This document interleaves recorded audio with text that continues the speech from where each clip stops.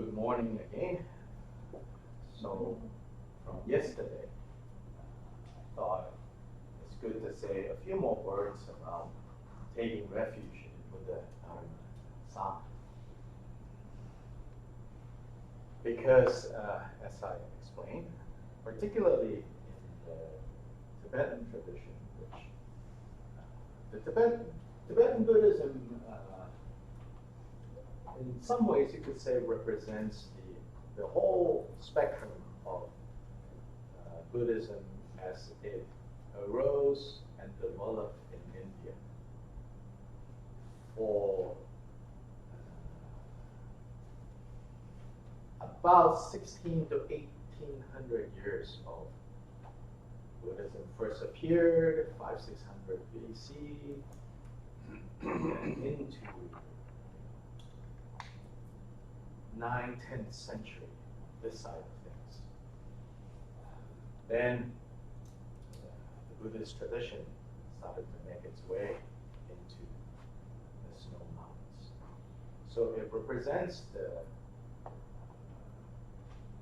whole spectrum of the development of Buddhism in India. So in that sense, you could say what then got transported to Tibet is that whole full spectrum. Now, you might say, I don't like some of the stuff in that spectrum.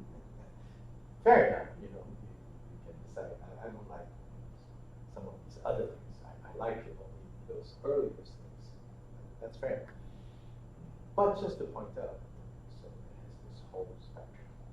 Then, of course, when all of this transmitted to Tibet, then it further developed in the context of Tibetan people. So this is sort of like where what I'm talking about comes from this particular tradition. Then, like many of you, myself is also exposed to other forms of Buddhism. So I'm sure all of that also informs this presentation, this understanding. Then, of course, beyond Buddhism, all of you are also exposed to many other ideas. Just also maybe it's helpful for your understanding.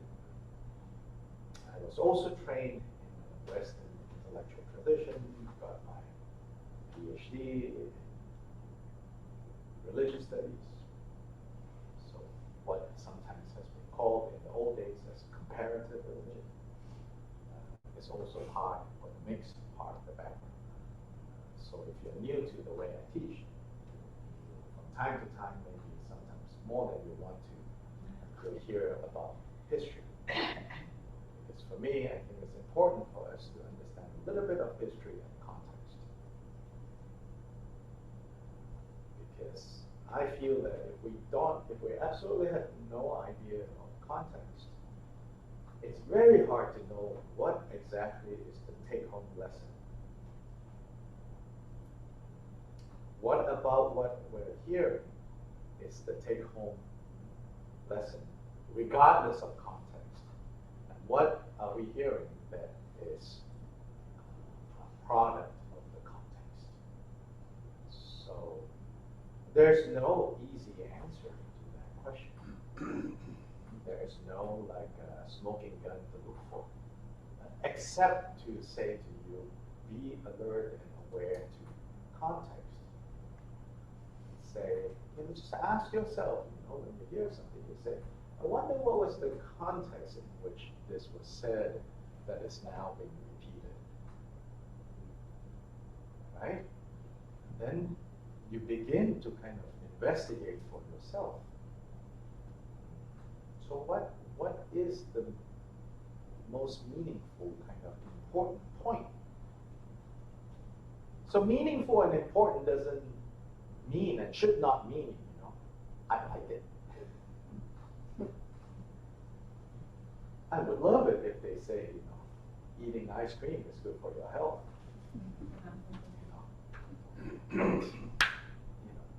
At least the ice cream industry doesn't have that much money to produce research to prove that. So, meaningful and important, just to say, don't mistake it for, I like how it sounds. But at the same time, of course, I like how it sounds can also tell us something. It tells us something about you, tells you something about you, and then you kind of pause and say, so what's my context in liking that particular point? Then later, maybe during break, you have a discussion with someone, and then they talk about what they heard, and you're like, what? That further, rather than, like debating, you got it wrong. Most of us are too polite to maybe say it out loud, but in there, you got it wrong. Or some of us are like, I got it wrong. No, just pause and say, what is my context? And what's this other person's context? Now, it seems we were in the same room, but we heard different things. So, the history stuff is my history geek way of trying to help you to understand that the context does matter. The context matters because the content is what we want ultimately. But it's hard to really know what's the content and what's the context.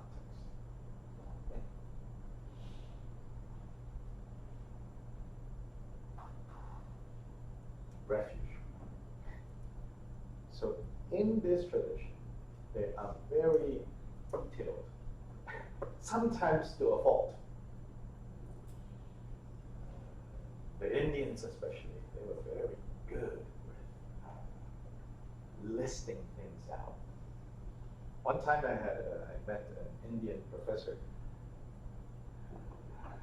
I was working at the University of Virginia's International Center, where they have a few rooms on top of that building.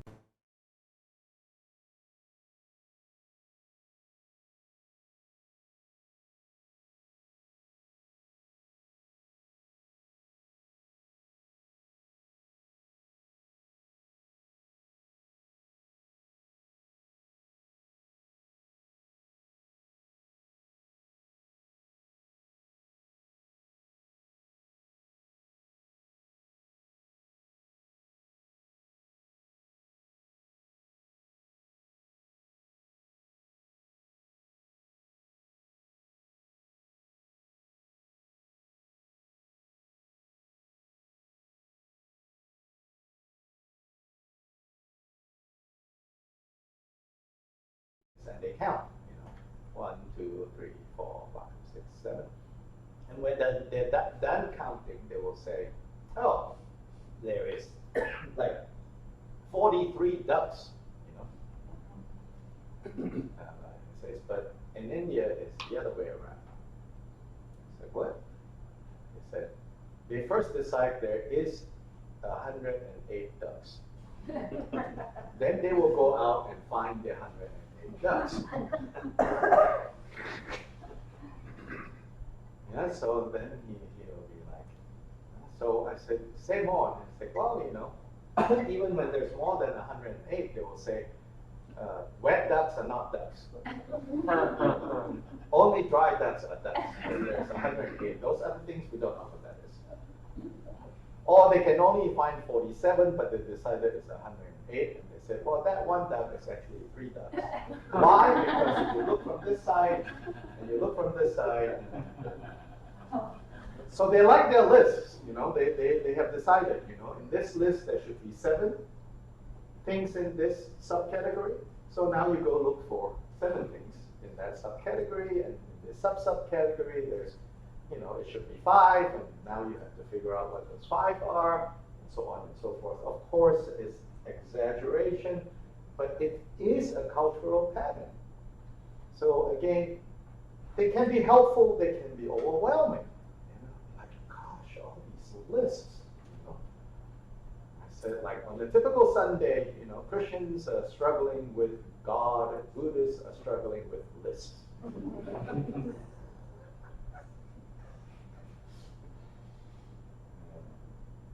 So says, when we have taken refuge in Buddha, Dharma, and Sangha, then we should know, we should have a set of trainings to accompany this act of going for refuge. Because the act of going for refuge is an ongoing act. In fact, it's not really an act, right? It's an ongoing process of changing our disposition. It's an ongoing act of always kind of having the three jewels, so to say, as our reference point.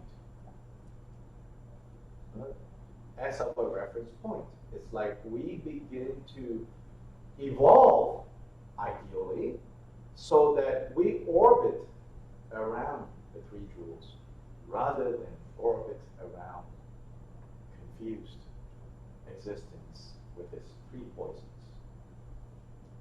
Confusion or ignorance that then gives rise to attachment and aversion.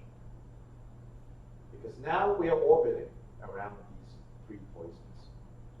What we want to do is to evolve so that more and more we are orbiting around the three jewels as the reference point. Then last night we talked about how from there, outer refuge becomes inner refuge becomes secret refuge, in which then you become the three jewels now for others. You become the three jewels for others. You become the three jewels for others when you first become the three jewels for yourself.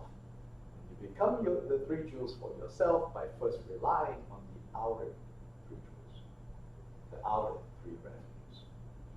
And so because it's an ongoing process of developing this disposition, sometimes it can get really fuzzy. Hence, it's useful to have lists.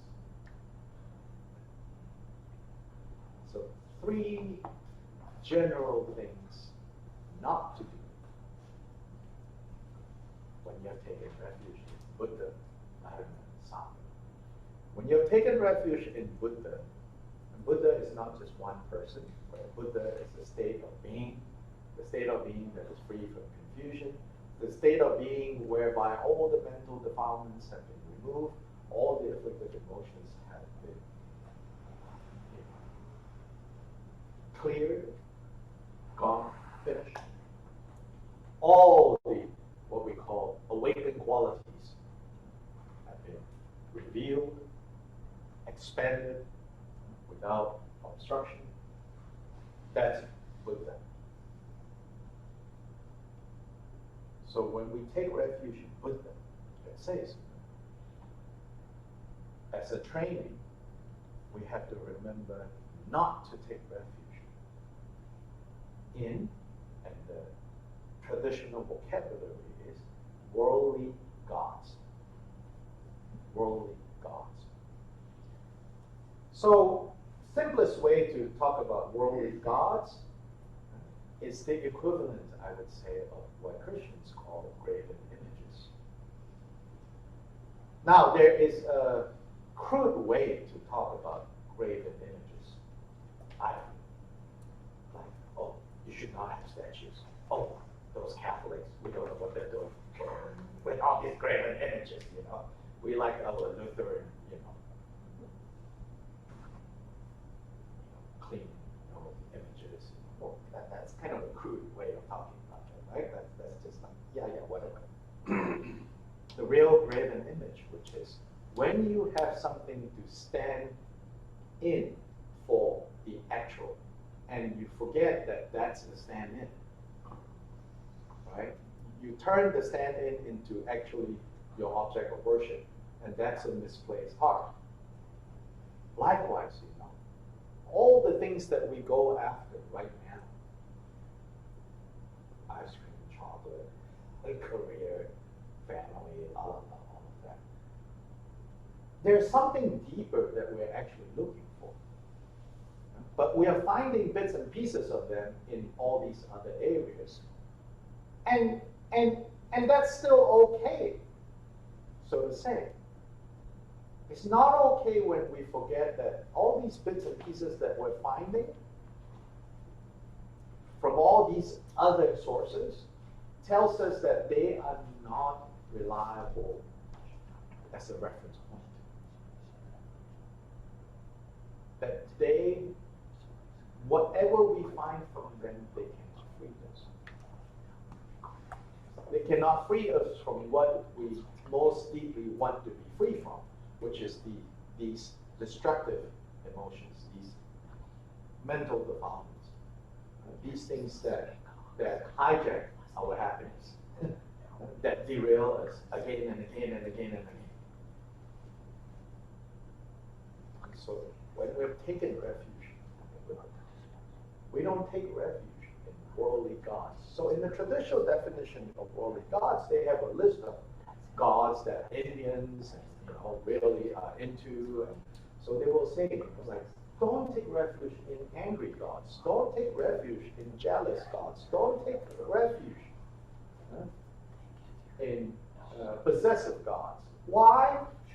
In the end, it's not even about whether these gods exist or not. It's that when you take refuge in an angry god, you become an angry person. When you take refuge in a possessive god, you become a possessive person. Whatever you take refuge in, you become.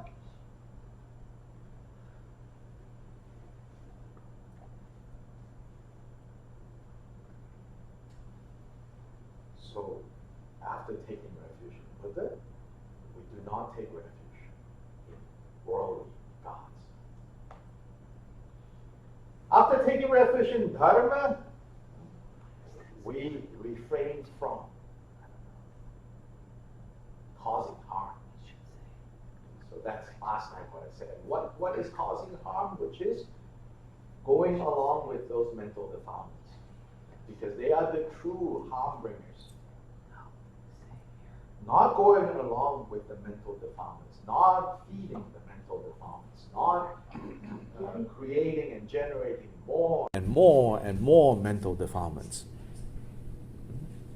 But rather, to know the mental defilements as mental defilements, to know afflictive emotions as afflictive emotions. Of course, knowing them for what they are don't yet automatically lead to you being done with them. To be realistic, But at least we should know.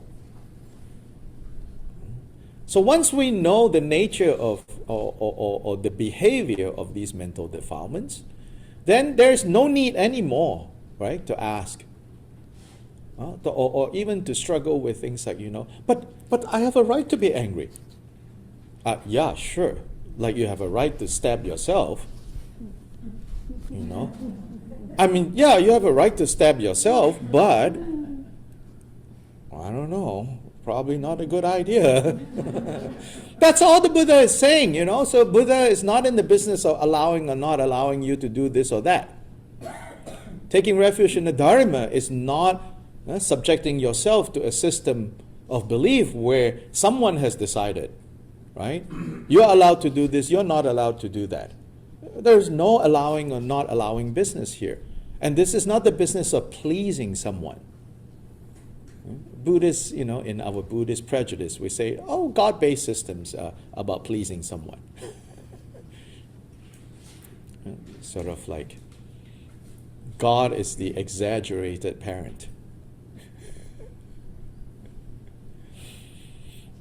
In a way, it's very natural to believe in God or goddess with a capital G. Right? When you're first born, on a deep level, you kind of like already have a suspicion that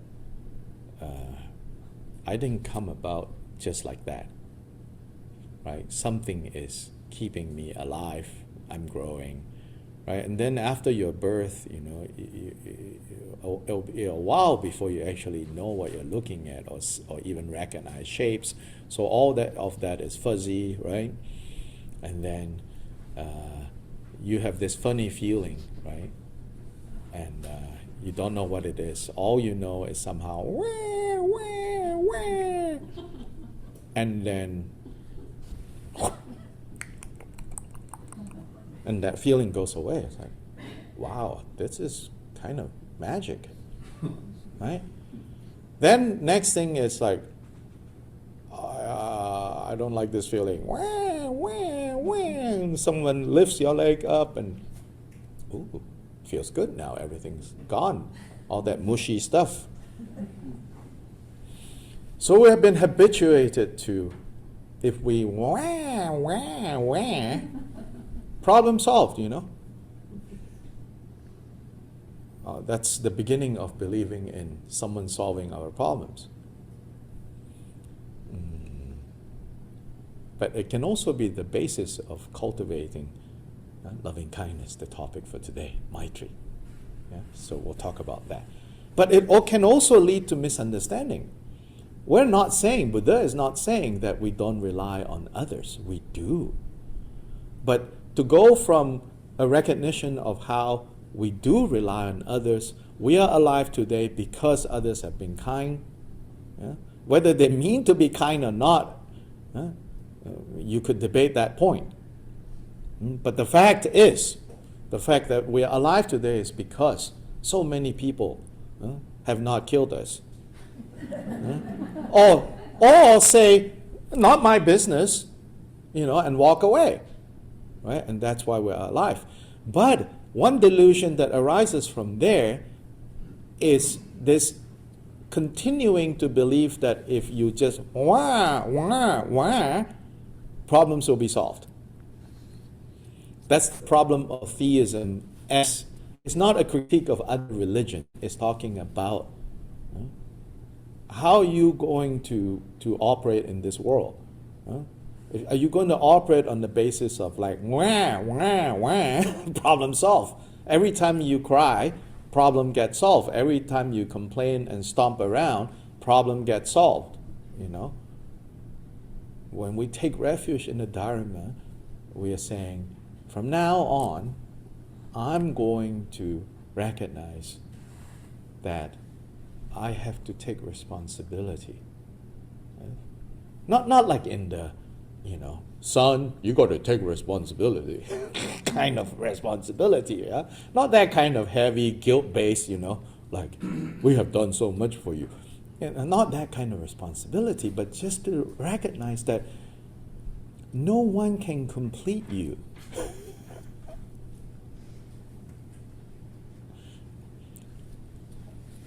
Then, understanding interdependence. Those two are not opposed. On the one hand, giving up already, this immature, childish crying, stomping around, and then problem gets solved. And thinking this is ultimately how I should live. Give up that. But not give up that and now cannot accept kindness, cannot accept help, pushing everyone away. I've got to do it myself. It's also not that. It's giving up that in order to have this profound understanding of interdependence. And then the softness that can come from there. So these two hand in hand is how we take refuge in the Dharma. It says taking refuge in the Sangha, from now on, you do not hang out with bad friends. Again, there's a crude way to practice that. You now look at your contact list, on your phone. Sorry.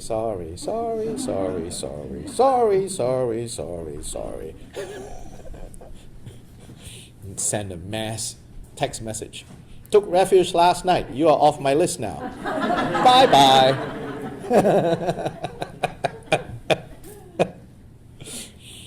It doesn't mean that, because sometimes when this is explained, people are like, but aren't we supposed to help them? No, it's not saying, you are now kicking people off your friends list. Yeah? Not consorting, not hanging out with bad friends is reminding us where we put ourselves in, more likely than not, we're going to go along those lines. So it's not so much that you are pushing these people away, but it's knowing how easily you get influenced and being alert to that fact. You continue, of course, especially if these people are already close to you, you continue to love them, but you should know, I should not take counsel from them. And it's even to the degree of, I would say, so we like watch the news or we hear something and then we respond a certain way to things and that's it. But how often do we go, oh, wait, I have taken refuge. And so, WWBD, what would Buddha do, right, in this situation? To really be careful, and not assume your politics, your philosophy, your whatever is in tune with what the Buddha taught.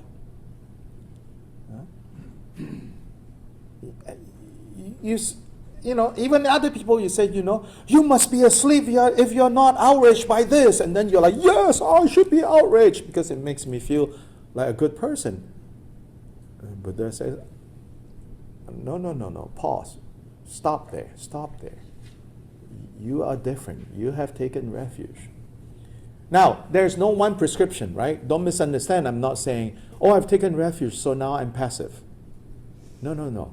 Stop and say, I have to be different, How? You have to figure it out. So, taking refuge in the Sangha means you don't just go with the flow. You have to have the ability to pause and say, wait, how do I eliminate the situation with Dharma? How can I not just go along? Before long, too late. Right? Pause. Stop. So these are the three things that it says, don't do anymore. Or at least understand that these are three habits that we can easily kind of get misled by. And now, instead of orbiting around these confusion, we are going to orbit around the three jewels, the three refuges. The topic that we said we're going to look at today is the practice of, the Sanskrit word is Maitri, and the Pali, maybe the more well-known word, which is from the Pali language, is the practice of metta. Metta, M-E-T-T-A. Not Zuckerberg's company. Well, maybe Zuckerberg's company can reorient it into 3 jewels orbiting around that, which is then metta becomes the guiding principle. Or in Sanskrit, it's called Maitri.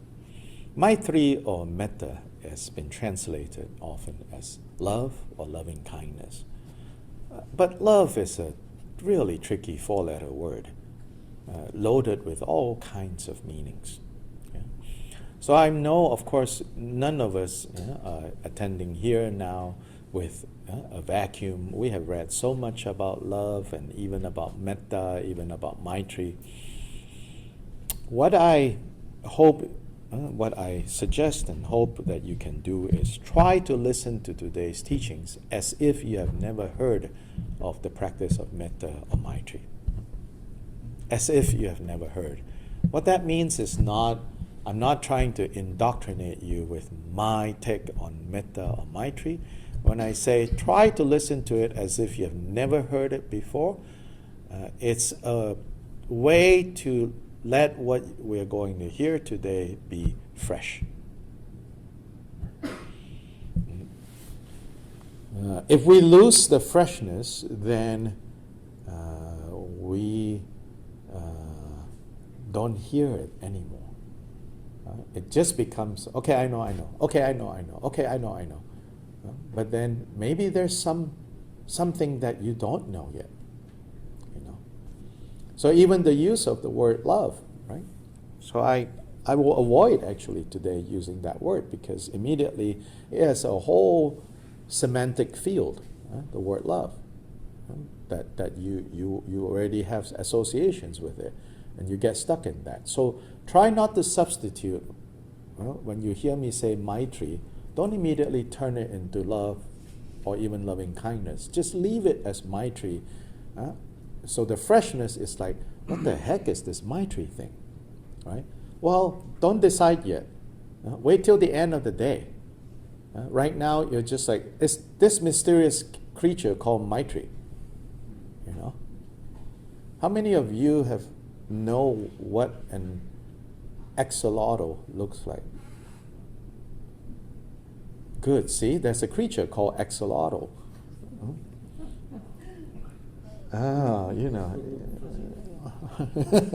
Axolotl, and it's a little water creature about this long. It has gills like hands, 6. Pink color, black color, spotted. I think only one place in Xochimilco, which is right outside of Mexico City, in the canals. They can regenerate every single part of their body. So in Mayan mythology, they're like, some god that has been cast down on earth.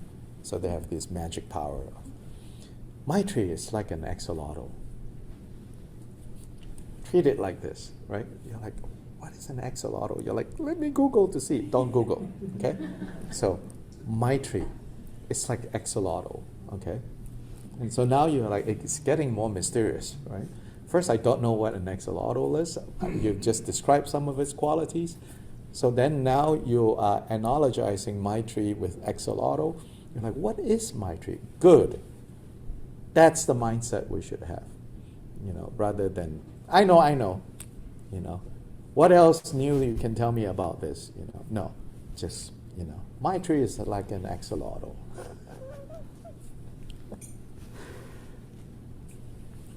So, Maitri. We're going to kind of learn about this and how to cultivate this, coming from several different directions. So then hopefully by the end of today, you're like, oh, I think it is this. So first thing is, so then some background. In particular, today I'm going to present this practice of Maitri based on some special instructions on the practice of Maitri given by the founder of the lineage that I'm a part of, which is the Kagyu lineage of Tibetan Buddhism, and then a specific type of Kagyu called Drigong Kagyu. Drigong Kagyu is named after the place where the founders established his monastery, which is this place in central Tibet called Drigong. So it's almost like saying, Little Rock Presbyterians. Yeah?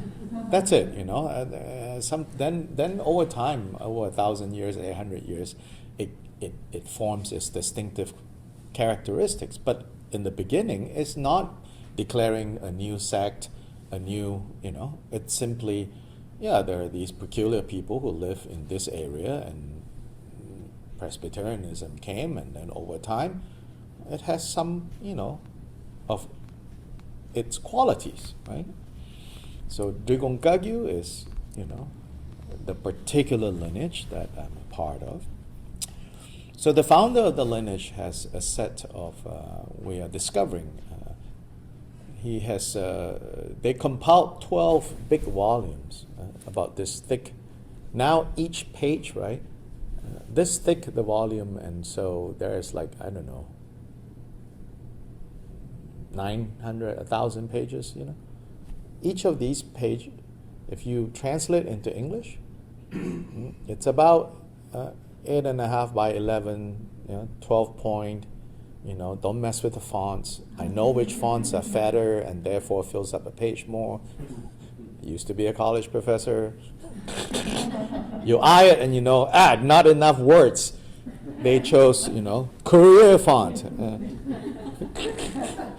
It's like, it's always been Times Roman. Why is this in Korea? We know what's going on, right? So one page like that, turns into like 2 pages of, so 12 volumes, So maybe that's why most people never read these 12 volumes. We just put it on the shrine and do prostrations and go, so profound, so profound.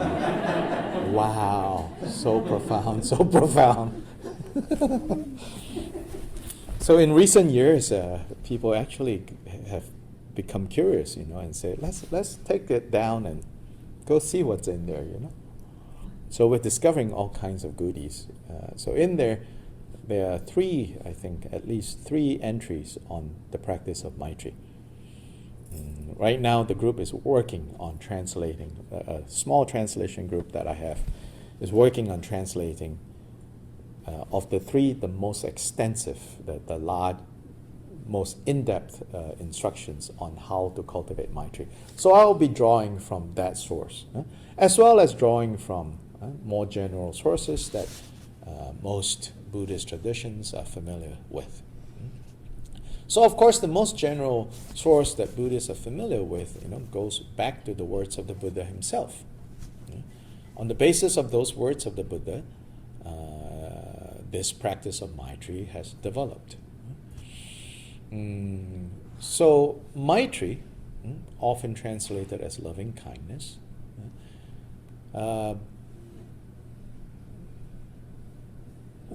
but what its more immediate connotation is friendliness. So the Sanskrit word mitra is friend, mitra. And mitra has the same roots as Maitri. So to have Maitri is to be friendly. What we might call warmth of heart. So sometimes the Dalai Lama calls it a warm heart. So immediately there, right, there is no connotation of martyrdom. Yeah? It's not there. There is no connotation yet, although you can develop Maitri to the degree of, but in its basic starting point, there is no connotation of self-sacrifice. You see, there are layers of, right? If I use love, there are these layers, or there is a semantic field too, a field of meanings associated with love. Then if we are in the spiritual context, we are talking about love, like it or not, in this context, immediately Jesus comes up, right? And whether you like or you don't like Jesus, that becomes one of your reference points. And one of the points about there is about dying for others. But Maitri itself, not yet, doesn't automatically carry that connotation.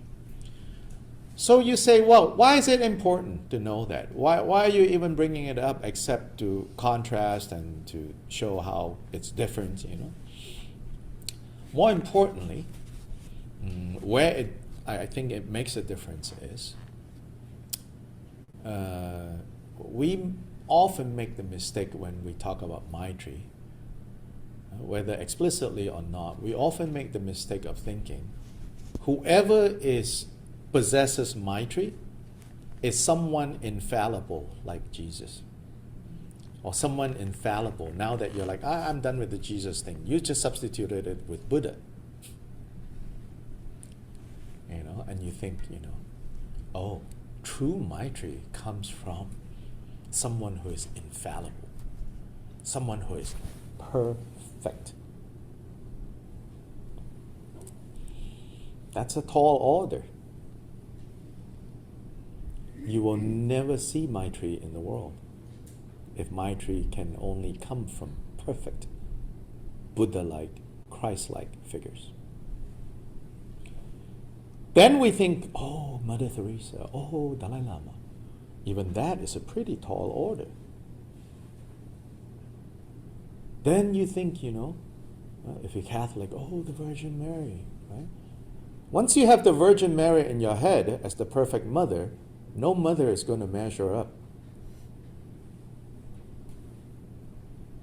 Once you have Buddha as the perfect model, right? No father is going to measure up. So then when I read the instructions or share the instructions, that typically says, you begin with your own mother or father. It's very hard because you're like, you have no idea how complicated my father or my mother is. And people say that, you have no idea. You're like, you think I came out of a rock? I have father and mother too. Yes, of course it's complicated. But Maitri is not about perfect beings beaming out love. Maitri is something much more common, but much more needed. Much more common, and unbeknownst to us, we are recipients of that constantly. But we have become careless about it. So we have stopped noticing Maitri. Instead, then, right, there are other forces that want us to pay attention to other things. Such as things that are what's wrong in the world. There's no end to what is wrong with the world.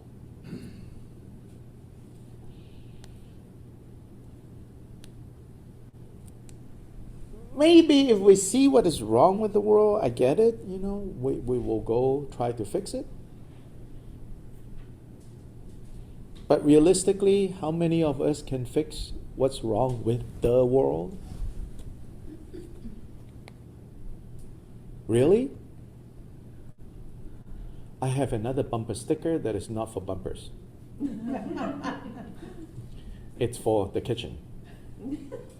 It's like, I guess, a kitchen sink sticker. Right?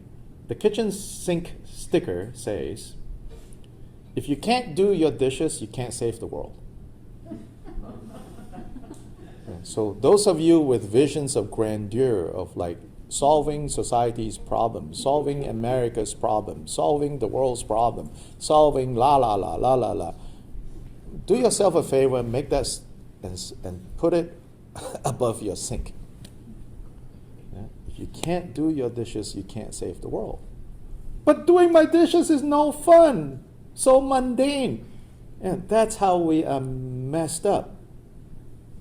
Because we don't want to. It's not very glamorous doing your dishes.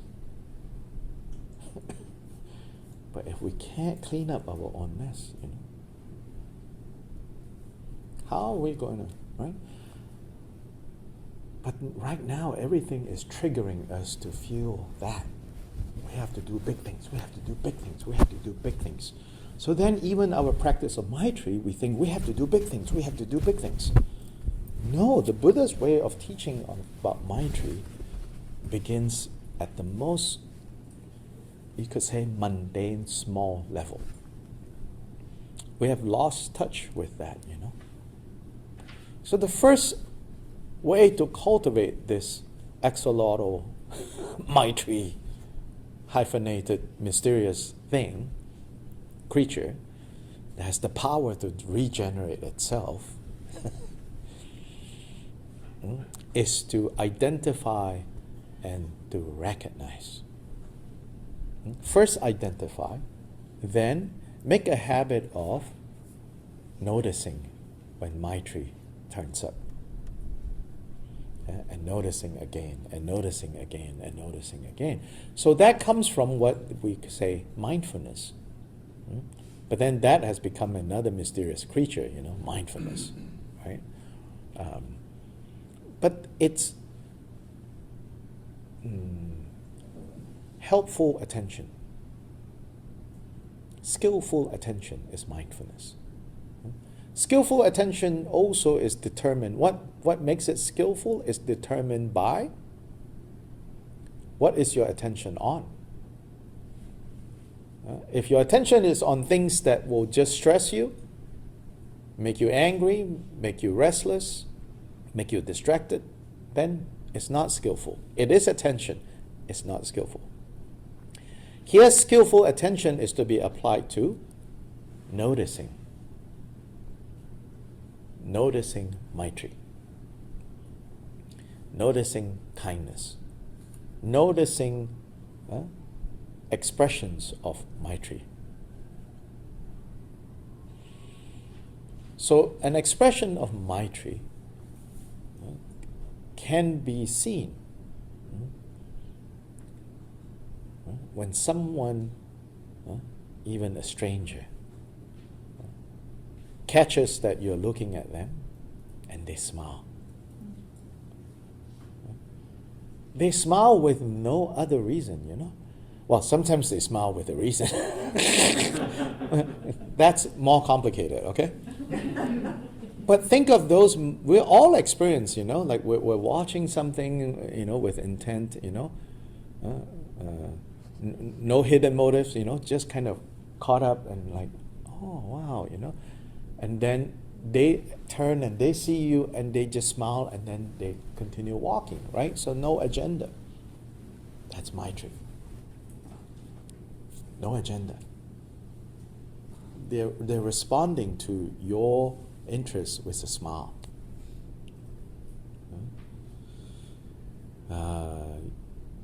You are having a bad day, someone notices, and comes and asks, are you okay? That's Maitri. So in noticing Maitri, we don't go, within reason, don't go into this kind of suspicious mode. Why are you asking? Why are you smiling? Right? Yeah, but we become so suspicious. Why are they? No, let that all go. Right? So begin to kind of recollect. Just between yesterday and this morning, how many expressions of Maitri that I might have even missed. So it's not big, it's not altruism. It's not, I will die for you. It's like sometimes religious people can, create a different set of problems, walking around waiting for people to die for them. Where is altruism? It's missing in this world.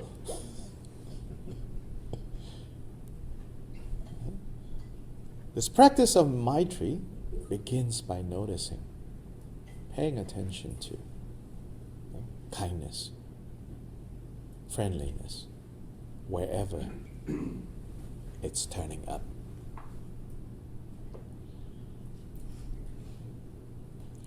So, several retreats back, some of you will remember,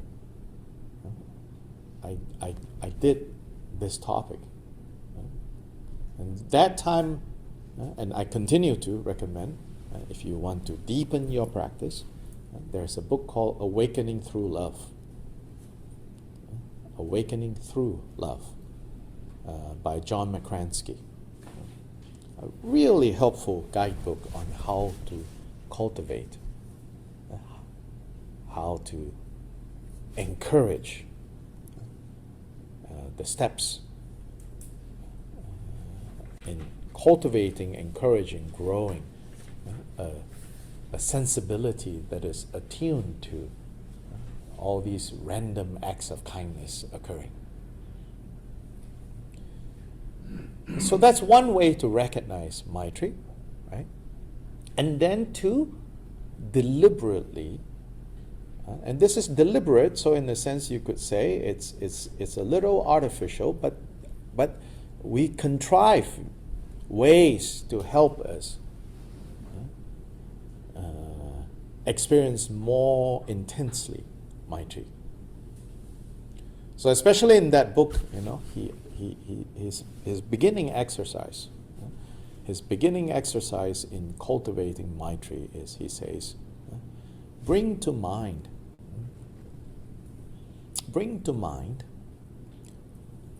someone from your childhood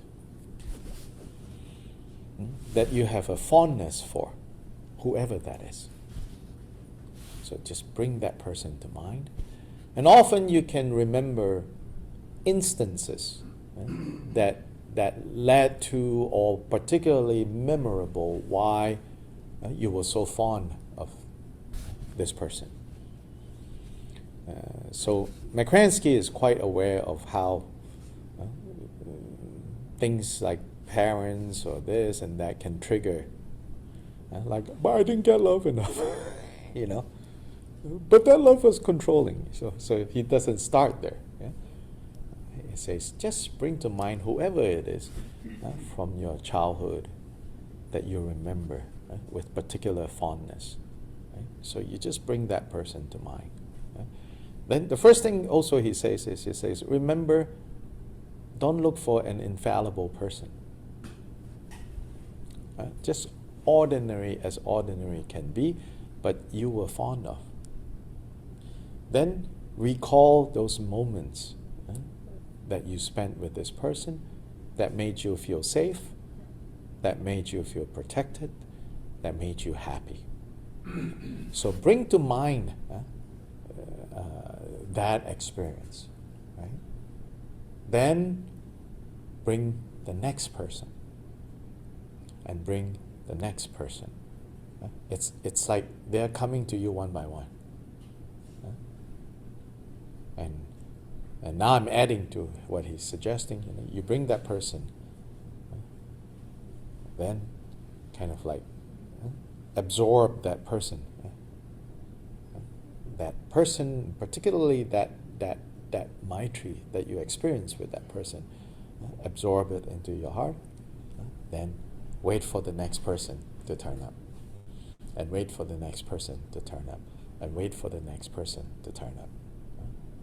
So you're mentally taking stock, so to say, but without expectations. Again, careful not to trigger, again, oh, but I didn't get love enough. That speaks more to our expectations. This is not about expectations and taking stock and counting, I didn't get enough from here, I got a lot from there.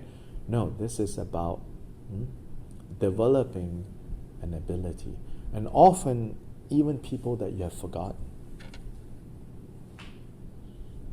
Friends of your parents, some neighbor that was only a neighbor for this short period of time that you might have even forgotten. Bring them to mind. Then kind of bask in that feeling of being on the receiving end of kindness, of Maitri. So this is about identifying what this Maitri is. So we begin like this. So then you can train, and say, okay, when I leave today, between here and getting home, maybe you have to go do some errands, go pick up some food to bring home to the family. Yeah, then at the store, you need to go in and out in half an hour. add 5 minutes.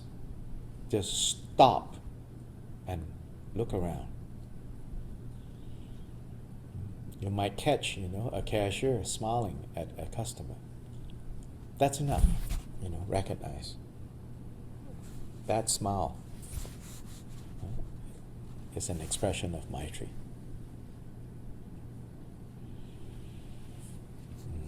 Somebody holding the door for the next person, that is an expression of Maitri. Somebody stopping to let someone cross.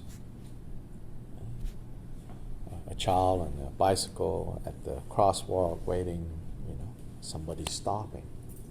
Or maybe you stopping. See, the thing is that when we stop, there's a part of, I think, this culture that says, when you do something good, ignore it, right?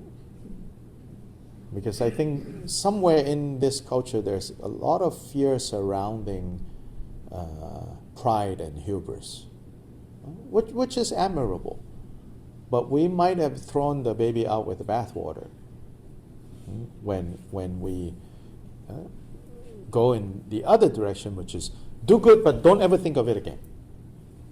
Almost embarrassed that you have done something good, right? Everyone's like, I want to be anonymous, I want to be anonymous. To the point of like, that's an egocentric anonymous. Really. like your ego is built around being anonymous. And that's a meta, not meta, that's the meta ego, right? You're patting yourself over being anonymous. Good boy, well done. Yeah? That's not skillful. Buddha says, when you do something good, you should be joyful. You should note that and say, that was good. I felt good. The other person felt good. That's good. Let there be more of this kind of good in the world. So, be mindful, skillful attention. Because otherwise we'll be occupying our minds with wrongs. Then we're taking refuge in the wrong God. Wrong, wrong, wrong, wrong, wrong, wrong, bad, bad, bad, bad, not good enough, not good enough, not good enough, not good enough, not good enough.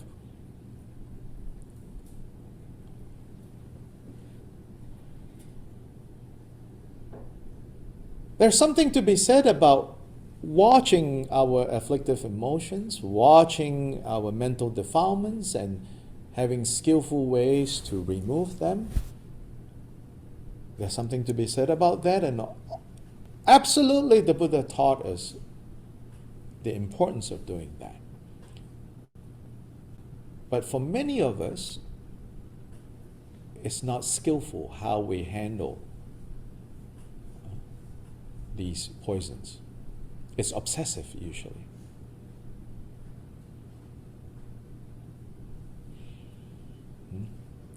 So we notice, we have an obsession with chocolate and we want to solve that problem. Then the solving of the problem becomes the new obsession. Really. I mean, we all have obsession with social media, Then we want to solve the problem of obsession with social media, and that's like a new problem. So much self-flagellation in hopes that, some God is going to forgive you if you flagellate yourself enough for not knowing what to do with social media. But see it for what it is, and that's it. End of story. Involved or not involved, who cares? But we have this idea, I will be more this or more that if I don't, So I watch people coming and going, on social media. I'm not smart enough to be on Twitter. That's a lot of pressure, 256, it's like, no, Instagram, I'm too old, TikTok, forget it, So I have a presence on Facebook, but then I watch people agonize over that. Coming, going, making all the declarations. I'm done with it, bye-bye. Mm-hmm. Sure. About 3 months later, I'm back. And coming back with a lot of guilt. You know? Not helpful. It is what it is. It's a stupid thing. That's it. Right? Just get it. It's stupid. And I'm there. That's all. Right?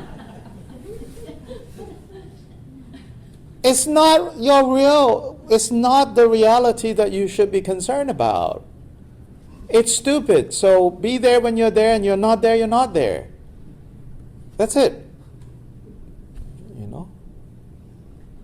Why make it a stress point? And we can make it a stress point even when we think we are trying to solve a problem.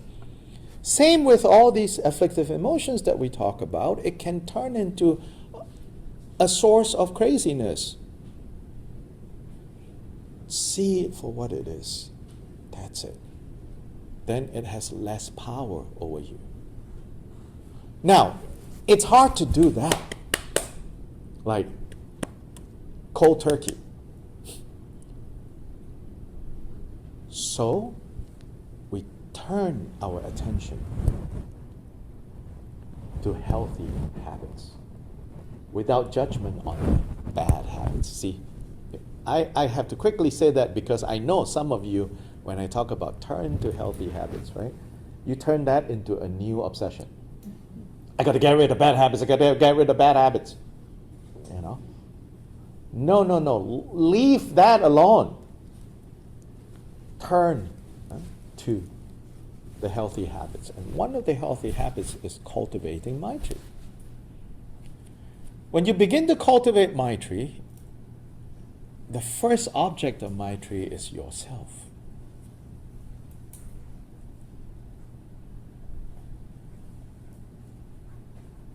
If you cannot receive Maitri, you cannot give Maitri.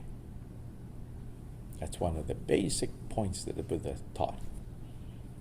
If you cannot accept Maitri, and your ability to accept Maitri comes from your ability to recognize Maitri.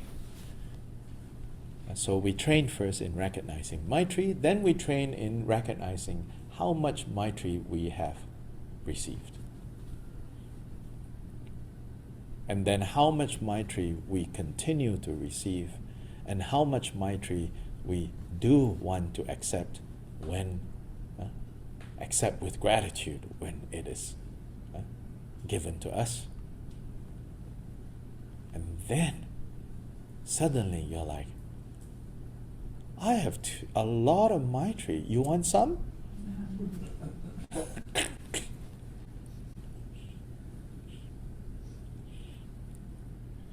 You know, at the beginning of the ripening season of figs, I have one big, that fig tree in my house is about to eat the house at this point.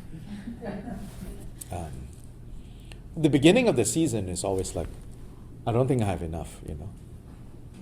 Then when it really starts ripening, right, people run away from you because you're like giving them figs and they don't know what to do with it. You know?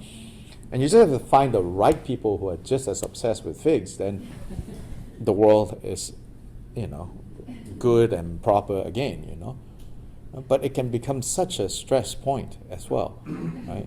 And I have 4 chickens, you know, and the eggs like every day, you know, like it's a lot of pressure to keep up with them. And I'm just one person, you know. But when you begin to really feel like I have so much, you know, then it's easy to give away. If you don't have Maitri, you cannot give Maitri. Then what happens is you heard that it's good to give Maitri, right? Then you force yourself to give Maitri. It doesn't work. So that's why you need to first train to recognize Maitri, then train to see how much Maitri you have actually received, and it's all there.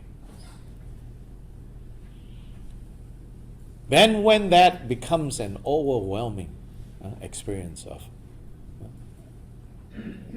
being on the receiving end of Maitri, then it's a lot easier to radiate that Maitri to others.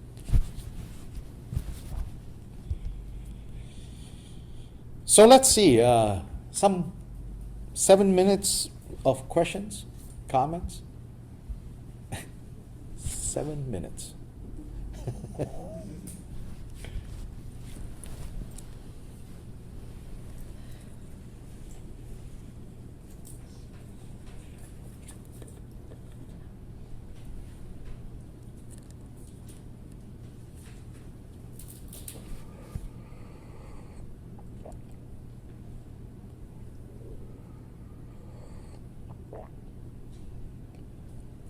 Yes. Do you think if you try to give Maitri out of a place of like feeling like you should, if you're not really full of it, but you try to limit yourself to give it, do you think it actually repels people?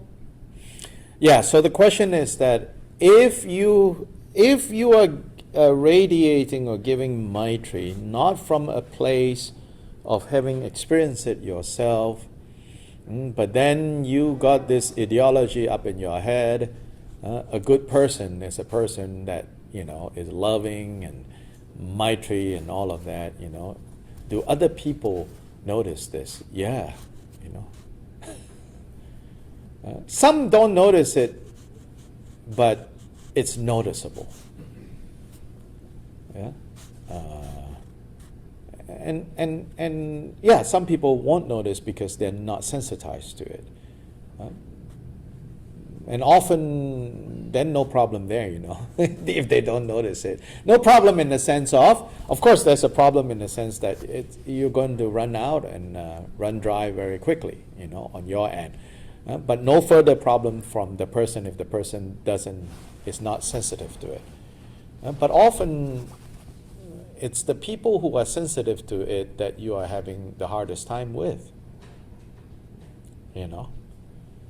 So like you hear the importance and the goodness of making amends, then you want to go make amends for the people that you have wronged on your terms, it never works out.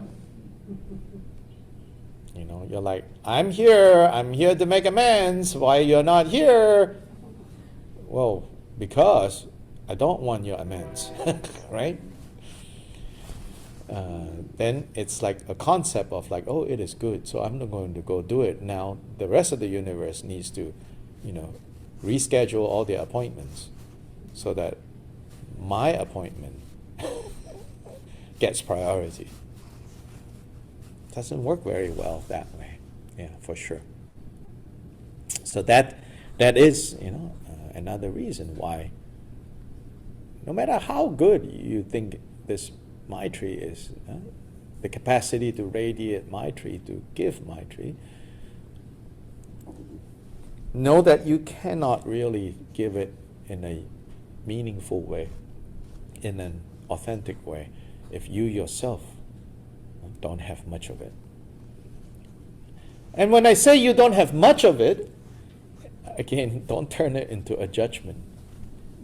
It's not like you really need to go find it from somewhere, right? Not having enough, you don't have much. It's not talking about, people didn't give enough to you. You don't have enough because you don't know that it's there. Yeah. So quickly, Yeah. So with the mother, right, the traditional one, instantly it triggers, I did not get enough love. And how do you know? Well, because my best friend's mom, right? All of that. My mom was really mean, Why? How do you know? Well, because on TV, those moms are not mean, right? And so it quickly turns into how not enough. But here it's not. It's saying you have received, and it doesn't matter where it came from. No expectations. Yeah, when you cultivate this, no expectations. Yes. So the new thing is, especially, you know, in New Age or people that know about it, they say, you know, and I do too sometimes, well, you know, they've got really bad energy. Mm-hmm. You know, or, you know, they've got bad vibes. I'm staying away from Bad that. vibes. Mm-hmm. Bad vibes. And I mean, they just say that all the time about everybody. Mm-hmm. You know, well, I'm going to stay away from that person because they're so yucky. Mm-hmm. And, you know, I mean, I understand that on the side of the news. Yes. You know, there's a whole different... It's toxic, Yeah, it's la la la, toxic. that's another word, So right? now everything is just, you know, and it's like, well, where's the love? Mm-hmm. Mm-hmm. I mean, you know, I used to go speak at prisons, and I couldn't think this is toxic, or I couldn't go. Mm-hmm. Mm-hmm. You know, and Yeah. you know, I mean, I'm guilty, but I just, you know, it's just become this Mhm. big thing. Yes. And I don't like it. Yes, and that's just okay, you know, leave it alone. Part of it is what we don't like, just leave alone. Go in the direction of what's healthy. Yes, that's an important, you know, point. There's a line between knowing how much you can handle and how much that you take more. It's just going to be detrimental to your own well-being. And your own well-being needs to be considered in the context of, at least in this tradition, as my well-being is important because only when I know how to be well can I be well for others. So it's grounded in what we call bodhicitta. It's grounded in all the work that I'm doing to change myself is so that, put it in even simpler terms, which might be better than the often like altruistic, la la la. When I know how to be well and how to be good and how to be happy, right, in the skillful way,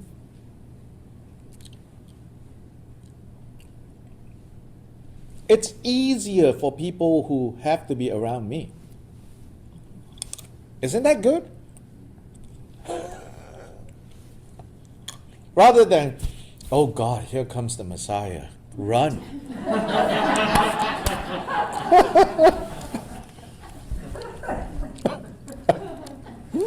Right? What if I don't want to be saved?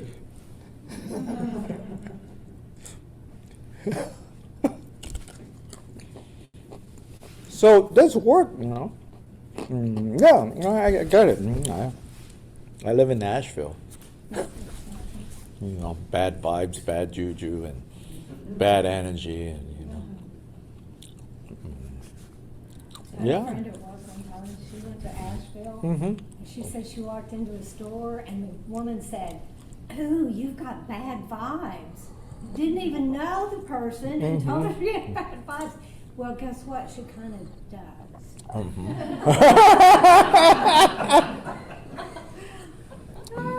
And you're like, wow, that person was so observant. Yeah. Yes. I mean, Yeah, sorry. So I know that a lot of the examples for Maitri can be found in acts of love and kindness. Do you think there are acts that are seemingly not based in love, but in cultivating, like a drill sergeant making you do push-ups, or a mother not giving her child extra dessert, something like that? Certainly those can be Maitri, but in terms of training at the beginning, we don't want to complicate. Yeah. Because the training is a controlled environment exercise experiment. That's basically what seated meditation is. It's a controlled environment lab work. So that we arrive at some conclusions that then we take into the real world outside the lab to be applied. So in the lab, we we don't begin by looking for more obscure types of Maitri. We go to the easy to kind of like, that's Maitri, that's Maitri. Yeah? Then with that, when we are outside of the lab, then we also become better at noticing what you just described, whether it's the drill sergeant or the coach or the parent that is showing tough love, we become more attuned to noticing and appreciating, that is also Maitri. But while in the lab, you want to work with, at least at the beginning, easily replicable results. So we start with easily replicable results. And get the same result, get the same result, get the same result. Then you can publish your paper.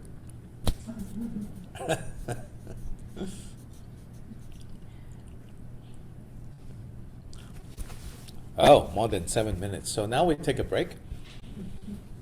It's 11:35, so 15 minutes. In 15 minutes we will reconvene. So please stretch and walk around.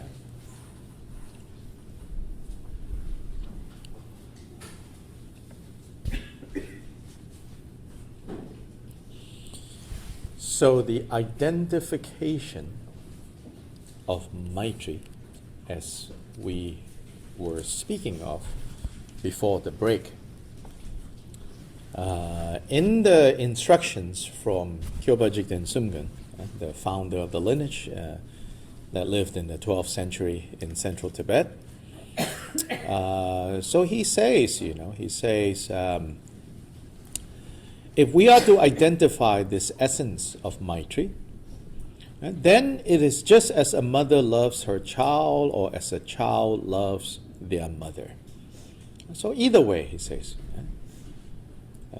just as a mother loves her child or a child loves their mother. And so he says, first you need to really identify what this Maitri is. Now note that actually here, he doesn't say your mother. So he's just pointing to how, in a more general universal sense, when somebody says motherly love, whether you yourself directly feel that you have experienced that or not, we get it, what we're talking about. Then in the instructions that I received from teachers who are trained in this tradition, this text, they suggest that to give a little bit more to this statement here, they say, have you noticed, for example, when a child is playing happily and the mother or the parent even, doesn't have to be just mother, and the parent is watching a child playing happily, they say that is the feeling of Maitri. Or a child for the first time, saying Papa. And that feeling that comes up for anyone, for that matter, that hears that, it's like, oh, she said Papa, she said Papa. And that feeling that comes up, and what is that feeling that comes up? That feeling that comes up, if we think a little bit more about it, it's a family of feelings, so to say, right? And what's in that family is joy. It's a wish for the child to be safe, to be protected, to continue to be happy. Or the way a child just, cannot really even explain, just kind of cling to mom or dad because they feel safe. Can I explain? Because, words cannot explain, but we understand why. So that feeling, right? It is just as a mother loves her child or as a child loves their mother. It is a heart endowed with pleasant, altruistic wishes.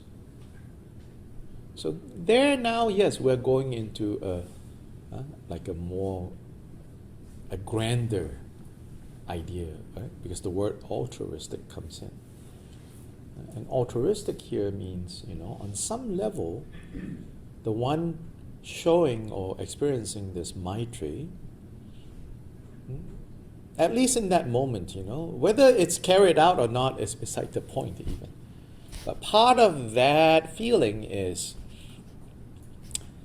a willingness to give up my happiness for.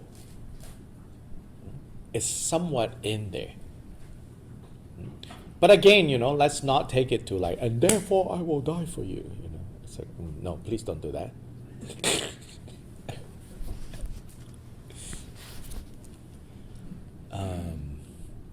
But there is this sense of altruism, as in, it's okay if I'm, inconvenienced. It's okay if I get the shorter end of the stick, so to say, because of the fondness I feel for. So that is part of what's included in this quality that we call Maitri. Isn't fondness attachment? Sorry? Isn't fondness attachment? Maybe, but it's okay. Buddhas are without attachment, but they didn't get there by getting rid of attachment. You're like, what? Yes. This is, I think, a misunderstanding. At the state of Buddha, they are without attachments, but they didn't get there by not having attachments. They got there by skillfully attached to helpful things. If we start off by, I'm going to get rid of all attachment, okay, you're not going to get anywhere. You'll be right there with all your stuff.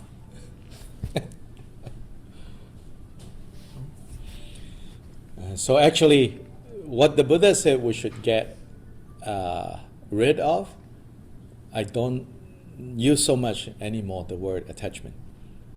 Because at least I think in the English use of the word attachment, from a psychology point of view, there are healthy things that is also called attachment. So I think then we over apply what the Buddha is pointing to. So I like the word entanglements. That's what causes suffering, to be entangled. So where is that line? There is a line between Maitri and entanglement. Where exactly is it? In any case, any situation, you have to pay attention. You have to pay attention. So when it comes to parent and child, it crosses to the other side when it's possessiveness and control comes in. That then now is an entanglement. It's no more Maitri. It has become an entanglement. And nobody really can tell you, where that line is. It knowing where the line is comes from experimenting.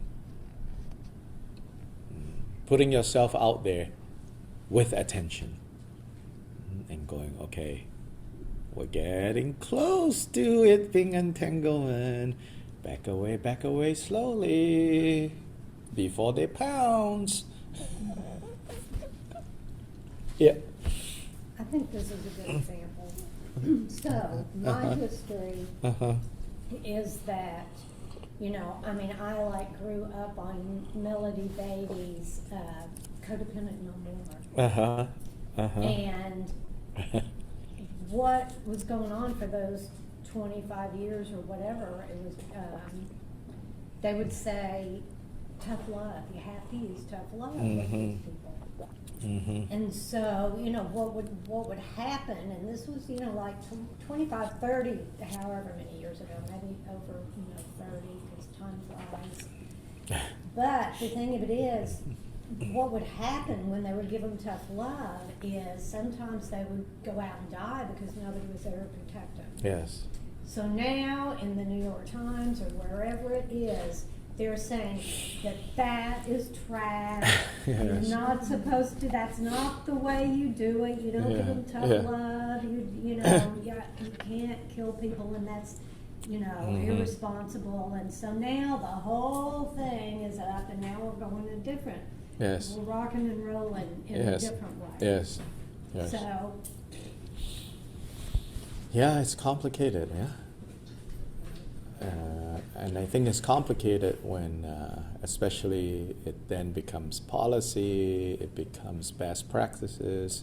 So all of these you have to take to heart, and you have to discover. And it changes, What used to be soft is now hard. What used to be hard is not that hard anymore. We change, Unfortunately, left to our own devices, we change in bad ways. I remember one of my friends saying how, going back to India, going back to the same monastery, going back to the same bed, somehow the bed feels harder now.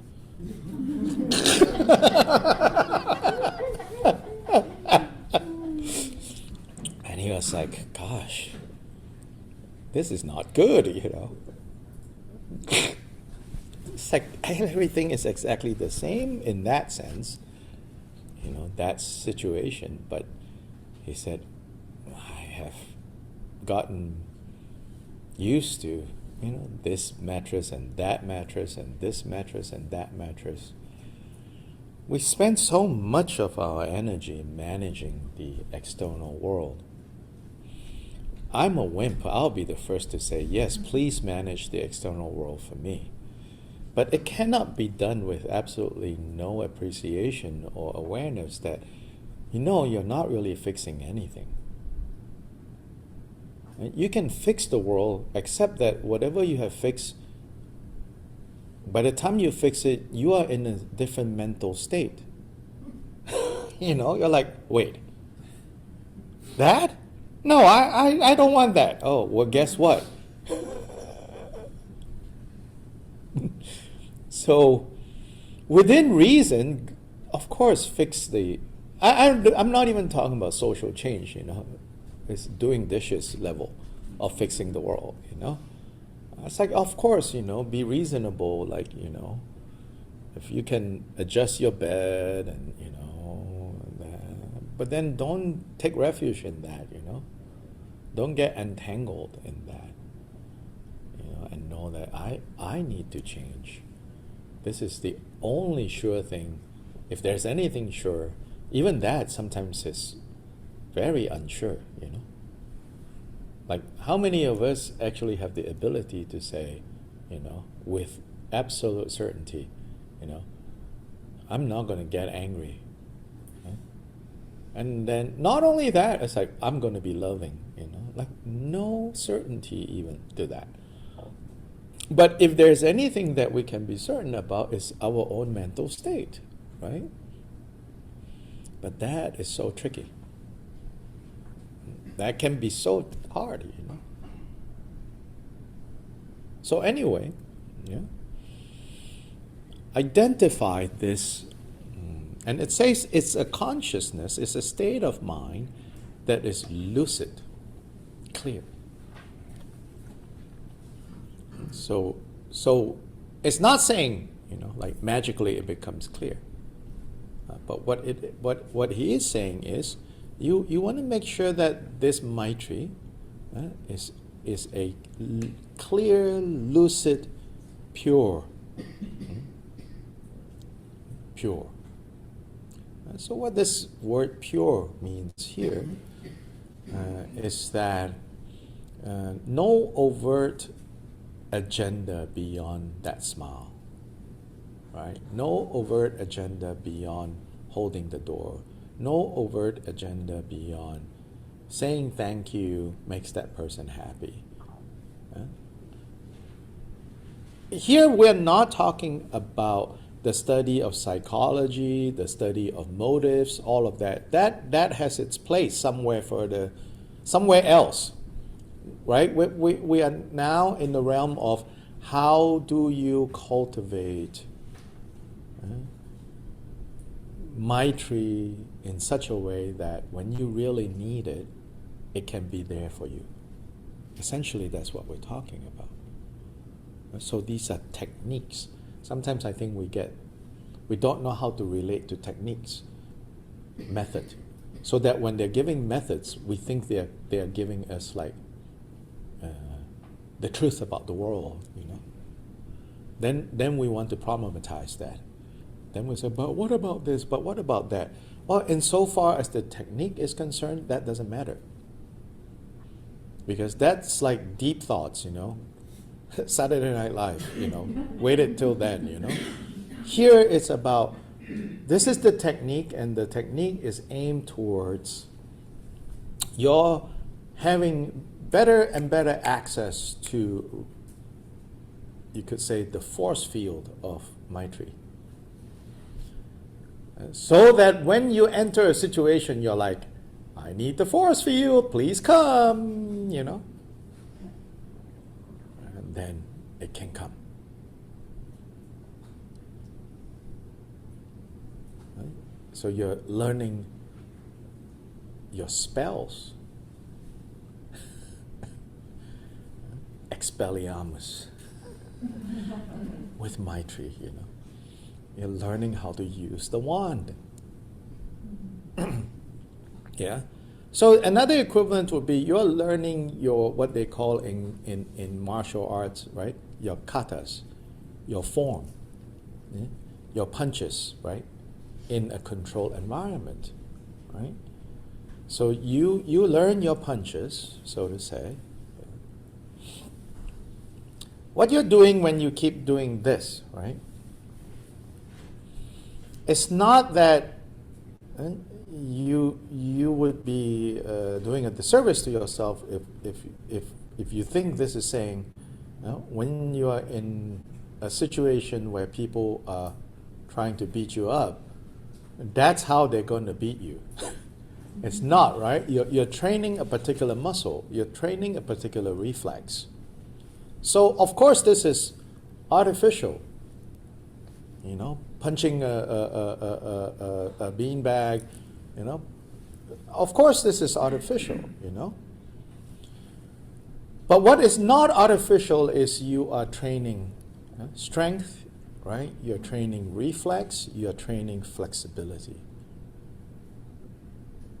So that when you are in a street fight, it comes as second nature how to be agile, how to punch, how to withstand pain and not like run, as well as maybe knowing when to run. All of it, So when we're training in a controlled environment, it's artificial, but it's again skillful artificial. So basically, that training is so that we have that tool when we really need it. We know which tool to pick up when faced with what's breaking down. If we don't do this controlled environment formal practice, we still have the same bag of tools. We just have no idea how to use that tool when that particular thing breaks down, right? And that's exactly what you and I do. Let's pull up a YouTube. It's fine if it is like fixing something in the house, but when it's your emotions that you have to fix, the world doesn't stop and say, yeah, go watch a YouTube.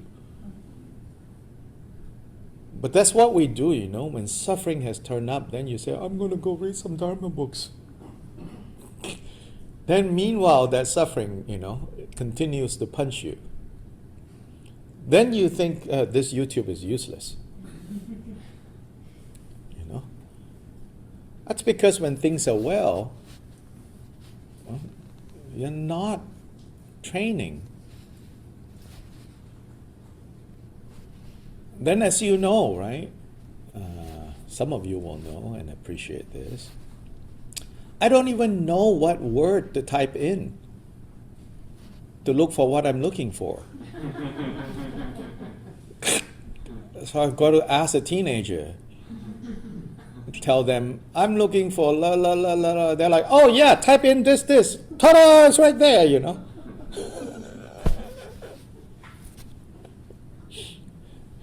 Like when we first started using Zoom and everybody started using Zoom and mostly not teenagers, you know, people would have a lot of questions. How do I do this?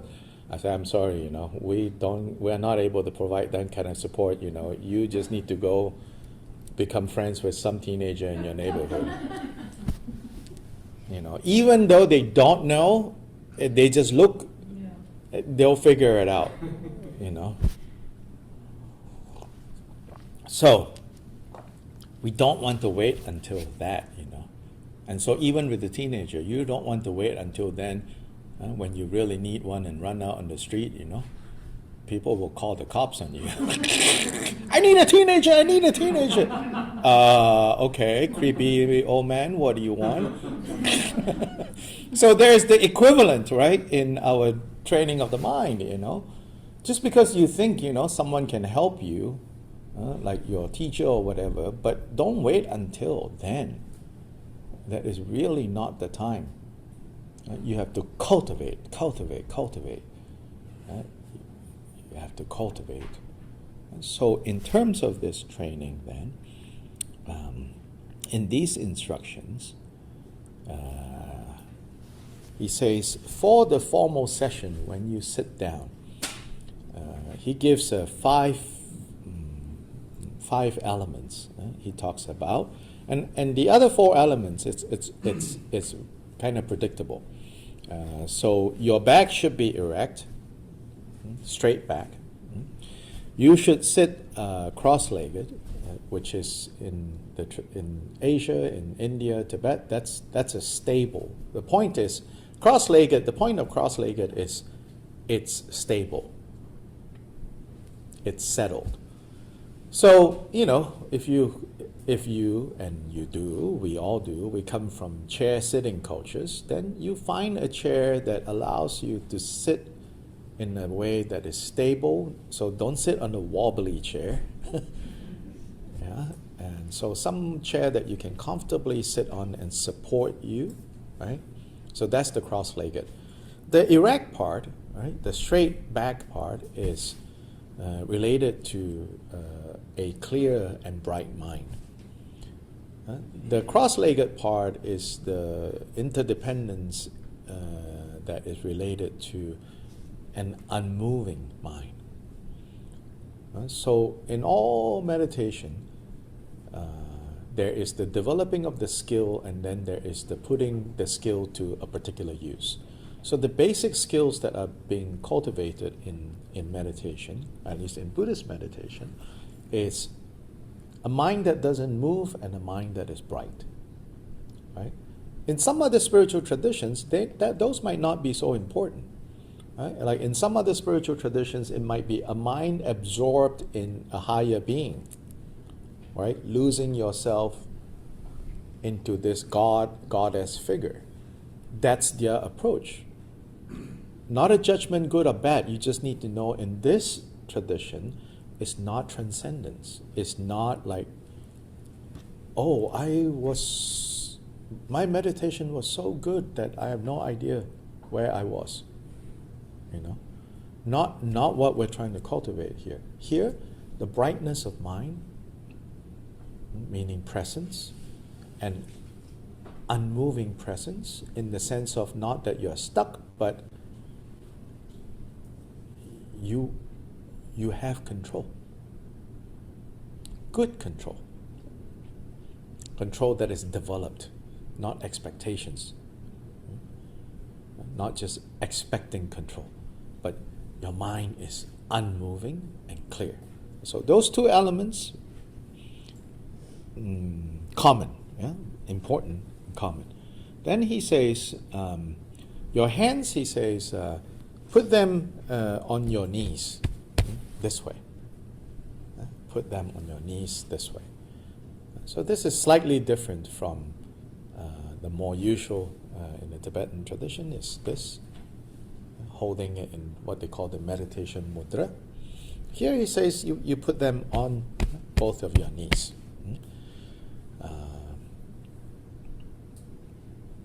Then he says your eyes gazing on the tip of your nose.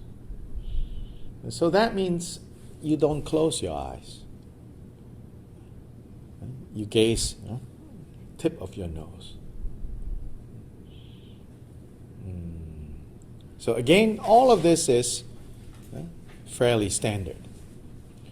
The fifth point, that's the point that reflects what you're cultivating here. He says your mouth, right? Slight smile. That's the unique instruction. Slightly smiling. And he's because in other instructions, basically the mouth is just the lips lightly touching, and then your tongue is on the roof of your mouth, with the tip of your tongue touching where your teeth and your gums meet, that kind. But here the instruction is with a slight smile. So then when you're seated like that, right, then you bring to mind. Here he says, if you can, if you do have this uncomplicated natural fondness for your mother or any of your parents, you bring that person to mind and feel the Maitri that you have experienced in the past in relation to this person. And it can be creative. You can even think, if they walk into the room right now, the Maitri that they have for you. So you feel that Maitri. Then from the other book, Awakening Through Love, he says you can bring one by one. Not just like a parent, but whoever. So he says, here actually in the Kyopa Jigten Sumgön's instructions, he says, a mother could be hard. He explicitly says. And he says, we are living in dark times. He said that. He said, our mother who essentially gave us this body, it can even become, it's not a judgment on anyone, it's just saying, we live in such complicated times that even the person who gave us our body, we have a hard time. It can become hard. So he says, never mind. Okay, put that aside. He actually says that. He says, then you bring to mind a companion that you are fond of.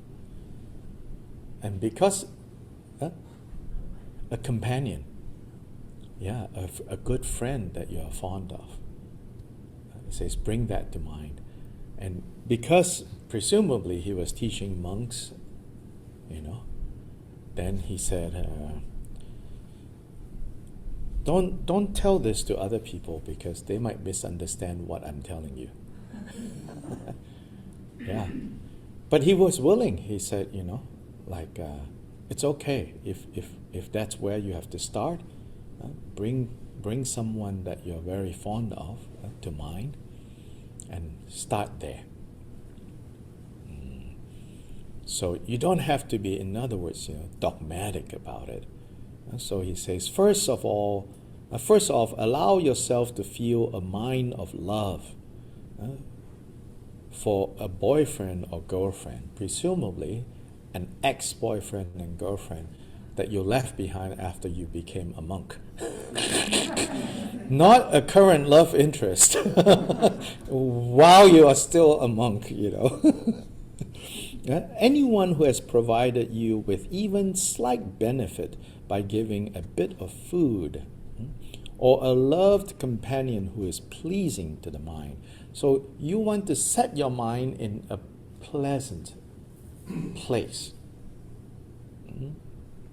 What about attachment? Well, be careful. Don't let it go in that direction. So find a loved one that is uncomplicated by either you should have loved me more because you should have known better, because you are my mom, you should have protected me. Okay, that's complicated. Don't use that, right? Then also don't use someone that you're infatuated with and they're not paying attention to you. Not a good place to start. Lay that aside, right? So then, when I've taught this on different occasions, and some people have suggested, and I said, oh yeah, that's a good one. Your pet. Fairly uncomplicated, unless you just got a puppy and you're crate training. Maybe not so uncomplicated. Your pet, bring that to mind. A pet that you used to have, bring that to mind. And it is dark times, that we have to. The only uncomplicated is our pet,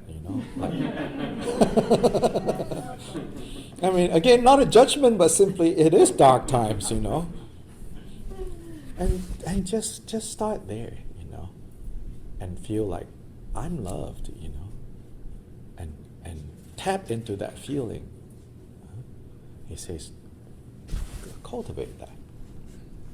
So whoever you choose, just understand, and like the point that Makransky makes is really like, we're not looking for someone that is a superhero, because no one can live up to our expectations of being perfect and infallible. And so leave that alone. Makransky's book also suggests that then you should also bring to mind spiritual benefactors. So he uses this term, I think is used for benefactors. Those who have been our benefactors.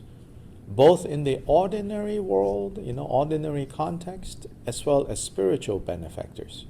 Whoever you're inspired by spiritually, think of their love and their care for others, and think that you are being nourished by them as well. So then, each session, you basically bring to mind all these benefactors, both ordinary and spiritual, secular, so to say, and spiritual. Just bring to mind again and again.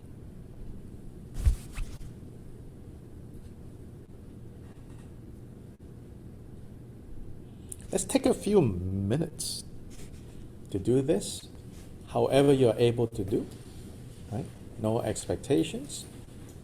If you want to straighten your posture, good, but don't make it too contrived. Then there's a lot of expectations, this way, that way.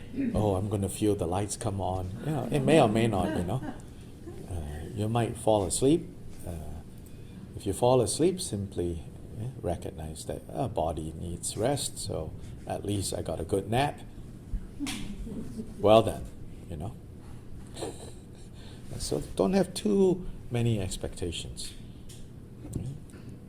So if it's helpful, a slight smile, it says, that will kind of bring you to this happy place.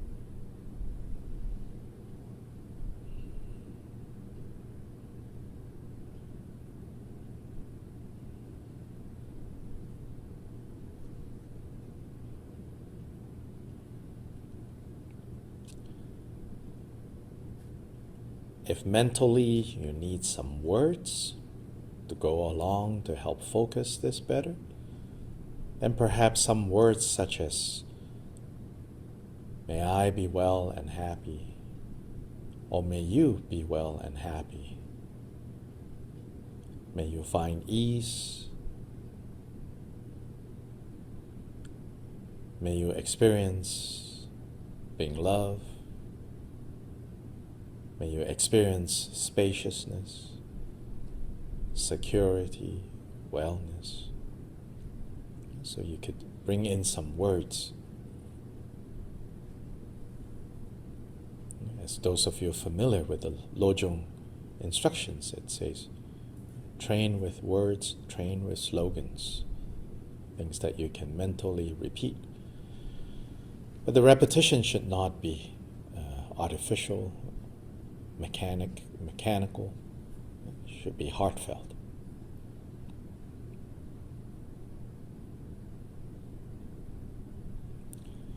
And if you need a visual anchor, then perhaps after having this person or persons, benefactors in front of you, as you breathe in, imagine breathing in this love in the form of light from them, breathing them into yourself.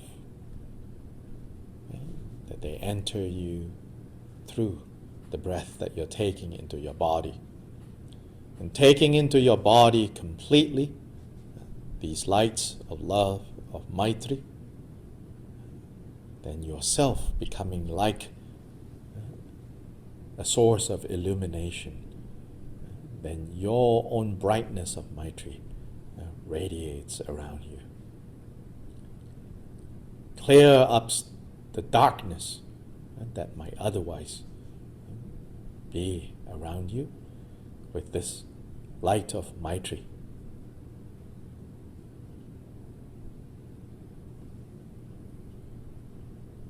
You can think of your entire person like an orb of light glowing. As you breathe in all this light of Maitri, yourself as this orb glows brighter and brighter and brighter. If the room is cold, it exudes a caring warmth, a comfortable warmth.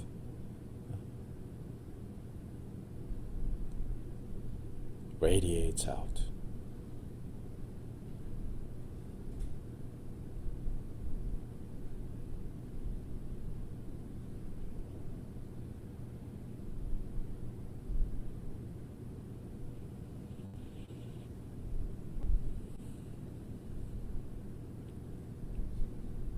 Some of us might feel that we need permission to be loved, to experience Maitri. So now, if that's how you feel, then whoever you think has to give this permission, think of how they are giving this permission.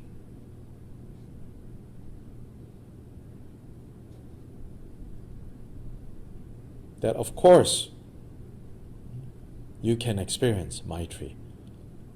Of course, you can receive Maitri. You only need to see that it's already freely given.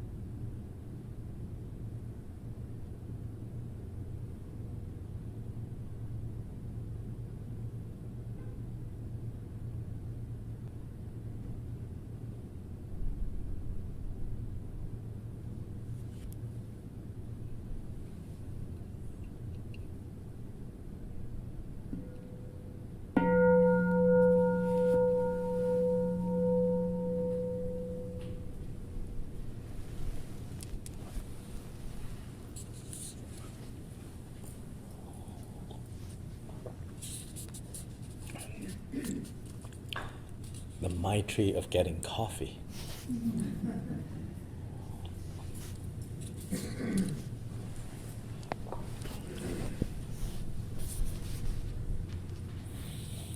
Questions or comments? observations that you care to share?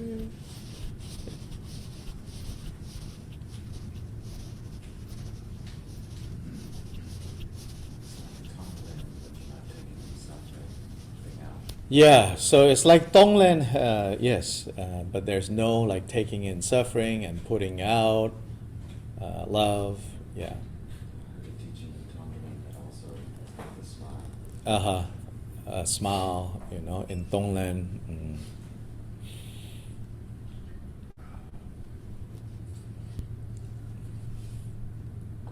In our tradition, meaning Dugong Kagyu, we're a little reluctant to teach Donglen actually. Because the founder says that for most people, exposing them to suffering in this way can be a little dangerous.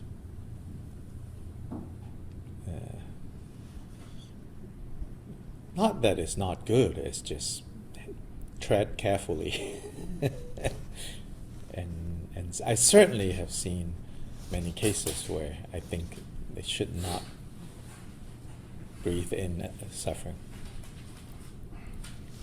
Let compassion arise more naturally. Start with Maitri. Breathe in Maitri, breathe out Maitri, breathe in Maitri, breathe out Maitri. Sir? Seem a little easier. Yeah, easier, and we can stabilize that, and then compassion can arise more naturally without side effects of. Because right now our behavior pattern is wired to go down the suffering circuit. So then when you go breathe in suffering, if you don't have strong absolute bodhicitta, which is to understand the illusory nature of that experience, then you are actually adding suffering.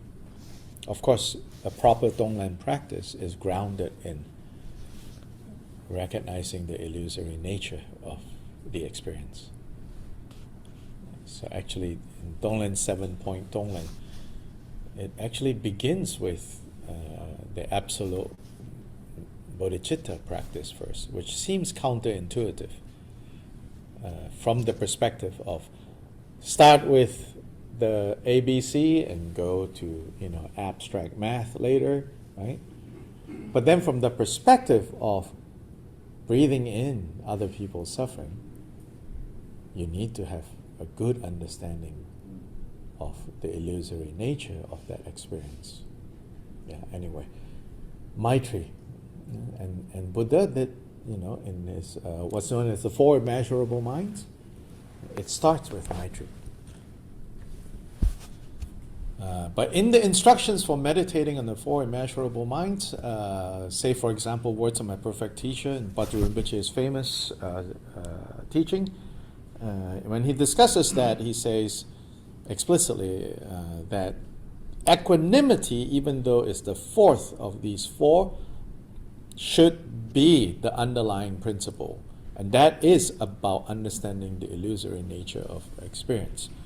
So we say, without the bias of attachment or aversion. But in the practice of Maitri, it's attachment that is the there's a technical expression in Buddhist texts called near enemy, or the near opposite. So this near enemy, near in the sense of not opposite, near enemy. So near means it resembles what you're trying to encourage, but it's actually not. So attachment has a very similar quality to Maitri, but it's not. It's masquerading as Maitri, or entanglement. A homeopathic principle, yes, in the sense of a little of it could, yeah. With the same person. Yeah. But here it's just saying you have to watch for that. So when you're cultivating Maitri, it is about attachment that I think that when you run into problems with the mother as the object, because there's expectations that have not been met with regards to mother. Both your expectations and what you think mom's expectation of you. So then it can quickly bring up. So steer clear from things that will trigger you that way, in terms of choosing the object that will help you to get more and more in tune with the ability to feel Maitri. That's at the heart of the first step. How can you more effectively feel, experience, bring to mind, whatever, all these words, the experience of Maitri? Work on that, so that it can be at will, almost like turning on and off light. Oh, it's getting dark. You know, I'm feeling annoyance coming up. Turn on Maitri. Can you do that? Basically, is the first step. Here there are 16 steps.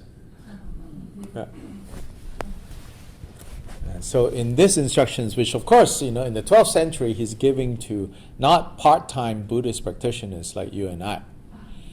Yeah, he's given to people who have uprooted their lives to go train with him, given up everything. So he says, for 15 days, 10, 12-hour days, cultivate this. And then after 15 days, he says, come back and let's talk. Right? We did 15 minutes and I say, okay, let's talk. So also we want to be realistic, in our expectations, like how much we can get out of, how much are we putting in, There's no magic here. But I think even just appreciating the principle at work helps so much. So I'm the lazy kind, I'm not very disciplined. So how do I then get some benefit out of these teachings? Is to keep reminding myself the view. Even if ability to embody the view is still a little ways to go, or a long ways to go, at least maintaining the view really helps, Maintaining the view, that meaning the understanding, right, is not as good as the ability to not let suffering arise. But until that ability comes, maintaining the view can help when suffering arrives. It doesn't need to be so heavy. You don't need to be dragged around so helplessly when suffering turns up. You can find some spaces even when it gets really tight.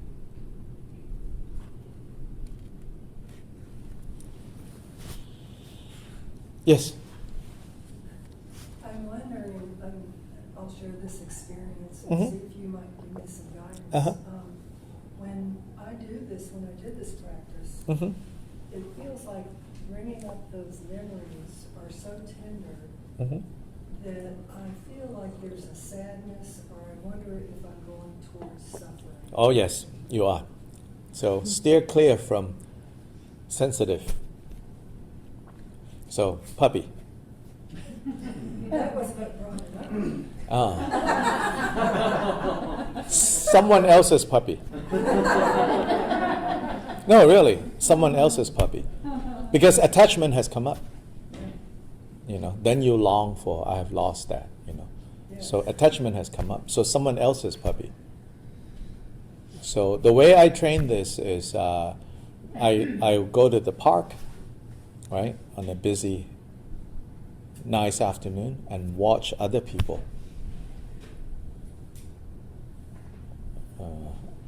Watch other people.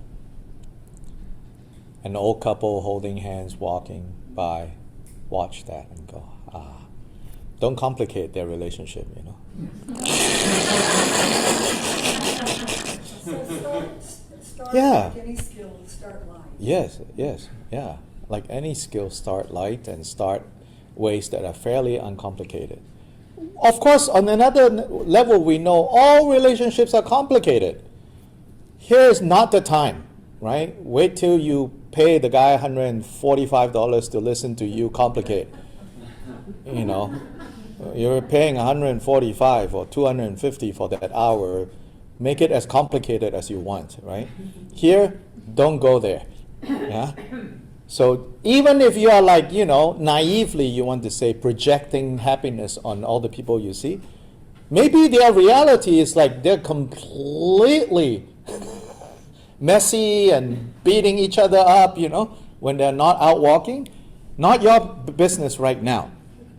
Right now, you are just trying to train the muscle of being able to summon, like a spell, to summon Maitri when you need it. Try to remember that's the goal. And don't do self-therapy. Oh, I need to think through this mom thing or the puppy thing or the yeah. So But that's exactly what that actually is. It is self-therapy in a way. yes, it's a more skillful. Yeah, it's a Skillful. right. Exactly. Right. Oh, that's a. It's the therapy that will, you know, like sort of serve you in the long term. Yeah. But not the conventional therapy of, you know. Yeah. That one really, you know, go to the guy that you're paying $250 to help you.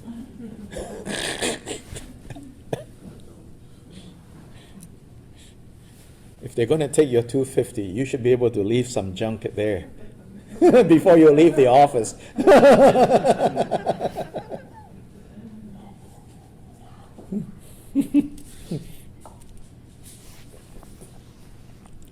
So the bad energy, you know. Speaking of that, sometimes, you know, I don't know if you all notice, when you go into some of these spaces, it could be a yoga studio, it could be a body work space, sometimes you can feel it's really thick because people have left all kinds of stuff there and there's no cleanup crew that came along, you know? Yeah. You're like, oh, bad juju, I gotta go now.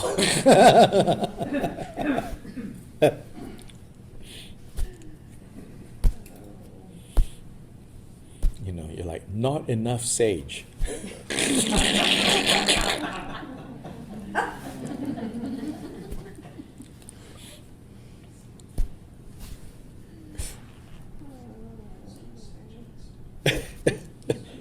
Right, there's this meme that circulated during, like, when people were in lockdown, like a whole house with smoke coming out. You're like, you know, the cleansing we need right now.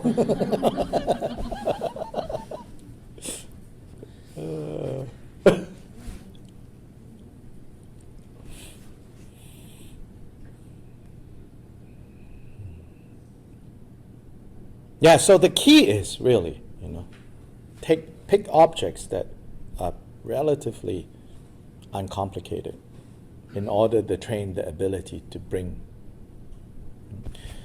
Because, right, so this is not based on fantasy.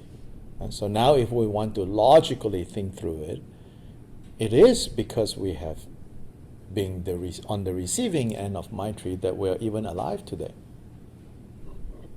Otherwise, it's not possible. So, factually, we have received so much Maitri.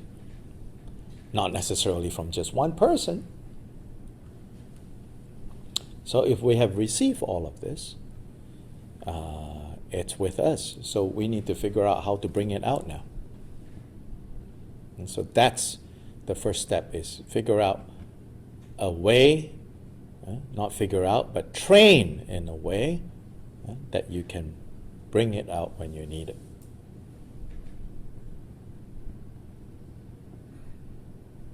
That's first step. Now, we're not going to go through the 16 steps, but the general principle of the 16 steps is basically, from there he says, now transpose this feeling towards your parents. He still insists that you do it.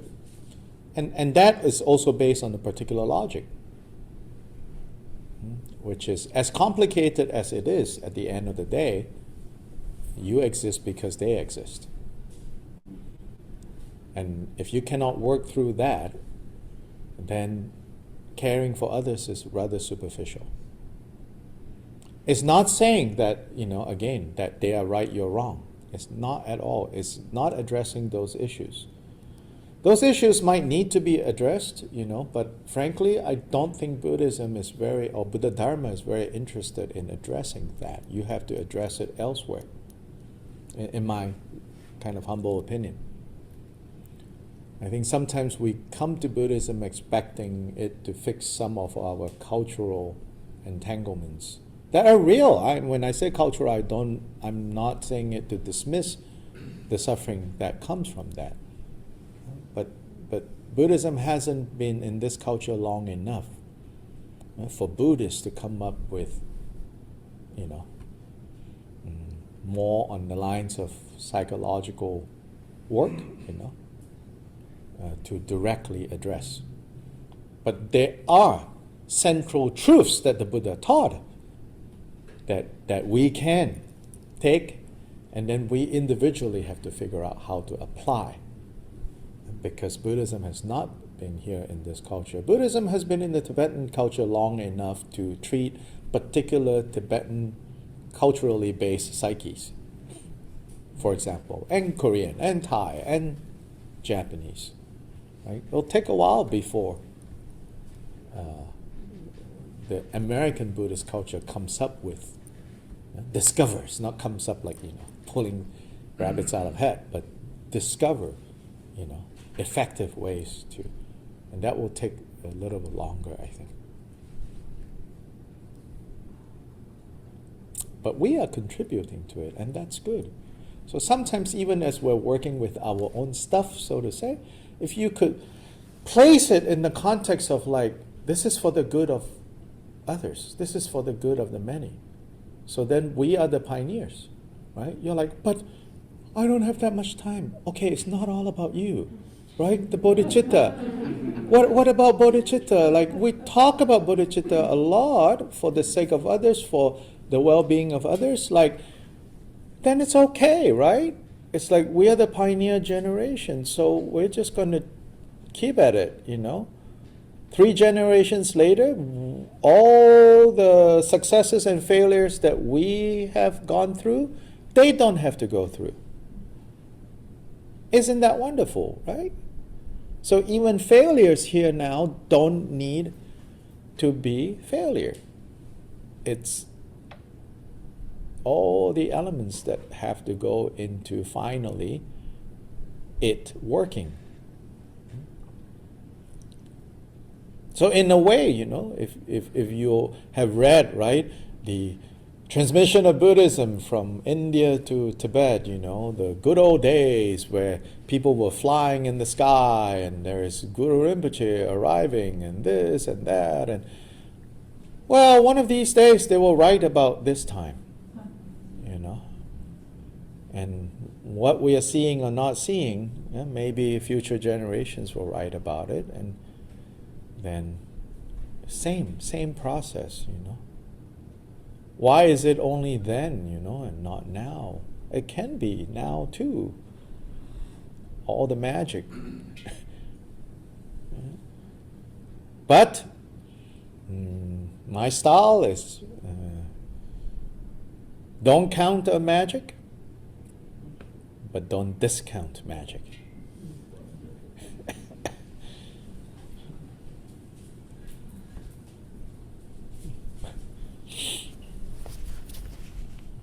So the next step, as I said here, just to give you a sense of the 16 steps, is then you transpose, he says, that to parents of this life, Then third is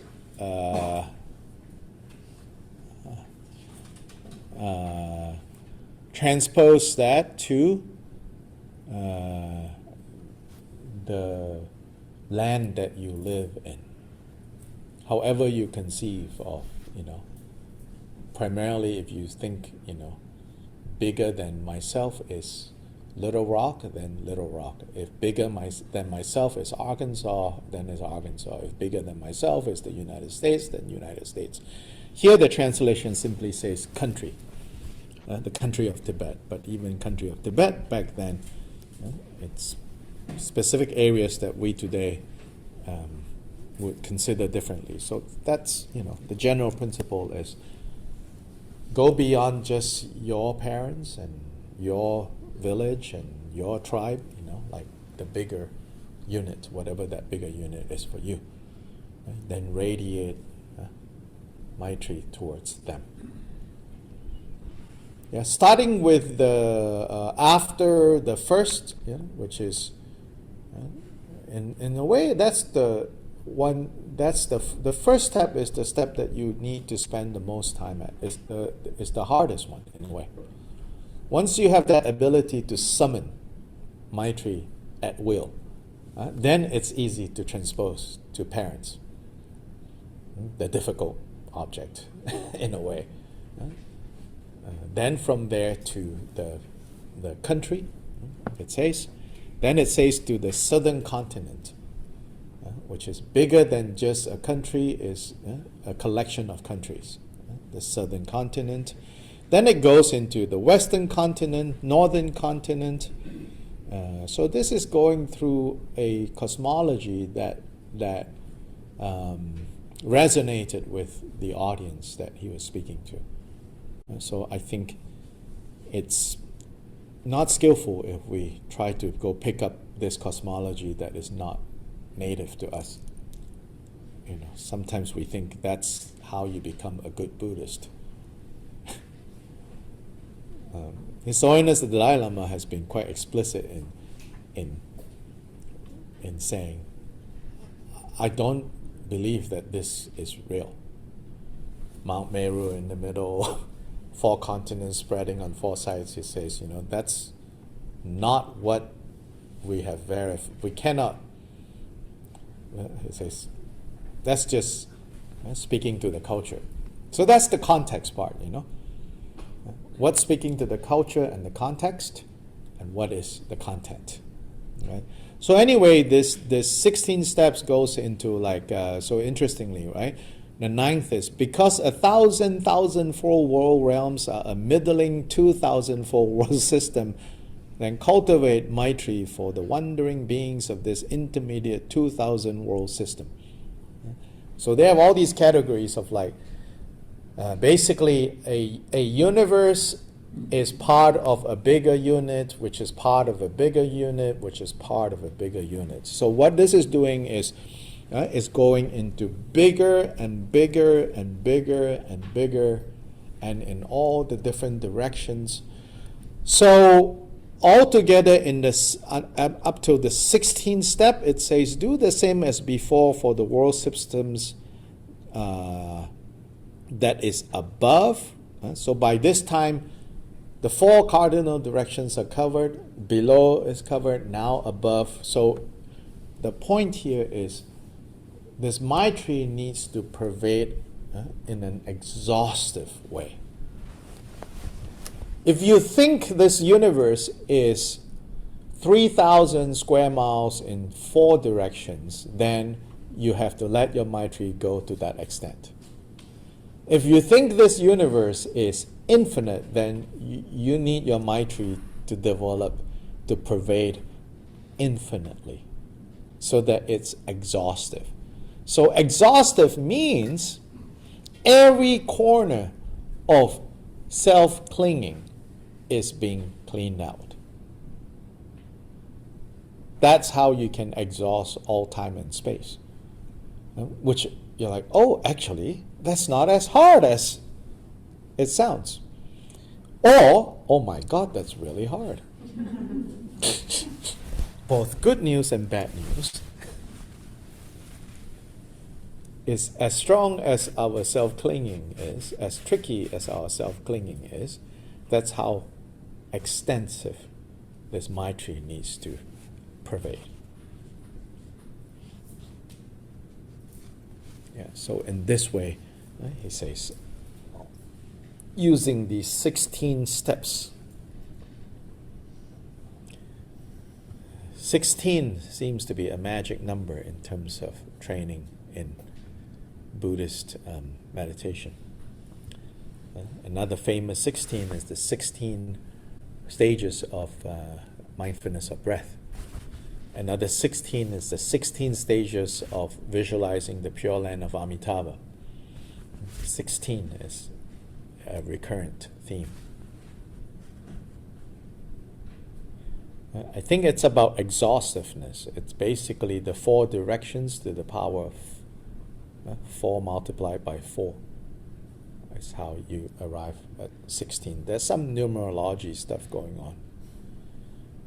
Not as in like there's power in numerology, but it speaks to the Indian audience. That 4 multiplied by 4 is exhaustive. It's all bases are covered. And I think in part that's how 16 comes around. Can we do it the other way around? For me, it's somehow easier to extend into the universe instead of grounding myself or going back to these. Probably, but identifying that first step is, I think, you have to start. After the first step, maybe you can experiment. The first step is the ability to turn it on, to summon it at will, Maitri. Identifying what Maitri is, and then filling yourself with Maitri. Yeah. So that one, I think, it's not negotiable, in my experience. Yeah. Because otherwise, it's just fanciful thinking. Like you don't know what it is, So you have to start, I think, the first step. Then after that, you can experiment, I think. Yeah, it's easier to love strangers. Because they're not so strange, Then up close, you're like, oh my gosh.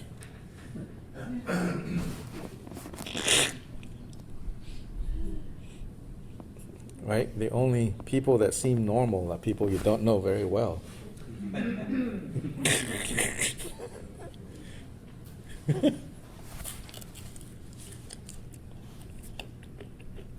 So, time to take a break, right? Lunch break. 1 to Arkansas time, 1 to 2. Central time. So, we have an hour break and then we will start the afternoon. Please. Ta-ta. The instructions that I was referring to from the 12th century, he makes this point. He says, generally speaking, there is no need to make special effort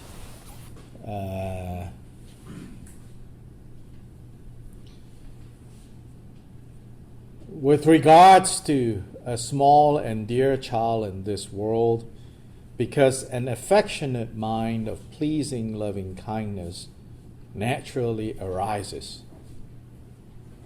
When you look at a child, he says.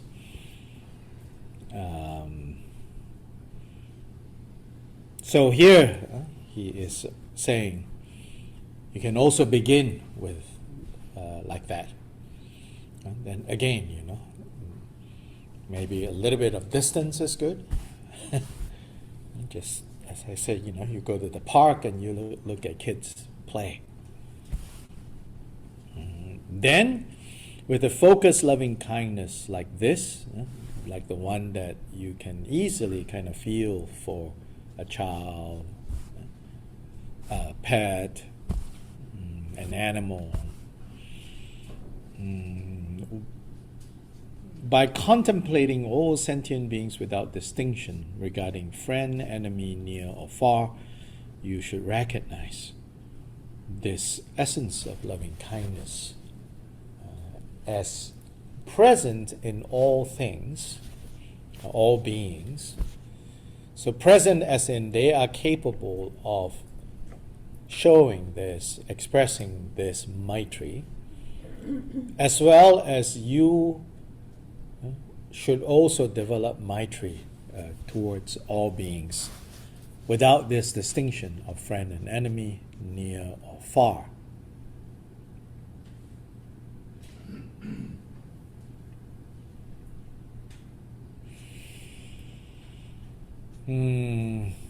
So then he goes on to discuss this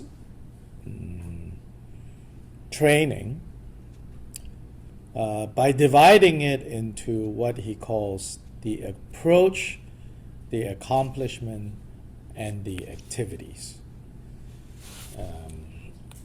These division into approach, accomplishment, and activities actually comes from the Vajrayana tradition. Specifically in the Vajrayana tradition, when you train in, say, this or that particular deity principle, like Tara, or even the deities with many arms and legs, there is a division of the training into what's known as the approach, the accomplishment, and the activities. And what that is approach is a period of practice, and often now they will have things like you need to finish 1,000,000 mantra of this deity, and that's called the approach. And approach then connotes getting familiar with the deity, the principle. So they say, okay, you do this, all these visualizations, you do these offerings, and then you accumulate 1,000,000 of this mantra, or something like that, or 600,000. Then there will be a slightly different ritual meditation text for the accomplishment phase of the deity practice. So then the accomplishment is the stage where after you have finished the approach, now you are getting close to understanding and being able, therefore, to embody the qualities of that particular Buddha. So if you, for example, if it is medicine Buddha, right? I mean, many of us, like, for example, we read about medicine Buddha, then especially if we are healers of one type or another, we say, oh, I want to practice medicine Buddha, right? Then the instructions say, okay, now you meditate on medicine Buddha, and then before long we are like trying to act like medicine Buddha. In the traditional way of doing this, they will say, no, no, no, no, no. You cannot act like medicine Buddha yet. First, you have to do the approach stage, where basically you are relating to medicine Buddha as a Buddha out there, so to say. So then the meditation ritual text, the sadhana we call it, will involve, visualize medicine Buddha in front of you, invite the actual medicine Buddha to come and possess, so to say, or to come into this medicine Buddha in front of you. You make offerings, then you recite mantra, you think of yourself as medicine Buddha, then you think that medicine Buddha's light come to you, and then the mantra light goes out, and then this kind of circulating mantra. The whole idea there is you're getting acquainted with medicine Buddha. More importantly, right, what are we talking about? You're getting acquainted with the qualities of healing. That's the approach. The accomplishment is where now you are very familiar with Medicine Buddha. In India, how do you go from approach in India, ancient India? How do you go from the approach stage to the accomplishment stage? It's usually visionary. You have dreams, you see certain signs. But then in Tibet, it's like, maybe because too many people are claiming that they're seeing things, then they say, well, until you have finished 1 million mantras, don't talk about seeing visions. The first time I went to Tibet with my graduate advisor, who has a, kind of a sarcastic sense of humor, when we first got there, he says, and he specializes in Japanese Buddhism, right? Which in some ways is so different because it's island Buddhism. Tibetan Buddhism is mountain Buddhism, So when he got there and he said, now I know why these Tibetans are having all these visions. Lack of oxygen. It's like, they are like constantly having this vision of this Buddha and that vision of that Buddha. Surely it has to do with the lack of oxygen here. So in India, it's like and they'll tell you, you have dreams of this kind or that kind, and until you have that, or until you have a vision of the deity while you're wide awake, you have not yet completed the approach, the getting close to. Then after the approach is accomplishing. That means now you are so familiar with, in this case, Medicine Buddha, with the principle of healing, and all of that. Now you are the healer, Medicine Buddha. And then you practice stabilizing that for a period of time. Again, they say after a period of time when certain signs arise, or more conventionally these days is another few million mantras, and then you can say probably accomplishment has been completed, right? Then the third stage is called activating that principle. That's when you can, it's believed, that's when you can send out healing, blessings, energy, whatever word you want to use. And then there are, in the case of Medicine Buddha especially, the empowering of medicine. So in traditional Tibetan Buddhist or Tibetan medicine, when all the medicine is prepared, right, the final stage before it's sold to the public or before it's sold to doctors who then prescribe them to their patients, it's the blessing of the medicine. And often you find these experienced lamas to perform certain consecration rituals. So technically, consecration rituals, for example, belongs to the activation part. To activate the healing properties of herbs and minerals and foods, all that. And then if it is a healer lama, then the healer lama might be able to, people have ailments and everything, and they might blow on the hand and things like that, blessing like healing water, So that's the activation stage. So that's the reference to here, except that here, in a very unique way, Kyoba Jigten Sumgun is taking a tantric model and applying it to the practice of Maitri. So he says, first you need the approach stage of Maitri is to. So here, we come back here, he says, By endeavoring profoundly in this foremost cultivation, cultivate the very essence of Maitri for one who is close to your heart, whether they be a boyfriend, girlfriend, dear child, or love companion. With this, you will experience the true taste of loving kindness, of Maitri, and then you should gradually extend it to all sentient beings.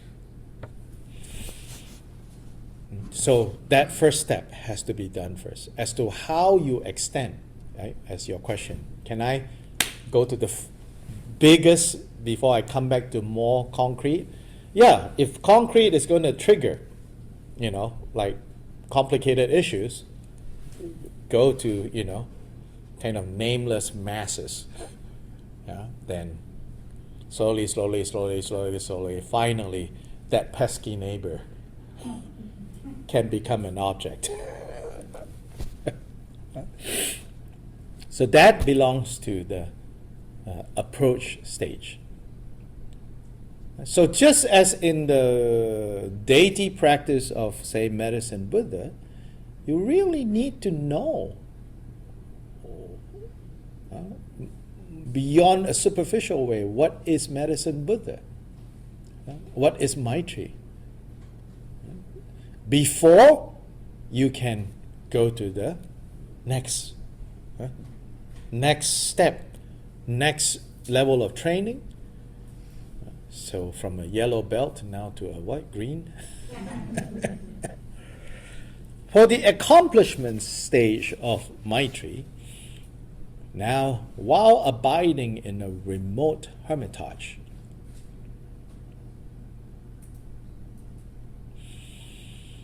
this Maitri that is now easily available in your mind, right, is now to be cultivated in the state of one-pointedness.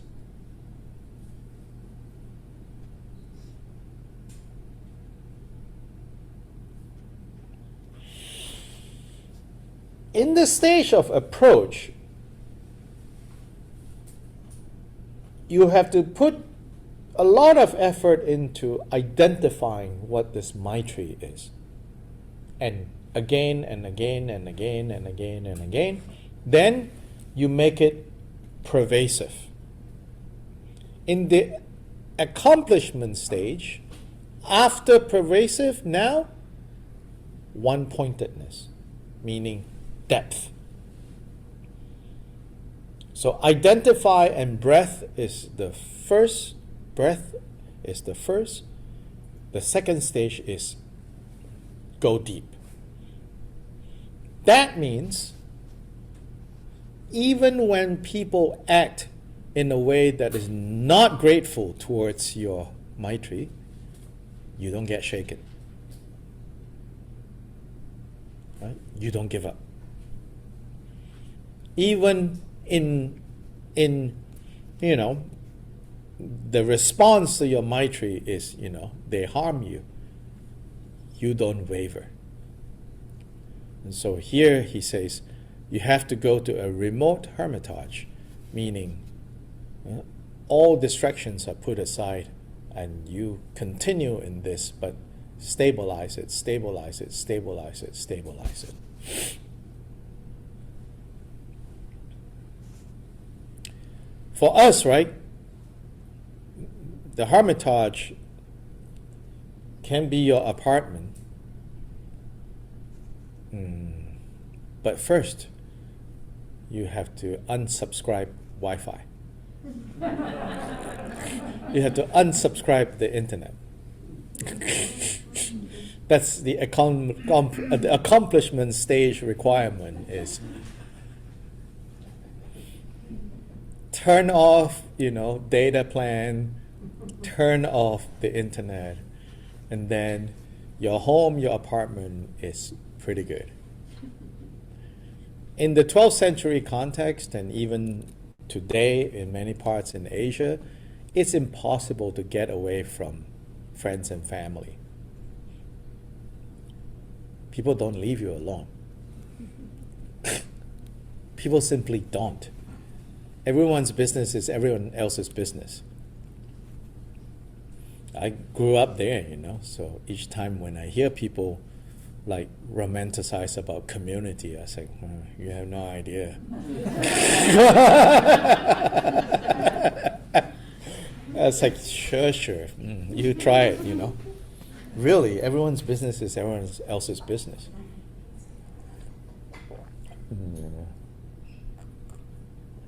Gossip is how you keep things in order. I know, because you're like, what? That's terrible. But you don't understand. It's a different universe. How gossip keeps place in order is both the fear and the perpetuation of gossip keeps people in line. Because it matters. Because everyone's business is everyone else's business. So that's why, in that context, you do have to go to the mountains. You're not left alone. But now it's changing in basically urban life, because everyone is smooshed right up against each other in terms of physical space. Then, also people, more and more people. Also, like, I'm just observing, like my parents, move to an apartment. And now, in my hometown in Malaysia, because land is a premium, more and more people have sold their landed properties and moved into apartments. One of the consequences of having moved into apartment living is people don't visit each other anymore. Especially because of security. To get into the apartment complex, there is like security guard, and then, at least in the case of Malaysia, badly designed apartments, as in there's not enough parking, even for the residents. So then visitors, I remember growing up as a kid, my parents' cousins, and of course siblings, they visit, but then even like cousins and second cousins, like every month at least like 3-4 visits from cousins. We would just say, oh, let's go visit so and so, and you hop in the car and you go. No, you don't call, hey, are you home? No, none of that. Now it's like, okay, let's get together. So let's see, how about November 4th? At 4? Does 4 work? Before, it's just get in the car, you turn up at the house. Oh, they're not in. Okay, go home. Right? But if they're in, doesn't matter what they're doing. They just drop everything that they're doing because guests have turned up, right? But not like this anymore. So there's a fine line between, and fine but absolute difference between going into a remote place because it's your choice and being isolated because our society has become like that. And if we are not sensitive to this crucial difference, we might look like we are in retreat when in fact we are suffering. So we have to pay attention to that. So in some ways, if we already live such isolated lives, you cannot just blindly take advice to go into remote places and not consider that this might not be what they intend when they say go to remote places. The key about going into remote places is to free yourself from the distraction of these types of demands. Which I think in that sense we have that, so we have that circumstance, but often it's because it's isolation, right? So, well, it is what it is, right? With that, it's we're not going to be able to change the whole of society, at least not at the pace that we wanted to fix this problem. So recognize that, but then also say, what are the kinds of distractions that can come in our case? So in our case, the distractions usually is not family and friends. In our case, the distractions are usually other factors. Factors such as it's too warm, it's too cold, it's too hard, it's too soft. Little things like this. If I can tweak that a little constantly, like if I can hack the system, so much so that they even talk about hacking the mind, right? So we're constantly like looking for a more efficient way of doing something, including becoming a Buddha. And then you can hop from one form of Buddhist practice to another form of Buddhist practice to another form of Buddhist practice. As I said last night, that you're doing many different practices is not yet the problem, at least in my estimation. It's only a problem when the reason you're doing so many different Buddhist practices is you're constantly being distracted by maybe this will work better, maybe this will work better, maybe this will work better, maybe this will work better, rather than what are my conditions where, I get to eat here? Oh, sure, I'll eat here. Oh, I get to eat here? So I'll eat here. It's a different attitude. So then, if you approach it from that perspective, I get to eat here? Sure, thank you. Very grateful. I get to eat here? Oh, great. Thankful, very grateful. Right? So at EBS, there's a buffet of yum-yums spread out throughout the week. Now, you could go to each buffet and go, maybe I should, from now on, I will only eat Italian. Because Chinese is bad. Then you will have a problem, because after a little bit of Italian, you're like, actually, I heard, Japanese macrobiotics is pretty good, It's the way to go. Then it becomes a constant stress point. Those are the kind of distractions that we have, that we just have to lay them aside and say, no more of this. But I'm going to practice Dharma, whatever form comes. Whatever form it is, when I'm able to be there, that is what I will get nourishment from. So on the surface, it looks like, right, digging 20 wells, instead of dig one and dig deep. But I also want to say, maybe it's not digging 20 wells. It's digging the same well with 20 tools. 20 different tools. How do we know the difference? Only you know. Only you know. Some of us have the karmic situation to only dig one well with one tool. It's pretty good. Then no need to go shop for other things,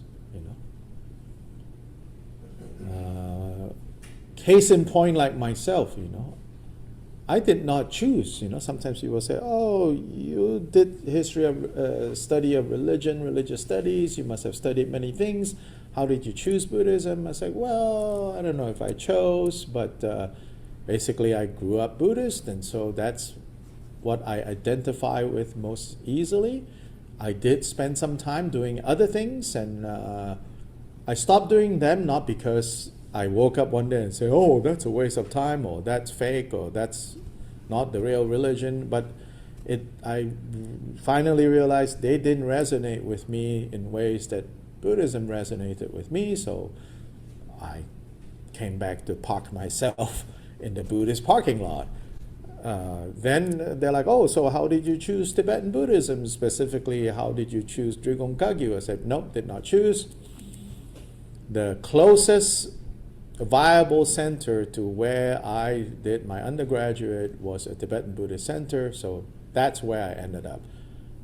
No idea what Drigong Kagyu was. It was just what they did there.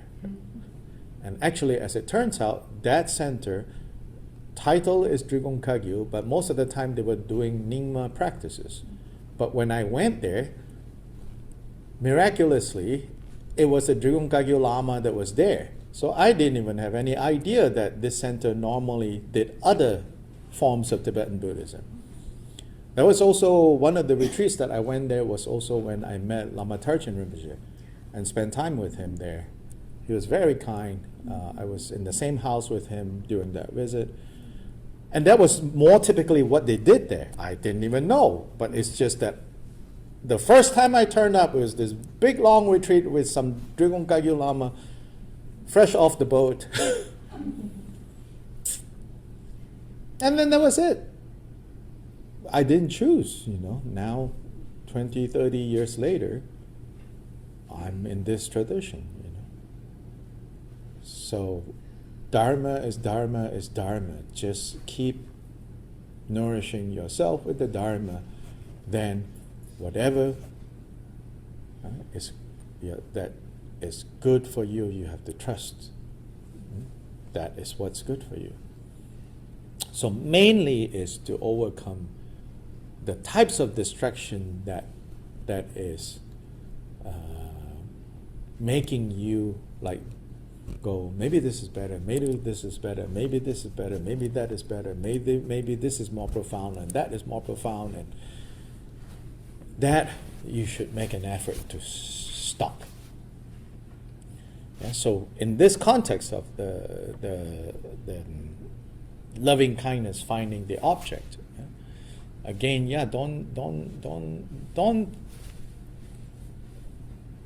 don't intellectualize this. So you avoid using objects of bringing up loving kindness that will complicate developing the skill to summon Maitri at will. Then deepen it and deepen it. That's the accomplishment. Then it says, when you deepen it to the point of having great ability in a deep way, this Maitri is stable, then it says, then you can do all kinds of beneficial things with Maitri. Even, he says, when a famine breaks out or a king's large army is mobilized, when there is conflict in a community, when fighting breaks out for the purposes of pacifying these occurrences, then you actually have some ability to make a difference. Then it goes through a list of things that Tibetans typically expect a great Lama to be able to do. Like blessing a statue or blessing a painting.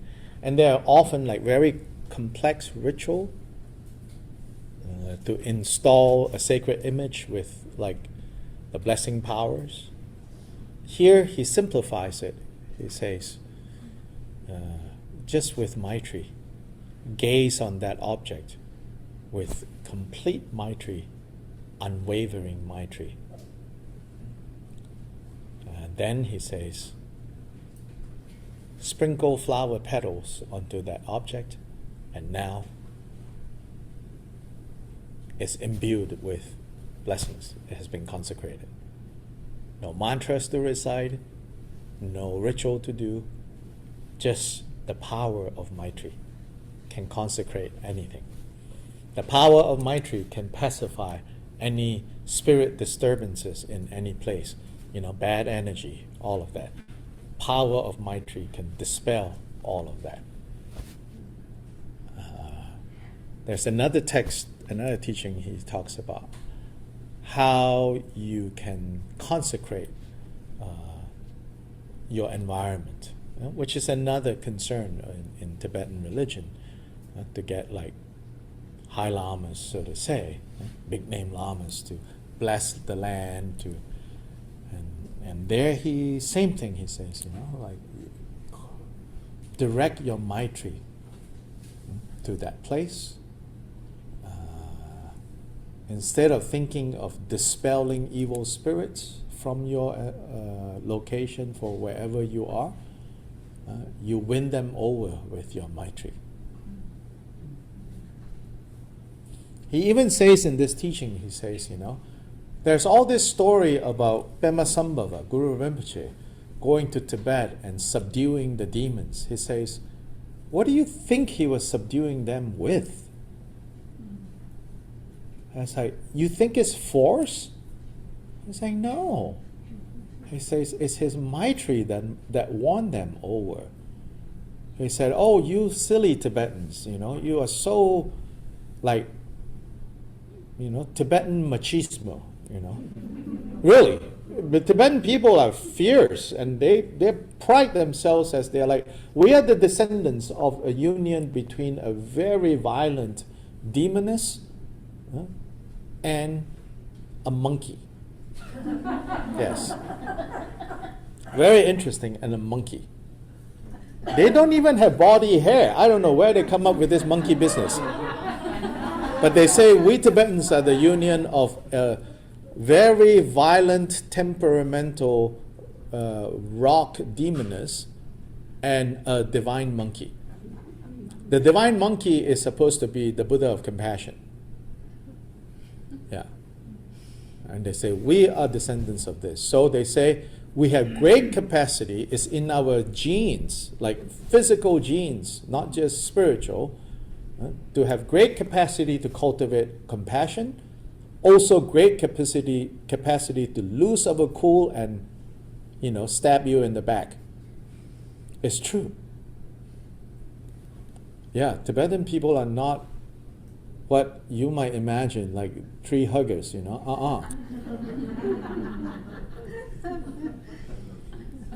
They're not, and I think it's a disservice when we romanticize, like, Tibetan people are like, these Care Bear, No, they work very hard to overcome what they say is their instinct. Their instinct is very fierce. And you can sort of understand, because look at the environment that they lived in. Harsh, really harsh,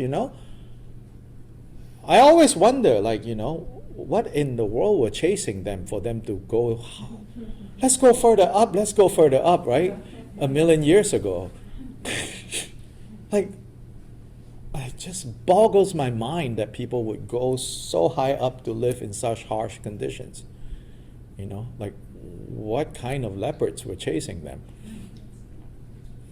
But they did, they went up there. Yeah. The conditions of, like, living in, like, Tibet, right, is very similar, I think, to the conditions of, like, nomadic tribes in the Middle East. Loyalty is absolutely crucial. I mean, it's hard for us to understand, like, the violence, for example, right? So if we look at the Middle East, we're like, oh, why are they fighting for ever? Seems like the beginning of, in the beginning there was light and then there was violence, right? I mean, it's hard for us to understand because we don't really appreciate how harsh it is to live in that environment. So loyalty, and any betrayal of loyalty, you cannot tolerate. You have to wipe out the whole family that is involved because it actually endangers a whole village. Not justifying the violence, simply to say, yeah, the circumstances that they are in doesn't allow. But nonetheless, Tibetan people, it's really crazy. How did they adopt this worldview that says compassion, compassion, compassion. Maitri, Maitri, Maitri. It actually doesn't make any sense. So we might feel, like, oh, it's hard to practice, you don't understand, like life is so competitive, la la la. Yeah, at most, people just don't invite you to lunch at work. They give you dirty looks, that's it. They're not like stabbing you when you're not looking. That's the Tibetan reality. And yet, as a culture, as a civilization, Dharma became the center of their existence. Must be the contrast. Hmm? It must be the contrast. Yeah, but it didn't happen in other places where the contrast is also there, so it's something kind of mysterious, Yeah, I'm sure it's such a contrast, but right? The contrast could either lead to like, no, this is crazy, not possible. But also, now some young Tibetan intellectuals, they say, Buddhism ruined us as a people. Yeah. And again, you have to understand, like I don't judge them for saying that. What they're pointing to is they say the Tibetan Empire was feared, like the Mongols at one point. But the more Buddhist Tibetans became, the less of that instinct of conquering land and places. Then now they are bullied by their neighbor who has occupied them. So some young Tibetans are like, we're ruined by Buddhism. From that perspective, sure. But of course, from another perspective, it's like Buddhism really completely transformed. So anyway, they have these two instincts, they say, very strong. So when I was in Mexico, interestingly, Mexicans also, they say to me, they're like, we are generally very friendly, very, kind of carefree and everything, But man, we are like very quick at lashing out in anger. And I say, you're exactly like the way Tibetans think of themselves. They're very loud, in their emotions. I say, oh yeah, that's how Tibetans think of themselves. But so we think, we cannot practice. We can. Our circumstance is just so wonderful. It's actually easy.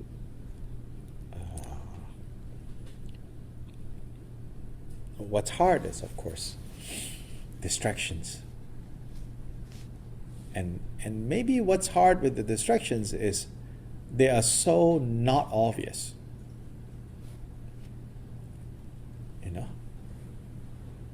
The distraction of needing to kill off your neighbors because they betray you, that's very obvious, To do or not to do. All right? But scrolling, that's not very obvious when you start scrolling, Then an hour later, you're still scrolling. 1 hour gone now.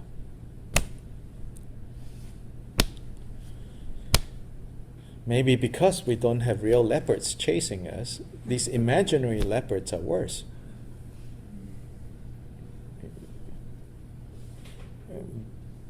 Real leopards, there's a finite number of them that could be chasing you. Imaginary leopards, there's no end to you like churning them out,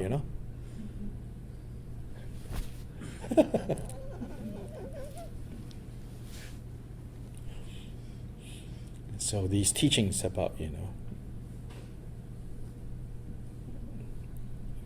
everything that we experience arises from where?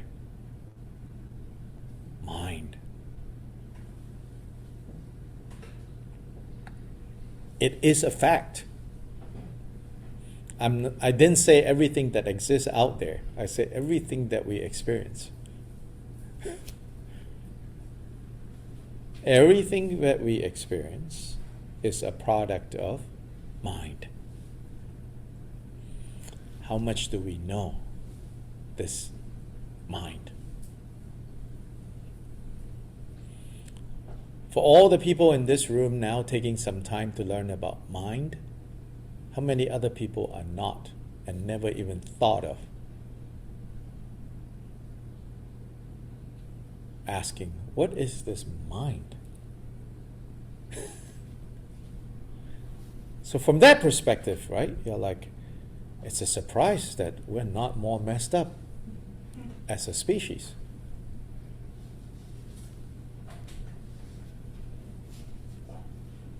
There's Maybe you don't realize how messed up we are. That's, well, I mean that we're still walking around is a surprise. That we're still walking around itself is kind of a surprise that we should have exterminated ourselves at this point. But somehow we have not, right? So, and it's based on like the fact that mind is that one thing, you know, that determines happiness and suffering. Majority of humans throughout human history never paid any attention to it. 99%. If you count all the humans that have ever lived and will ever live, I think the statistics will still be the same. About 99% never really been trained in looking at the mind. Wondering once in a while, of course. What is this? Okay, move on. Because everybody will tell you, that's crazy talk. Just live. Just live. Like, you know, you should know how to just live. Also like breathing, the other thing, you know. It's just assume, well, I mean, what's the problem, right? If you're not breathing, then you're dead already. Then do you really need to know that much about breathing? You know, like, you know, it's an involuntary activity. It just goes on, you know. But, oh boy, you know. Just like the mind, you're like, it's involuntary. It's always there. When it's no longer there, game over, no problem, you know. Why do you need to worry about it? do you think we are a paradigm shift now? Samsara has always been the same. Nevertheless, I think there are people waking up. Some, And perhaps more. maybe. I'm not convinced. Treading into dangerous territory, but the fact that half of this country cast their poll a certain way is... Don't look only at the United States. I think many Americans make this mistake. The world is not the United States. The world is not Oh, America. well, the rest of the world are also voting. Half of them are also voting in the other direction that terrifies me. All I'm saying is this, like, it doesn't matter whether the paradigm is shifting or not for the universe. We have to shift, that's all. That's the Buddha's way. So the Buddha never created a social movement in that sense. That it was social, that there was a lot of people who joined him is sort of accidental. The power of his teachings is in the end about the individual person needing to shift. Then when the individual person shifts, realistically it will have some impact. I think it's magic thinking, fantasy talk that when one thing shifts, everything shifts, you know. Well, if that was the case, Buddha and Shakyamuni was a very big shift, but then here we are, we're still around. I think the power of the Buddha's teachings isn't so much about mass shift. Nonetheless, that method of training involves thinking in terms of a personal shift for the sake of a universal change, which is different from working on universal change that will then maybe result in the individual shift. Yeah. So his way, whether, maybe it's not the only way, but I'm selling this product. I'm a Apple store guy, so I'll do the Apple talk, and the Apple talk is, it's you, right? It's me, and then from there, the interdependence, right? I think even in Buddhist teaching, sometimes I feel that we get carried away by the notion of interdependence, and then the work that we have to do, we're not doing, right? Because we are having some romantic ideas about interdependence, right? But the teachings on interdependence was given to, again, serve as another incentive, so to say, to really work on overcoming our own mental defilements. But because this work on overcoming our own mental defilements, our own afflictive emotions, can get so tight and even narcissistic, so it has to be embedded within the broader context of genuinely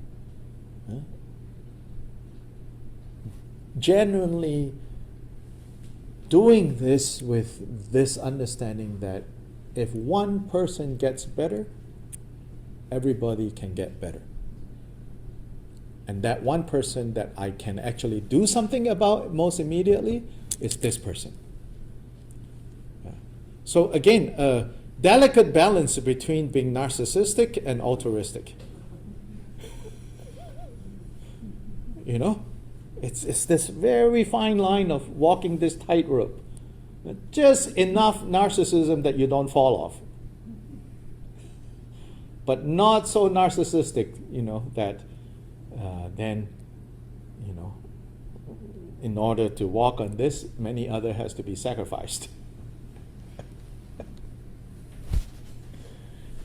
So in these teachings, it goes on to say,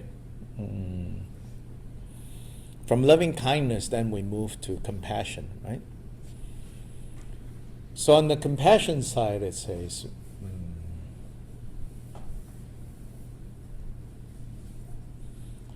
we might think that compassion is this feeling of, oh, pity, oh,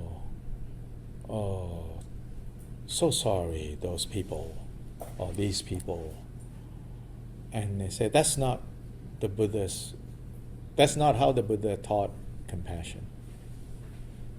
They say the Buddha taught compassion as first you seeing the mess that you are in.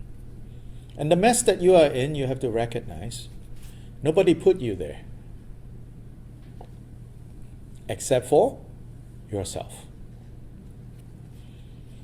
You put yourself there. But then, of course, footnote, before you get all guilty for putting yourself there, also know that it's the gathering of causes and conditions, some of it you, some of it not you, that got you there. So once you see that, and really get that and understand that and can appreciate that fact, then you begin to work on overcoming, right, those conditions. And when you work on overcoming those conditions, you work on them again with the understanding that when I work on dispelling self-grasping, that is how I can genuinely cherish others. From self-cherishing to other-cherishing, if we really work on dispelling self-cherishing, then cherishing others becomes automatic. So it says, in these instructions, it says, while we might think that practicing compassion is to go out and cherish others, it says, but the biggest obstacle to cherishing others is self-cherishing. Self-grasping is the biggest obstacle. So then we can work on. That we always can work on. Dispelling this fixation on I. Then all this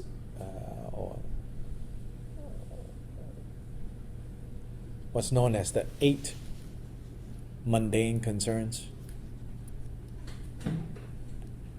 Things that we like and things that we don't like. The column of like is gain, pleasure, praise, and fame. The column that we don't like, loss, pain, criticism, and infamy are the opposite of fame. Losing your good name, So everything that we do is governed by these 8 things.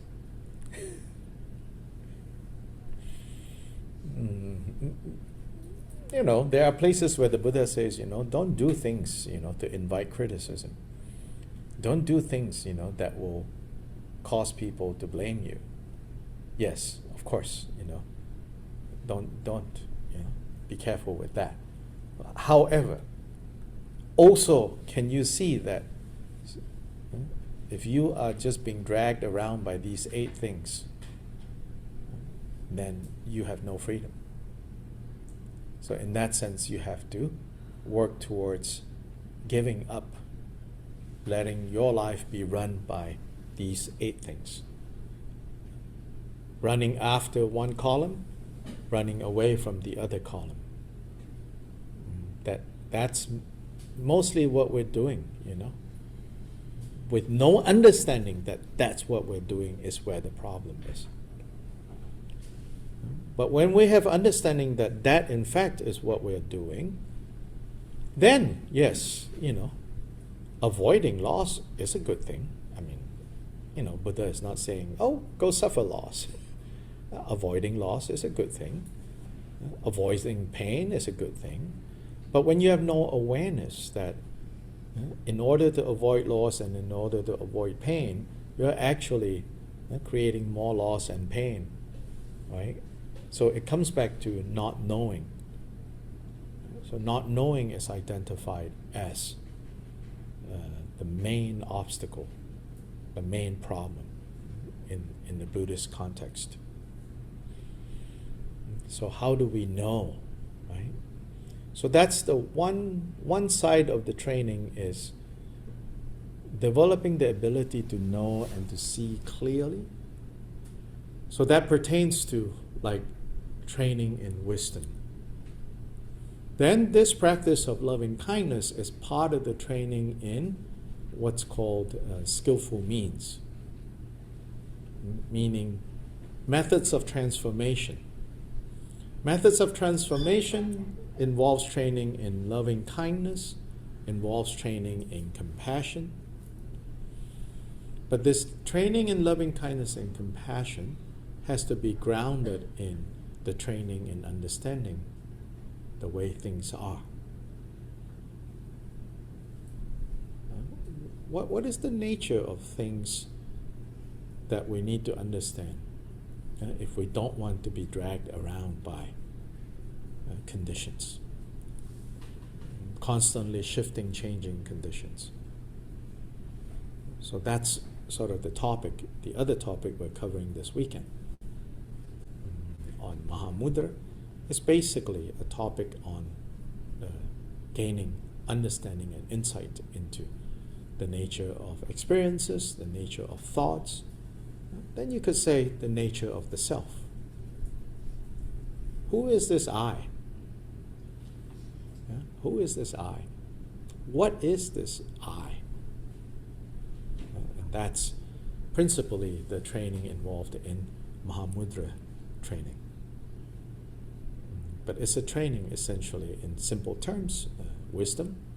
Then Maitri is part of the training for what's called skillful means, sometimes just the word compassion too. But the basis for training in compassion begins with Maitri. So then it's balance. So sometimes they say, if it is Maitri divorced of wisdom, then it can become a problem. And if it is wisdom divorced from Maitri and divorced from compassion, it also can become a problem. Of course, the actual wisdom will never really be a problem, but your way of getting there, if you are exclusively training in wisdom, you can become rather difficult to be around. Not only difficult for people around you, difficult for yourself to be around. Because there's one part of that along the way to awakening where you have to see all sorts of things that is really, it can be very intolerable. Now we go back to, all our issues with mom or dad, Often it's because they are a mirror. And you're seeing things that you don't want to see in yourself. And they are right there reminding you. You're like, ah!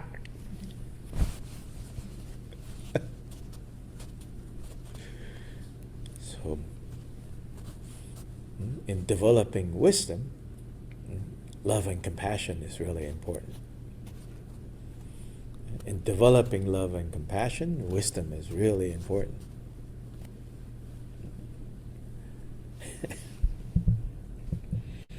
Maybe there's some comments or questions?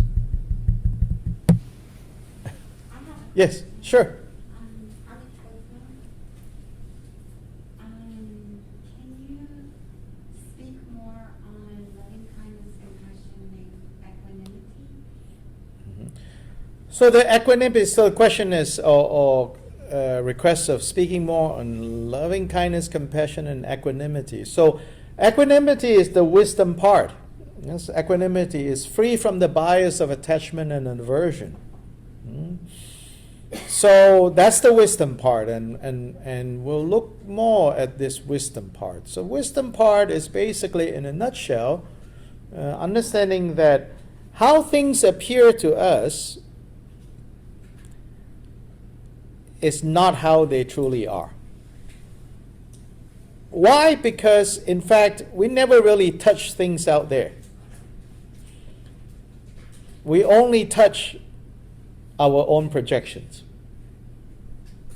As in, contact only occurs between us and our projections. Never who we think is out there or what we think is out there.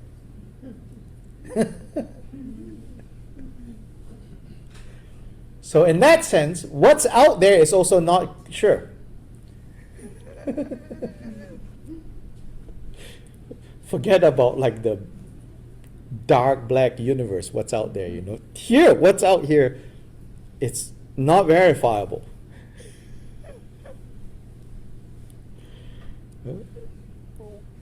What we experience is what we experience. That's why equanimity. So that it's balanced, without the bias of attachment and aversion skewing our vision. So that's the wisdom training.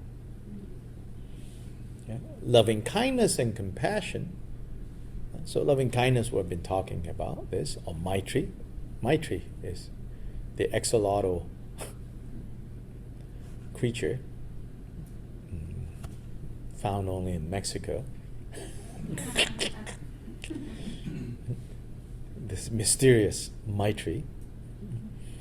So Maitri is friendliness, loving kindness, kindness, warmth of heart. Is wishing happiness for ourselves, for others. And that's inborn, that's instinctive. Not wanting others to suffer, not wanting ourselves to suffer, that's at the root of compassion. So likewise, Kyopa Jigten Sumgön says, he says, you want to know what the taste of Maitri is? He says, watch a child and a mother. We already talked quite a bit about that. Then he says, you want to know what karuna or compassion is? He says, it's when you see someone suffering from leprosy, which in his own time is a death sentence, our equivalent of, AIDS, cancer, yeah. So he says, when you see someone suffering from leprosy, very instinctively, you say, I don't want them to suffer. Yeah? Now, maybe when you get closer, you're like, this is my enemy. That's learned behavior. That's nurture, not nature. Nature, we cannot tolerate anyone suffering. And so that's instinctive.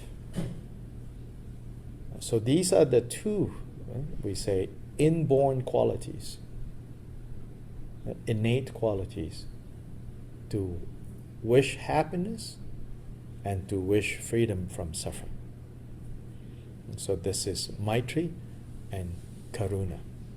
Maitri and Karuna is weak right now, not easily available. We cannot conjure them up, summon them up when we need it, because we are distracted by these learned behavior, this nurture.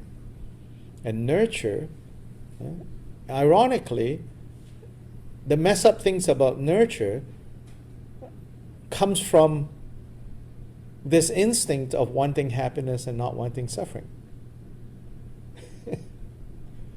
But doing it all in the wrong way. The most heinous thing that anyone has done, why do you think they did it, Because they want happiness and they don't want suffering. The most noble thing that anybody has done, why do you think they did it? Because they want happiness and they don't want suffering. On that level, it's the great equalizer. We're all the same. Then, back to knowing or not knowing. That's why in the Buddhist teachings, so much emphasis on knowledge, but not, gathering of facts. Sometimes gathering of facts important, but so that they can lead to what's known as jnana. Jnana is gnosis, sometimes translated as wisdom. So the mind that knows things as they are rather than the way they appear to be. Or more precisely, knowing that there's a discrepancy between the way things appear to be and the way they truly are. So that's the relationship. You said we are all the same. How can we, or can we use metta and compassion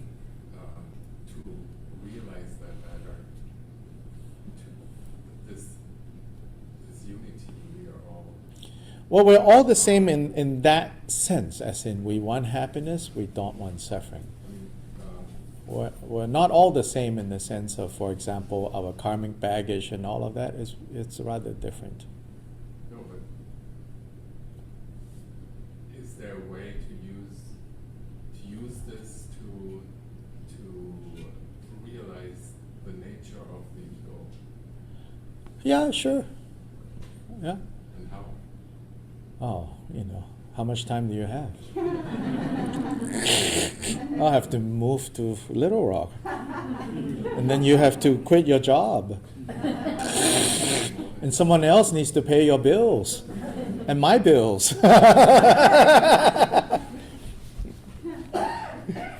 the topic of Mahamudra will address some of this, and you can't rush it, It's sort of like let it percolate, and the short answer is yeah, of course, Then as to how, there are many, many ways. So, and the good thing is we don't need to know all the ways, But of course we are intellectually curious, and that is a disease that we have, Also a disease that we have,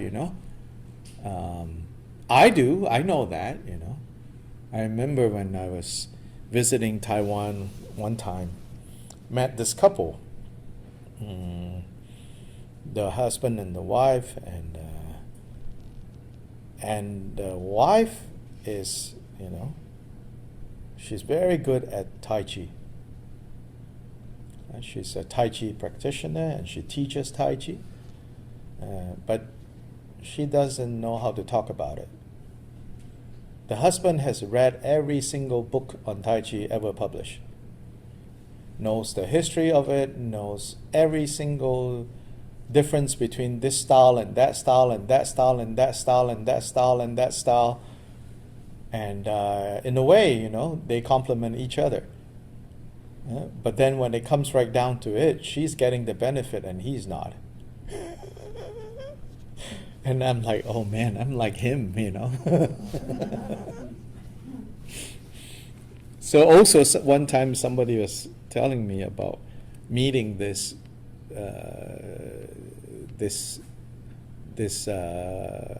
Ladakhi.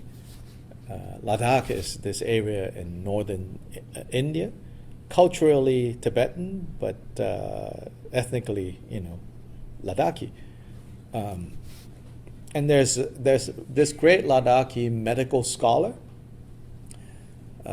He's like the most learned in medical knowledge.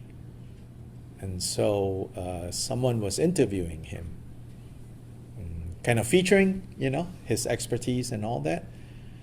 Then very humbly, but also he was sincere, and he said, however, when it comes to actually healing people, my abilities are zero compared to the village doctor.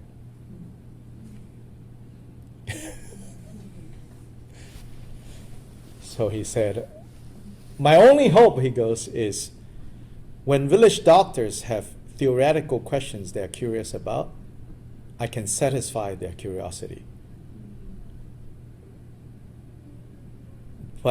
And then so we are like, so say more. And he was like, village doctors might not know a lot about the theory, but they know how to apply by looking at the symptoms and knowing what herbs to prescribe in what combination. But they cannot tell you what are the abstract imbalances in the system and why this herb counteracts that. Then the other thing he said, more importantly, is he says, and I think this says something about our doctors here. He says, and specifically he says village doctors. He didn't say doctors in the hospital. He says village doctors care about their patients and know their patients. They have a relationship. Village doctors are a class of doctors that were not trained in. Now they have like institutes in like the city, training in traditional Tibetan medicine. They're not the village doctors. Village doctors, they learn from dad or mom, passed down and passed down with very little theory. In the context of Tibetan Buddhism, the development of Tibetan Buddhism, the Drigong Kagyu and generally the Kagyu lineage, they are the village doctors.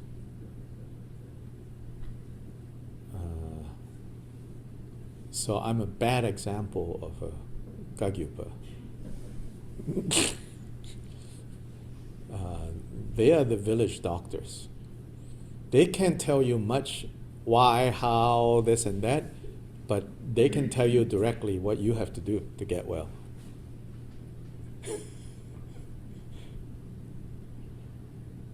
So in fact, the founder of the lineage, he says, people mistakenly think that, the ability to explain form and emptiness as form is wisdom. He says, that's not wisdom. Wisdom is knowing what to tell the person to do when the person comes to you and say, I'm suffering from a lot of impatience. And you knowing exactly what to tell them, what to do. He says, that's true wisdom. But neither here nor there in terms of like, we are curious,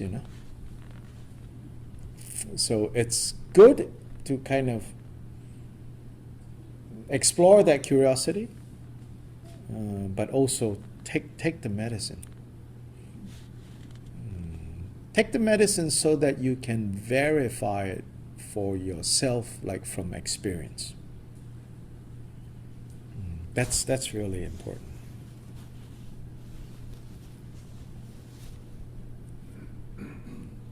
So, I try to do that sometimes.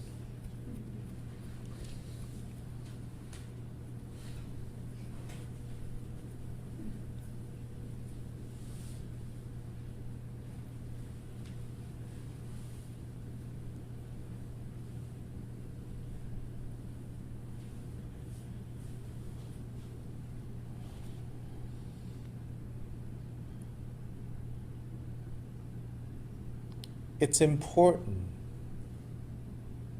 to habituate the practice, whether it's 10 minutes or half an hour or an hour. It's important to get into some kind of habit. Otherwise,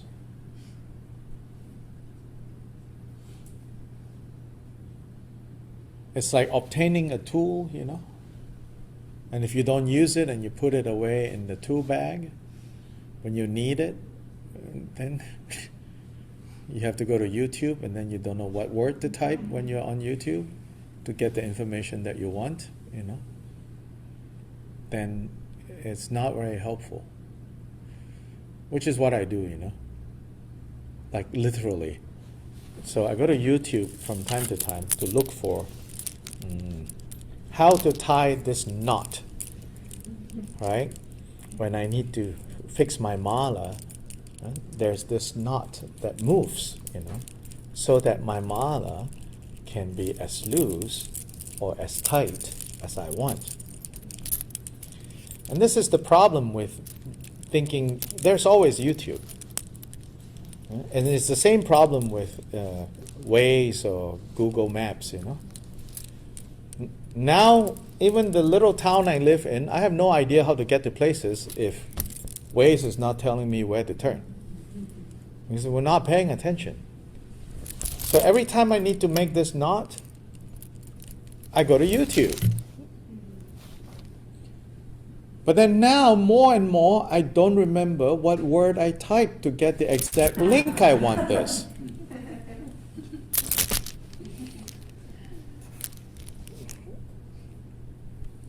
If there was no YouTube and you learned it from someone who showed you how to tie it, you make great efforts for the next number of days and even weeks. You keep tying that knot so that that mental muscle is trained. Once that's trained, a week later, a month later, a year later, I know how to tie it, One knot a day. Hmm? One knot a day. Yeah, one knot a day, but then now, each time, I'm so practical. That's actually a very dangerous thing. I'm so pragmatic. Only when I need it, I watch, and then each time, that same video, I would go, okay, done. Out of mind. Never habituated. So I can solve the problem at hand, but it's a superficial solving. I have never internalized how this knot actually works, right? So that's the rationale for, you cannot just come once every 3 months and listen to a Dharma weekend, or even come once a week and train your mind only once a week. And then you go home, it's like going to the dentist, right? Then the dentist shows you how to floss and how to brush, and you don't do that until the night before the next visit, right? Which is actually most of us. I remember friends was like, like eating differently, a few days. Like, I'm very vividly remembering, and someone said, "Oh, you changed your diet?" I was like, "No, I have blood work coming up." It's like, I don't think it works that way,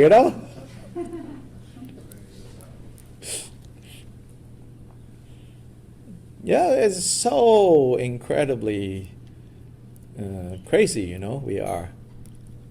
And we forget, like, what are we actually trying to do here, right? Or like in terms of like therapy and all that, it's like after 20 years we have become excellent patients.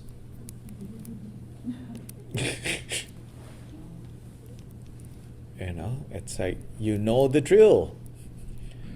So it's like you are paying someone to tell you a good boy. That's all. And sometimes things like this, they are what we call amulets, Magic thinking amulets. I have a bunch of them that I wear.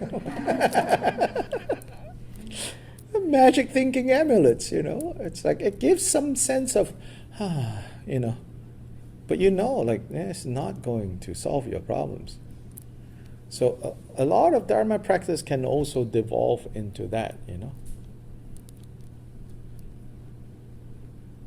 Where it just becomes amulets. And worse when you are culturally Buddhist.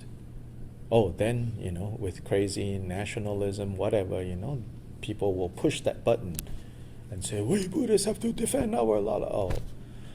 Oh, that's a whole other layer that thankfully, in this context, we don't have that much of that. But in Asia, for sure, it's now, politicians know when to push that button.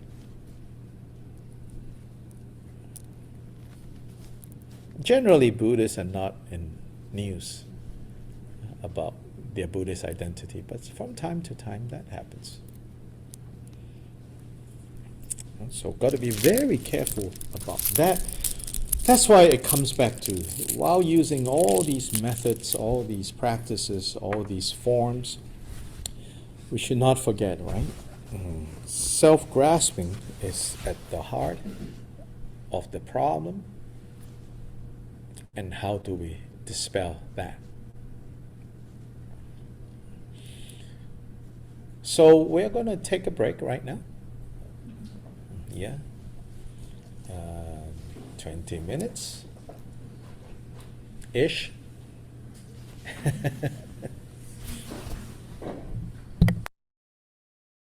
So the Tonglen method of mounting on your breath. So the 7-point Lojong talks about this. Taking and giving and mount it on your breath, right? So the taking and the giving mounting on the breath, it's not always, in fact, in the Lojong, it's not always like taking suffering and giving happiness. It can also be taking happiness and giving happiness. But it cannot be taking suffering and giving suffering. That we already do all the time, right? That is already the neurotic practice that we hand out left and right and up and down. So we don't need more practice there. We need to halt that, right? Then before taking suffering and giving happiness, first prepare yourself with taking happiness and giving happiness. Taking kindness, giving kindness. Because you have to be in a good place, you know. Now you say, well, what about those teachings that say, oh, you take on suffering when you are suffering, you know? That is also a skillful method, which is to say, you already don't have a choice, right? Suffering is already there. Might as well put some good use to it, rather than wallow in it by saying, oh, poor me, you know, I don't deserve this, oh, who dropped off this pile of crap, you know, la la la. So instead of doing that, then we say, well, already I have this, right? So let me do something good out of it. So yes, you know. But otherwise, as I was saying, if you are feeling a little vulnerable already and a little off, might not be wise to take on the problems of the world. Yeah? Unless you have right view on the illusory nature, which is also part of Mahamudra teachings, then sure, you know, then you can transform. But otherwise, it's no problem. It's fail-proof to practice breathing in, that which is good, that which is kind, that which is opening. And then the breathe out, you don't even need to think of that. Because what's going to come out but that? So that goes out, in and out. So one of the advantages of technology would be go find a YouTube or whatever with a nice chant, for example, of any mantra for that matter. But particularly appropriate is the mantra of compassion, right? Of Avalokiteshvara, the 6-syllable mantra. But really, at the end of the day, it doesn't matter which mantra. And when you can play it, you know, and you are listening, then you can train with the breath. One mantra in, one mantra out. One mantra in, one mantra out. One mantra in, out, in, out, in, out. Yeah? And that's a very nice way, and easy and, you know, very beneficial way to train in this Maitri. So now, of course, I'm not talking from the instructions of the 16 steps. So again, if you, as you're working on that first step, identifying for yourself again and again and again, because we need to do it again and again and again because we keep forgetting it, right? So as you work on identifying for yourself again and again and again to be able to touch what is this Maitri, how does it feel? As we are working on that, then we can also work on using breath as a way to train Maitri. breathing in wellness, breathing out wellness, breathing in kindness, breathing out kindness, breathing in openness, breathe out open.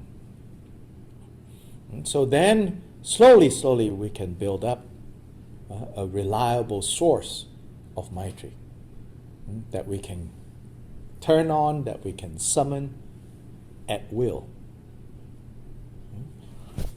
So what I thought we'll do,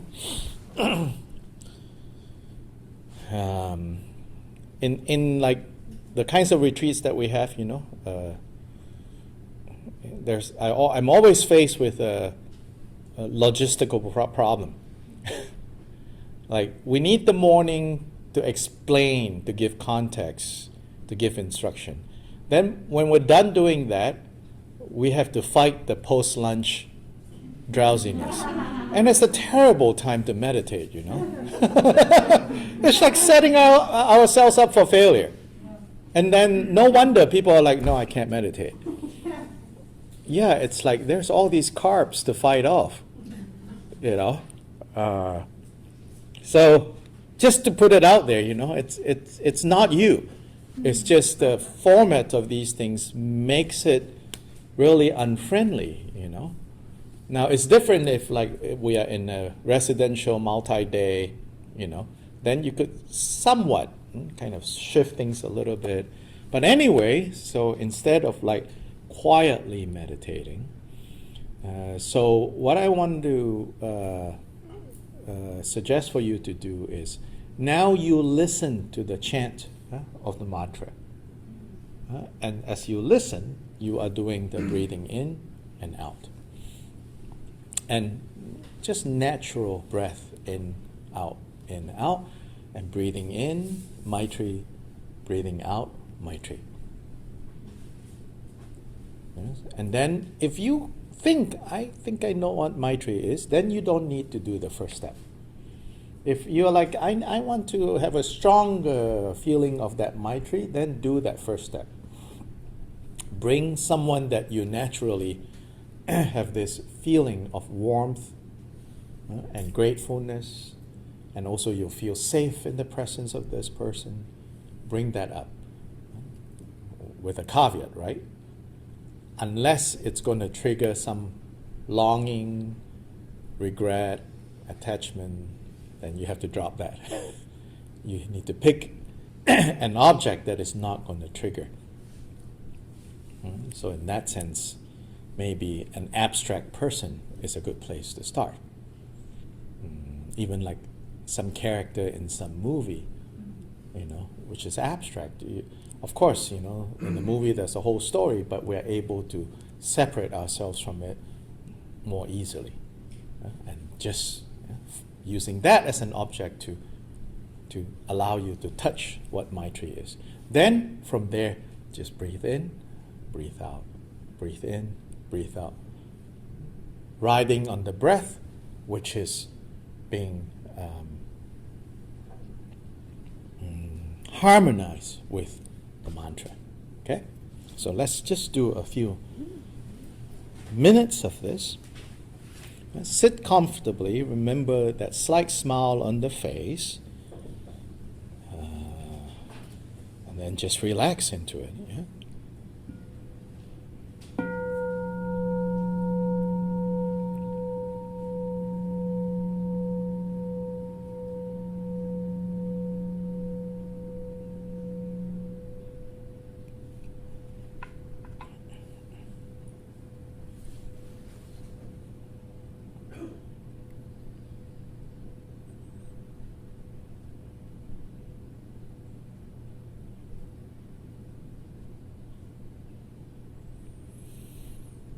So here you don't have to chant, because if you are chanting with your mouth, it's hard to then breathe through your nose easily.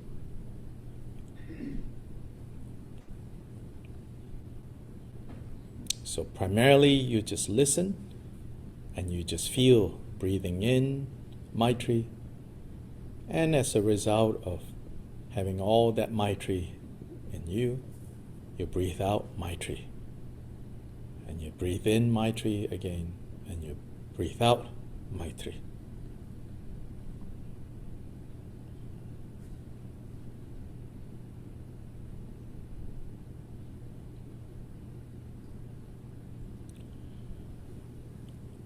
Om Mani Padme Hum. Om Mani Padme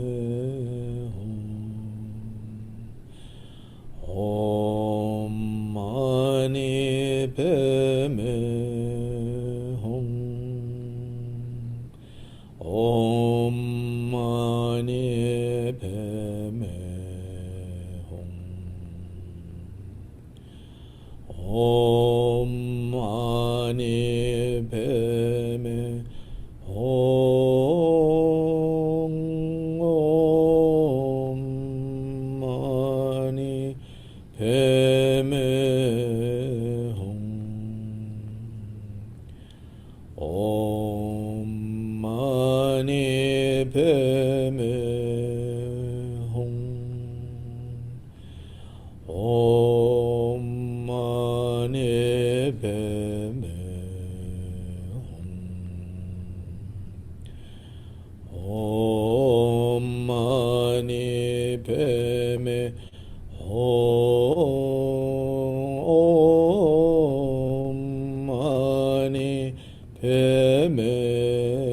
Hum. Om Mani Padme Om Mani Padme Hum. Om Mani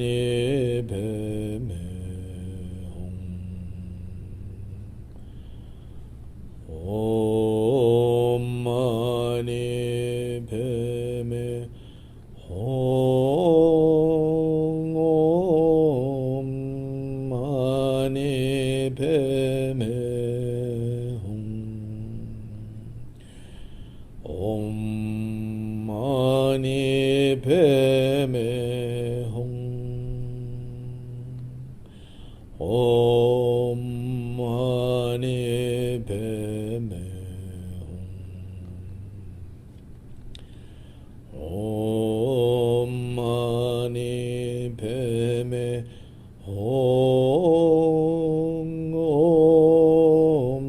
Mani Padme Hum. Om Mani Padme Hum. Om Mani Padme Hum. Om Mani Padme Hum. Om Mani Padme Hum. Om Mani Padme Hum. Om Mani Padme Hum. Om Mani Padme Hum. Om Mani Padme Hum. Om Mani Padme Hum.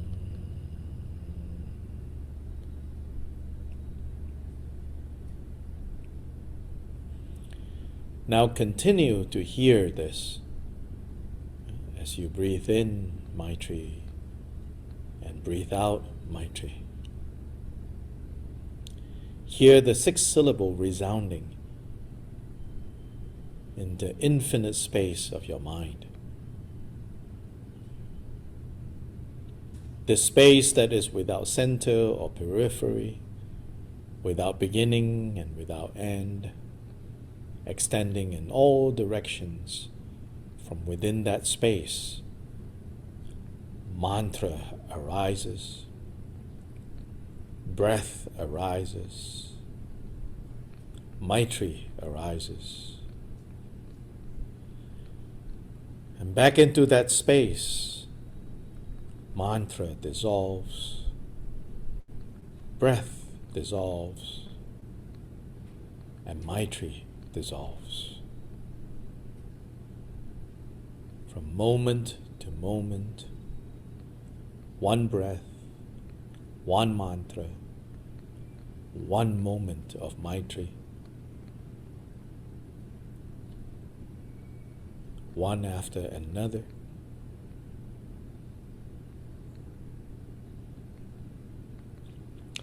Like the waves of an ocean, rolling in, rolling back into the ocean,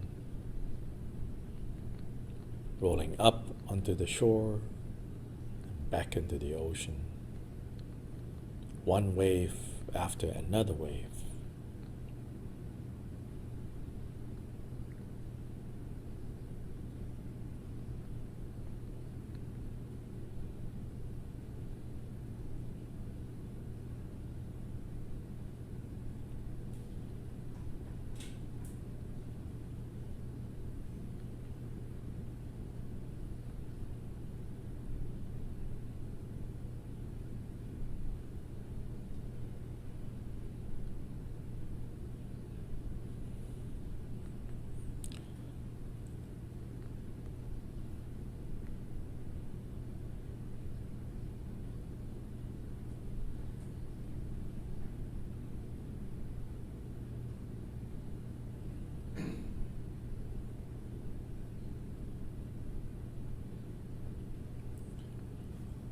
Om Mani Padme Hum.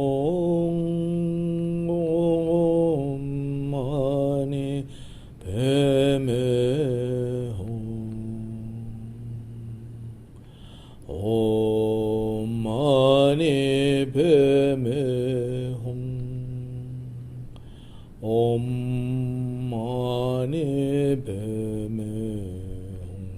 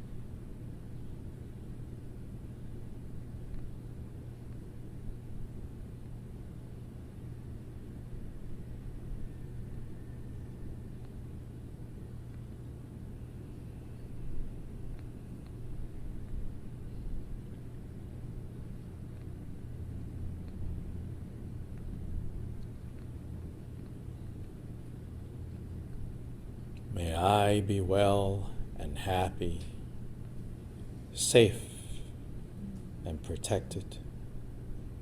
May all be well and happy, safe and protected.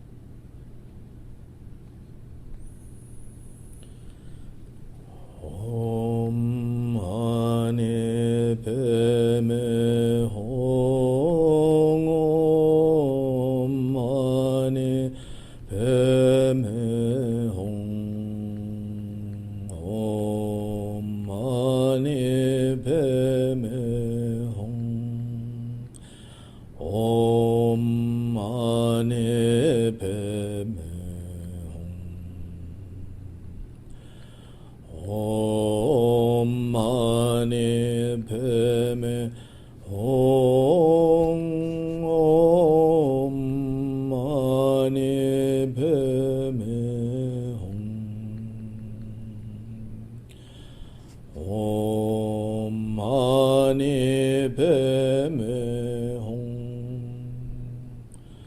Om Mani Padme Hum. Om Mani Padme Hum. Om Mani Padme Hum. Om Mani Padme Hum. Om Mani Padme Hum.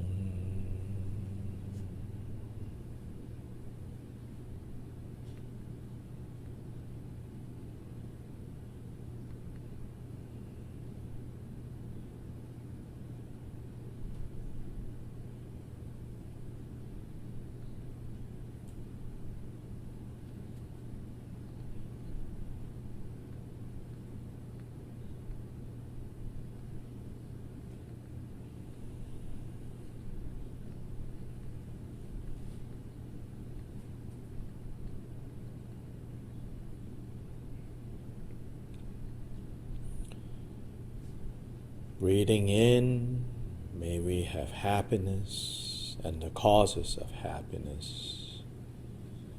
Breathing out, may we be free from suffering and the causes of suffering. Breathing in, may we have happiness and the causes of happiness. Breathing out, may we be free from suffering and the causes of suffering.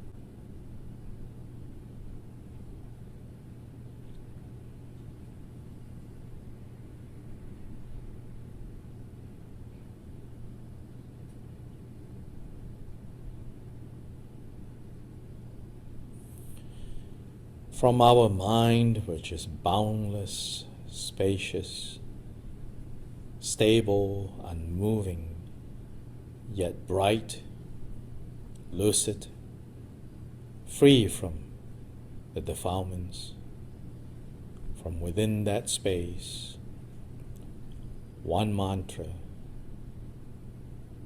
one breath, one moment of Maitri arises. One mantra, one breath, one moment of Maitri dissolves.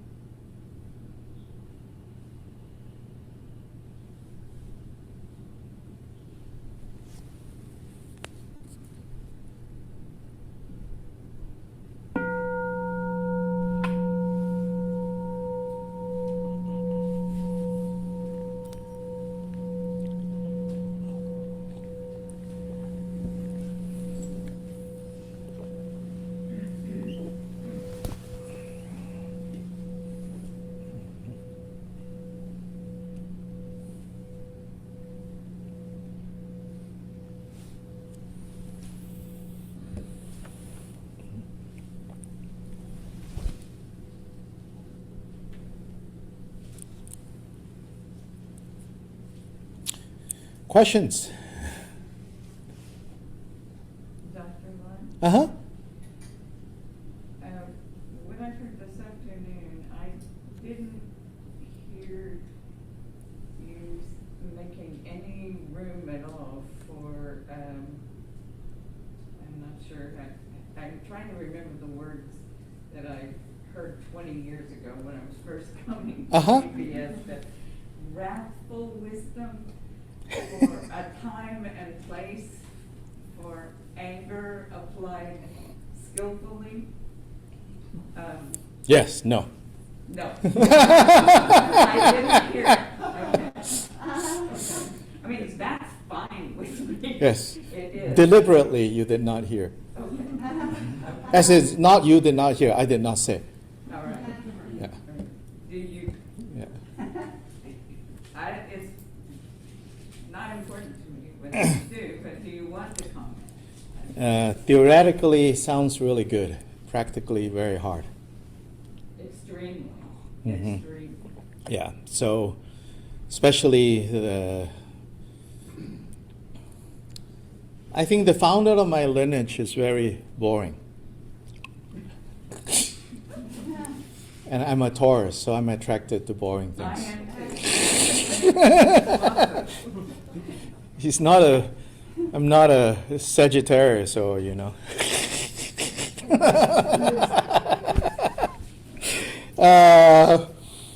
It's, he will say that, yeah, sure, but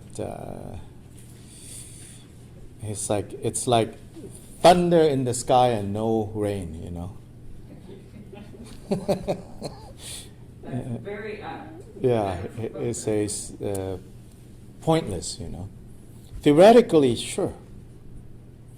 And there will be a point when we get to that place where we can do it.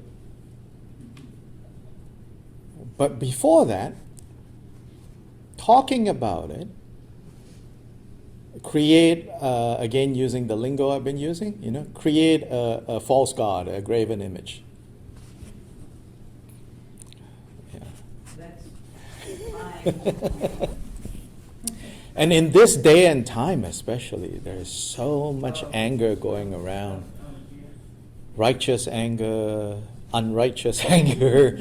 Then of course, what is righteous anger is my kind of anger. What is unrighteous anger is your kind of anger.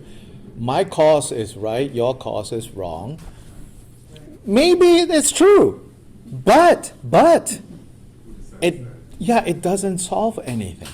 It just causes both sides to hunker down more stubbornly in this divide between me and you, Martin Luther King was correct. Mm-hmm. Hate does not, cannot, only love. Yeah, That's the right yeah. And he says, love fiercely, yes. So wrathful in that sense, Love fiercely, Again, theoretically and practically, it is possible, but not probable where I am at. Then my teacher always say to me, do your best in not talking about things that you cannot do. Do your best. I don't do very well there. I do talk about things that I cannot do. One of my teachers is very good at actually literally following that. He doesn't talk about things that he doesn't know from his heart. He has read a lot, but he is very disciplined. He doesn't.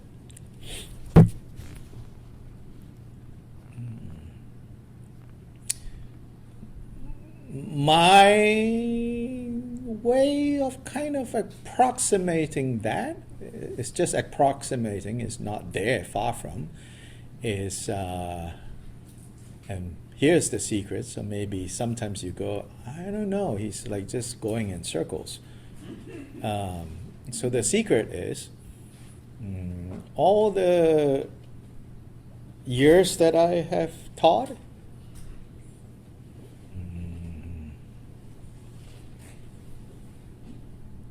I don't prepare. You don't. I don't prepare. I don't have notes. I don't have cheat sheet.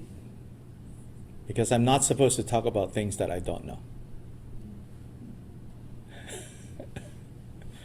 Sometimes it works, sometimes it fails. And when it fails, it's a teaching moment for myself. Right? So you attempt to talk about things that you don't know. So there you go. You wasted other people's time, you made a fool of yourself. But when you have notes, you can cover. Then in the end, you're deceiving others, you're deceiving yourself.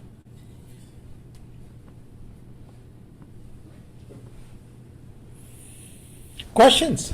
Complaints? Send them to Cheryl and Melissa. And you need to know how to divert traffic. Yes? I've been reading this book, the Tibetan Book of Living and Dying, Mm-hmm. and I had a passage that I wanted to ask you about. Sure. It says, Shantideva said, whatever joy there is in this world yes. comes from desiring others to be happy. Yes. And whatever suffering there is in this world, all comes from desiring myself to be happy. Yes. So if we have to start working on ourselves Yes. first in order to see change in not ourselves, Yes. how could you make it make sense? Of course. You know how to make sense of it, really. Yeah. You do. I believe that.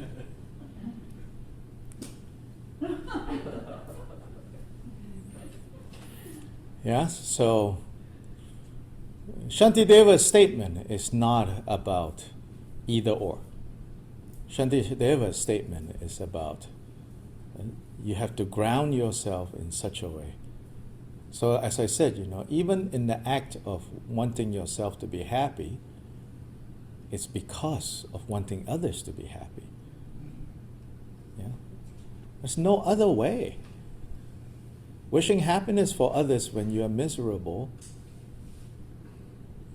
again, thunder without rain. A lot of noise. Meanwhile, nothing will grow down here. Wishing happiness for yourself to the neglect of happiness of others. Also, in the end, you destroy yourself. It doesn't work. So you have to start with yourself.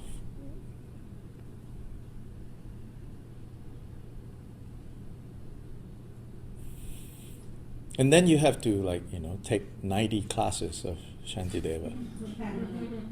That's where we are, right? Zach, and about 90 now? Yeah. We've been having about 90 classes on Shantideva. Twice a week. Tuesday and Saturday. We're now at the end of chapter 9. We're very happy to dedicate now at chapter 10. A few people here have been following this. It's never some lines quoted out. It's always so many. Yeah, my analogy of a toolbox. So Buddha is said that the Buddha taught 84,000 dharmas. Yeah, 84,000 teachings. The more common explanation for that is they say that because there are 84,000 types of people, so the Buddha taught 84,000 teachings to accommodate the 84,000 types. So that's the more common reading. But a slightly different reading from that is the one by Kyopa Jigten Sumgun, the founder of the lineage that I am a part of. He says, no, the Buddha taught 84,000 teachings for every single person. You're like, what? Because he says, the 84,000 dharmas, they all constitute a single path to awakening. Okay, that statement is not to, scare the bejesus out of you and go, what? I have to learn 84,000 things? But that interpretation, that reading, is to help us understand we don't really need to pick and choose. We don't need to put ourselves in a difficult situation of saying, do I believe this or do I believe that? But rather, we develop a comprehensive understanding where every statement, slowly, of course, it takes time, where everything kind of fits together. Like a puzzle. So that every aspect of the 84,000 is part of a bigger picture that we develop. And depending on where we are on this journey, and every one of us is different. Sometimes when we say path, we imagine literally wait, what's this road out here? Markham, we imagine we all got to get on Markham and we're going to see the same things, along the way when we get there. To a degree, yes, we see the same things, but we never really see the same things because different cars are there, different birds are flying around, different people are walking around, different cars are turning in and out, and you have to yield to different things, you have to speed up at different points. So every one of us encounters a slightly different path, so to say. So this 84,000, meaning every aspect of the Buddha's teachings, should be, when you look at one aspect, you should understand that that's not the final word on things, right? There's these other aspects that has to be brought in, has to be brought in, has to be brought in. And then over time, your view become more expansive, and not become more narrow and narrow and narrow. At the beginning, it's kind of disjointed, and it's necessary to ask that question, like, wait, how do I make sense of it? When I say, no, you know how to make sense of it, I mean it. I'm not being like mean or sarcastic. You know, so we just have to tap into that and say, what is being said here, right? What is being said here? Because if you take Shantideva, like just that quote, and do its logical, right? You're like, no, this is not possible. Yeah? Doesn't matter. Shantideva said it, Buddha said it, this is just blah, blah, blah. But then, if you relate to the words in a more kind of flexible way and understanding, okay, there are all these other elements that have to come in, right? Then you're like, such as the idea of you have to take responsibility for your own awakening. Mm-hmm.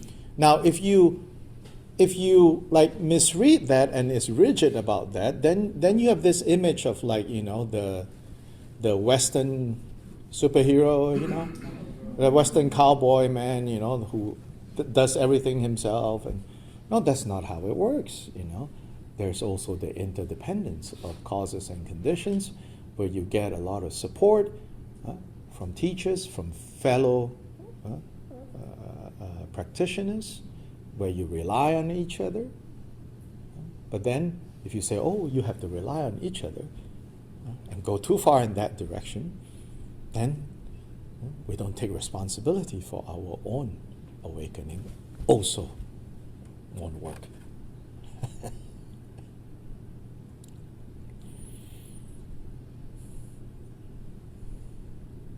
Other questions can be random. Loving kindness just needs to be practiced. Not much more to say about it. It needs to be cultivated,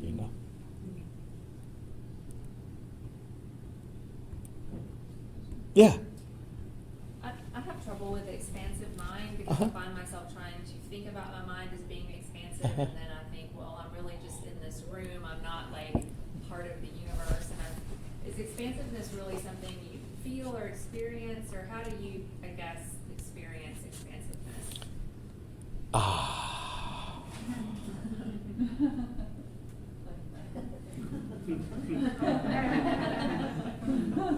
So you can go on like that a little bit, because then the is more expensive. Like jam it up, Jam it up, jam it up, jam it up, jam it up, and then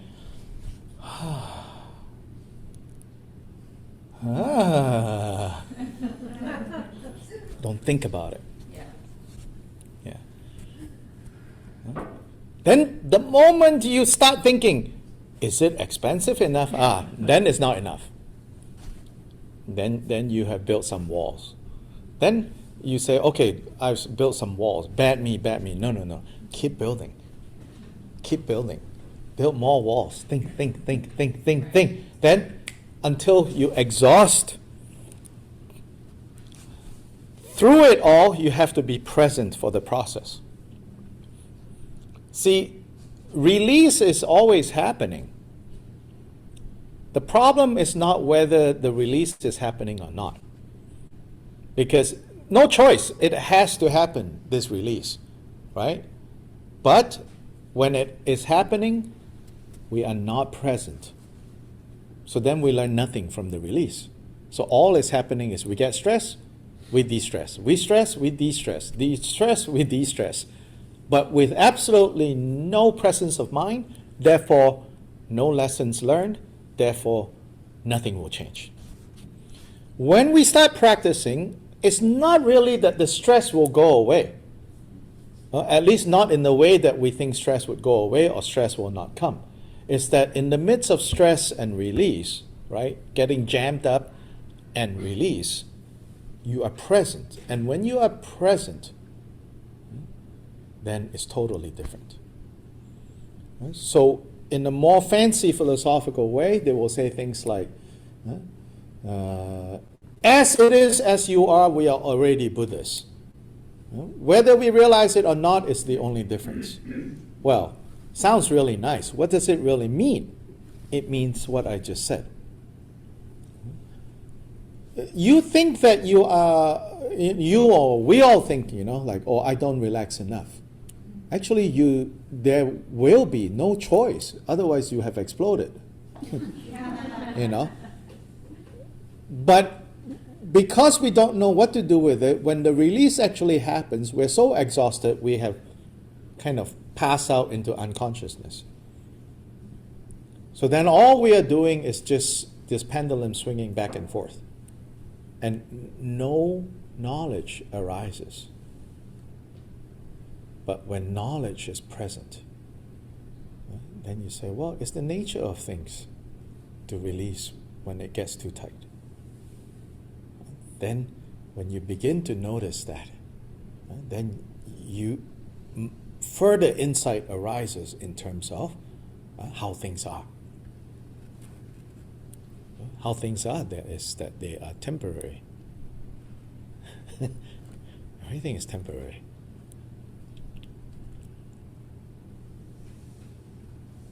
So, expansive. So expansive doesn't mean you're somehow escaping the confines of this brain and this head. Yeah, It's- no.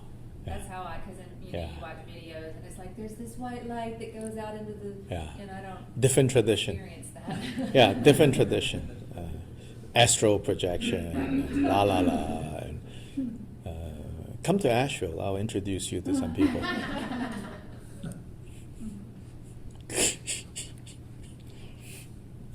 I mean, it's just different, There are traditions that teach transcendence, for sure. And there is a method there. But here we're not talking about that.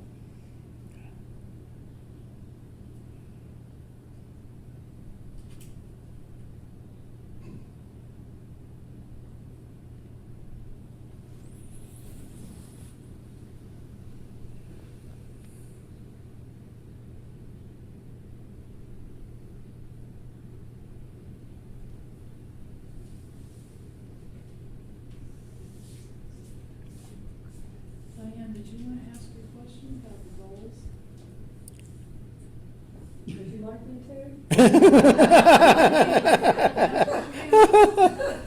to? Now is your chance. Okay. All right. Dr. Lye, I was wondering if you could take some time Uh-huh. and introduce us, or introduce me and those who might not know, about all of the things that are on the altar Mm-hmm. and the meaning of those, and maybe the prayer wheel Mm. you're Mm-hmm. using. There's several things going on that I'm not. Sure.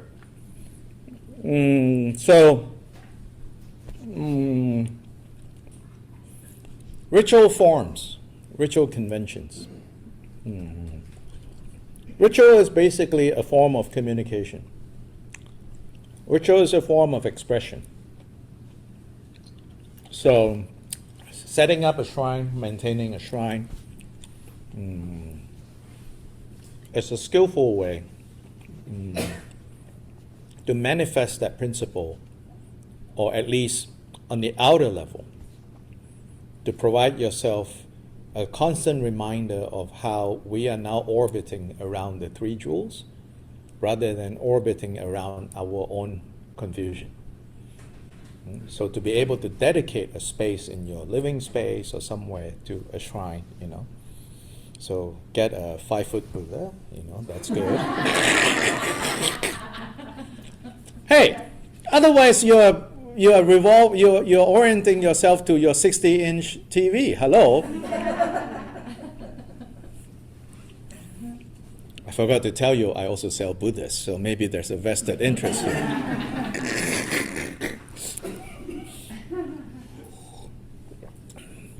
I said to some people that I've known for a long time, I said, you want to know what your object of refuge is?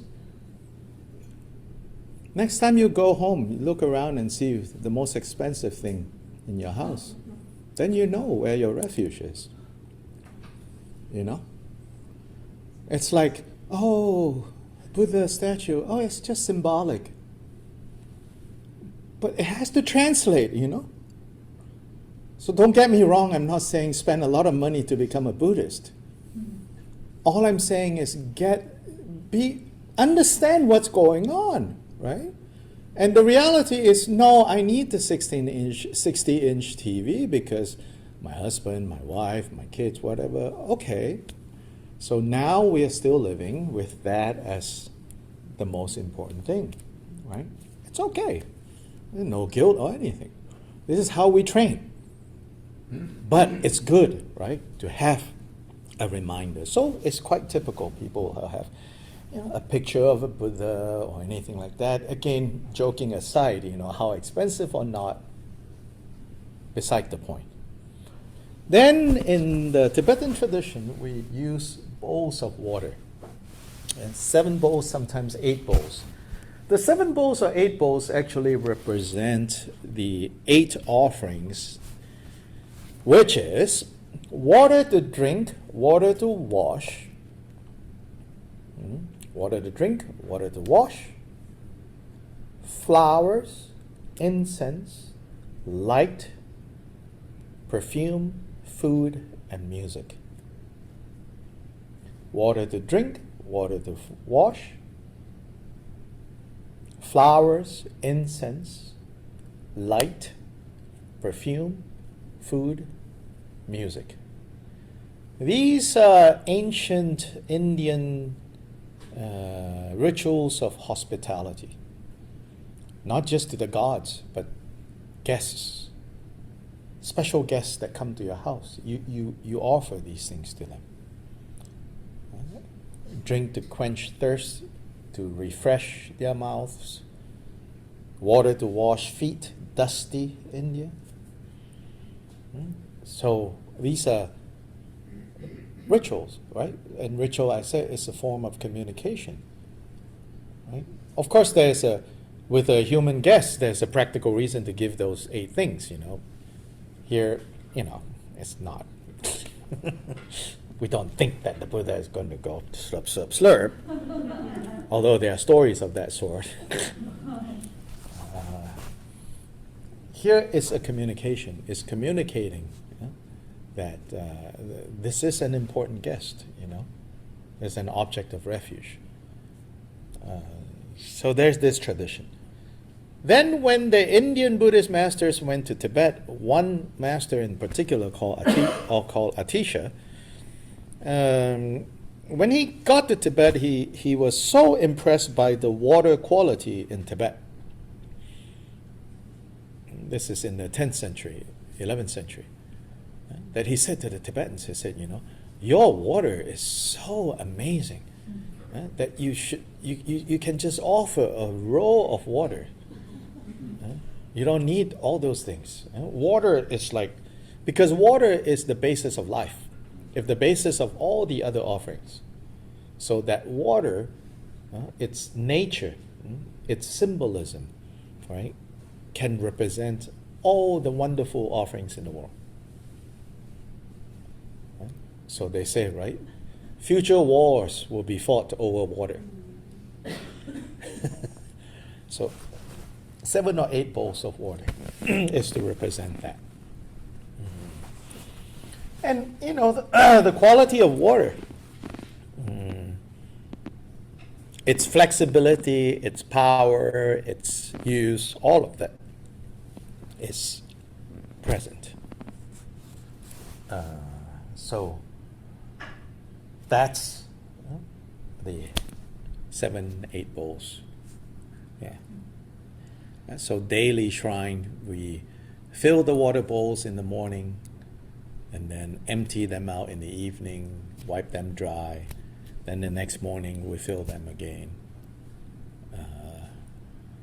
So I do that every day, fill them up, empty them.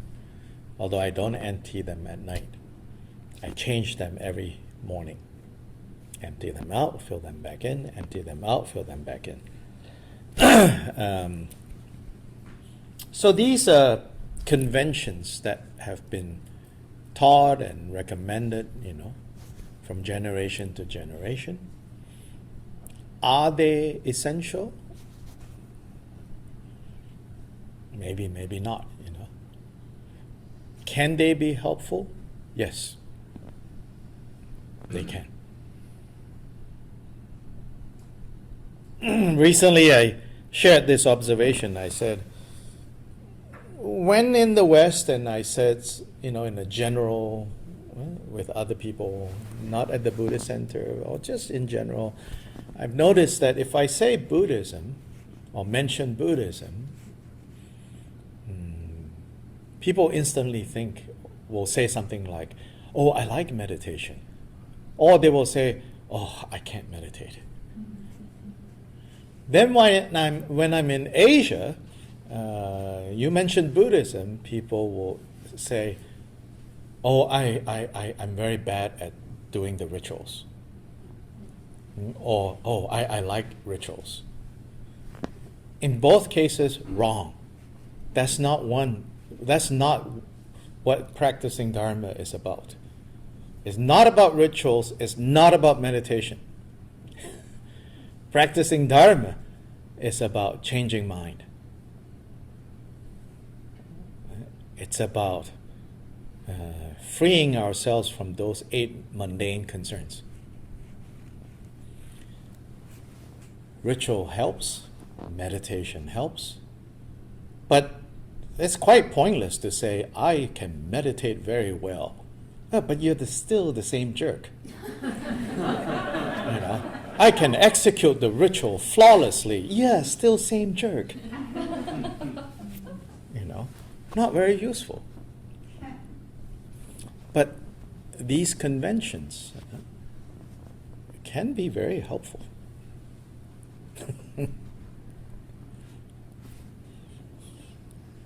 Prayer wheel.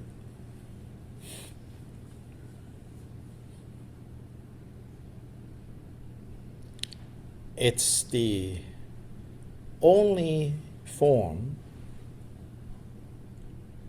of cheating in religion that I know of. Sanctioned form of cheating. It's the only one. I cannot think of any other religious tradition that have sanctioned cheating. So inside this wooden shell are thousands and thousands and thousands, in this case millions of mantras rolled up like a toilet roll. And in this case, technology has helped in increasing the cheating because the mantras are printed on microfilm. So it's like, 50 million mantras. So the idea is that it's rolled up in a certain direction and placed in there a certain way, so that with one turn, 50 million of mantras have been sent out, which would take me a while to chant 50 million. So by just turning this, millions and tens and hundreds and thousands of millions of mantras have been released, have been said, so to say. And it's actually sanctioned, like, go ahead and cheat this way.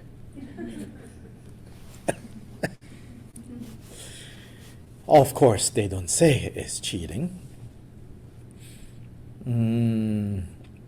What's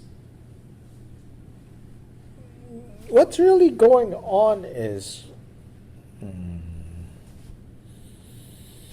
it's yet another convention for bringing careful, skillful attention. Yes, so this movement,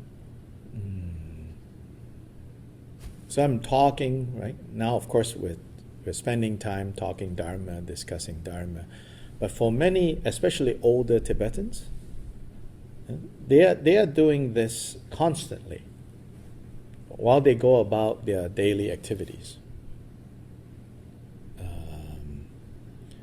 So then it becomes a way to always have a constant reminder. And particularly the mantra is the mantra of the Buddha of compassion. And so, in a way, we are either turning the wheel of confusion or we are turning the wheel of compassion. So this is a reminder to turn the wheel, the Dharma wheel, rather than the confusion wheel. There are more subtle things going on when you use this. It has a calming effect. So I also sometimes, if a non-Buddhist audience, so to say, or someone who I don't know if they know anything about Buddhism, they happen to see and ask what you're doing, I said, it's a tranquilizer. It'll calm you down. Because when you're agitated, it doesn't turn well.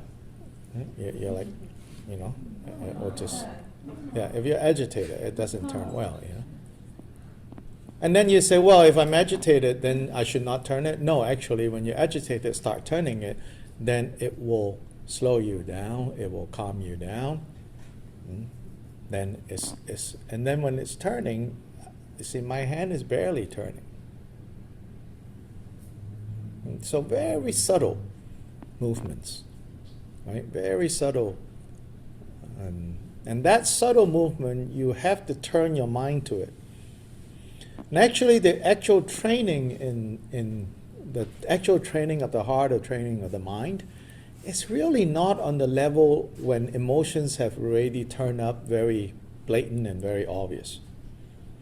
The real work is done on the most subtle level. Barely noticeable level, because it's an aggregation of those moments that turns into what we more explicitly identify as healthy emotion, unhealthy emotion, destructive emotion, supportive emotion. By the time it gets to that level where it can be identified very explicitly as helpful or harmful, in a way it's already too late. It's on the real subtle level. So this, really works on that level. Another thing which is more cultural, just to point out, actually, for someone like me turning it on this cultural level,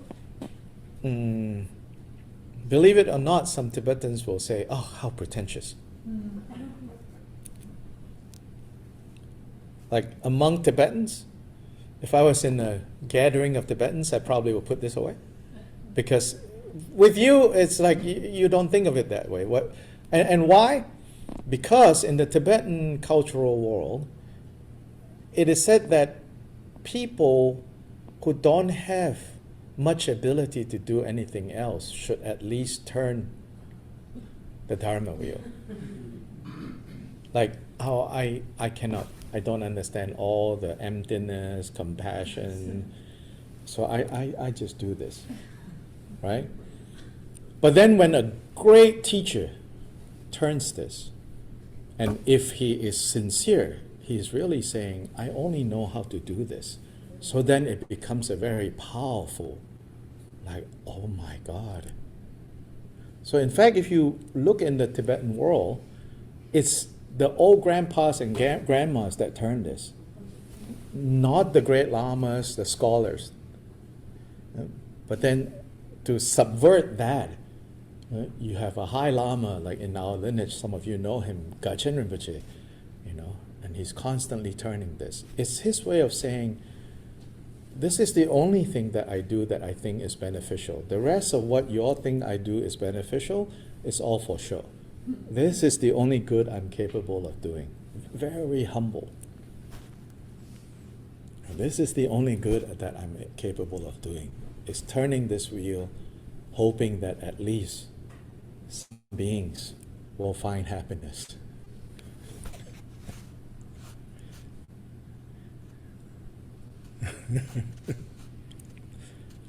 So that, among Tibetans, if I do this, yeah, of course there's nothing else you can do. We don't have much hopes on you in any case, so.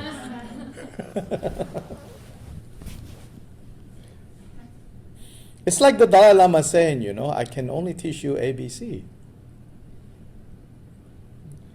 Now, of course, learning ABC is the basis of everything else. All the great compositions come from knowing your ABCs. That's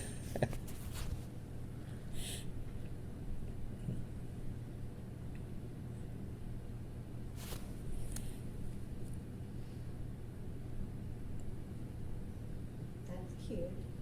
Yeah, it's a new weight I got in Mexico.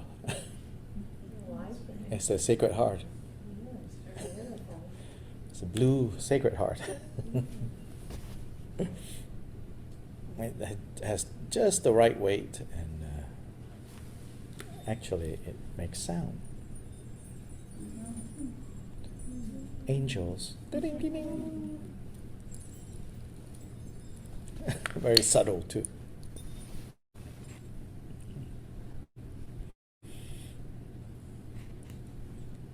Mm-hmm.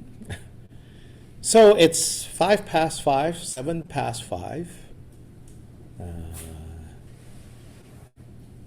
Many of us have pets and people waiting for us. So we should not have pets and people resent your Dharma practice. So we should end today. Tomorrow, what time do we start? 9. So 1 hour earlier. 1 hour earlier than today. So Central Time is 9 to 2. Eastern Time is 10. 10.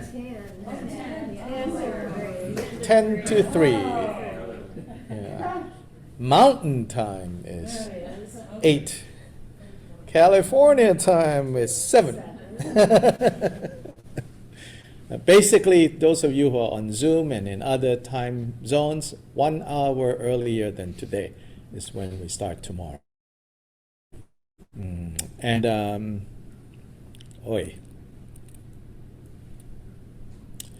there's a text that we use for tomorrow. So we need to send to people. Yes. I know. Everybody's emails, I think, so I can email it tonight. Okay, so Do we'll, I have it? so we'll, yeah, we can send to you. Melissa has if you can forward the email. Sure. Yeah, I can forward right now. So it's a short text that we're going to use as to ground our program tomorrow. So I just prepared that text last night. Let me make sure.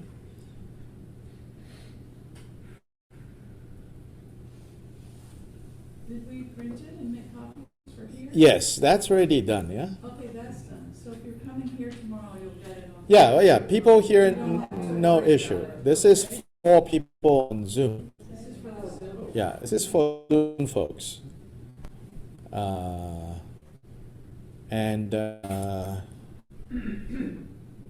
Is there an email open there, That Mick? machine does not have email on it. Ah, okay. It's just, anyway, no. Oh. TV studio. Hold on. Let's try one thing. I'm gonna. Oh, put it in chat. Well, that's what I'm trying to do. You can do it, you're the co-host. Well, I need to get the file to him. That's the issue. No, because you're the host, you should be able to share it in chat to everybody. Cheryl, I mean, you're a co-host. he needs to have the document to share the document. The computer needs to have the document to share the document. Oh, and you're not logged into the. No. I'm so sorry. Yeah, so I need to airdrop to you. I'll see if you're on.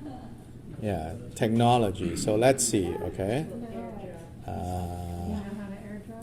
Well, I'll drop, he'll receive. It's not. It's the EBS computer, Mick. I think that's. So let's see. Let's see if you're on. Drop. I see EBS MacBook. Yay! I don't know, where's this coming from? Just accept. I don't know. Waiting. Looks a little. It's opening, now you can open it. Oh, Yeah, accept. oh, Yes. I just got There it is, collective teachings, okay. Cheryl, I attached this to- I sent it to you too. I sent it to me. Yeah, and some other iPhone I see, I'm just sending viruses. K. Cheryl's new phone, iPhone 8. This was when I was in Bhutan. His Holiness the Drung Gyabgon was doing a big POA, transference of consciousness, and there was like, I don't know, 7,000 people, you know. And so, but they didn't prepare the text. And for Bhutanese, for Tibetans, Ladakhis, they don't, many of them don't care, you know, like, His Holiness is there, that's enough, you know. They'll just like sit for hours just. But then a younger generation like you and me, it's like, what is going on? Like, you know. So then people are like, where's the text? Is there a text, you know, like among another group, you know. So I'm sitting there going, drop, drop, drop, drop, drop. And people are like, oh, look, it's turning up. Who is this guy, you know, like drop, drop, drop, drop, drop. Then I thought, oh yeah, like maybe Jehovah's Witnesses should start walking around just airdropping, you know, the good news to anyone. Like go to a football game and, you know, airdrop the Dhammapada, you know, like drop, drop, drop, drop, drop, drop. It's like Judith. Yeah, drag that file. And, There yeah. you go, he sent it. So, a thumbs up if you got it. So look at Zoom people. Look at your chat. You should be able to download that. Yeah. So now you all have something to do when you go to a football game. Just open share and drop Dharma to who knows. I mean, they can just delete it, you know.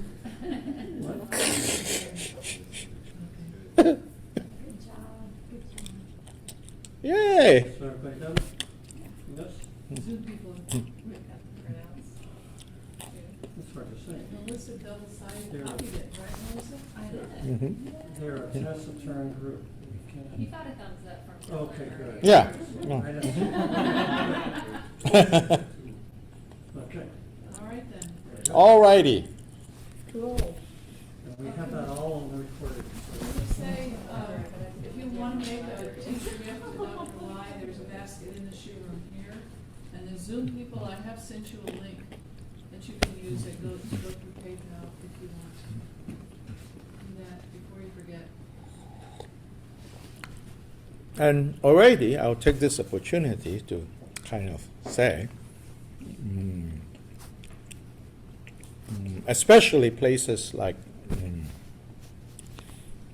just be explicit. Sometimes people, when they start thinking across different platforms, you know.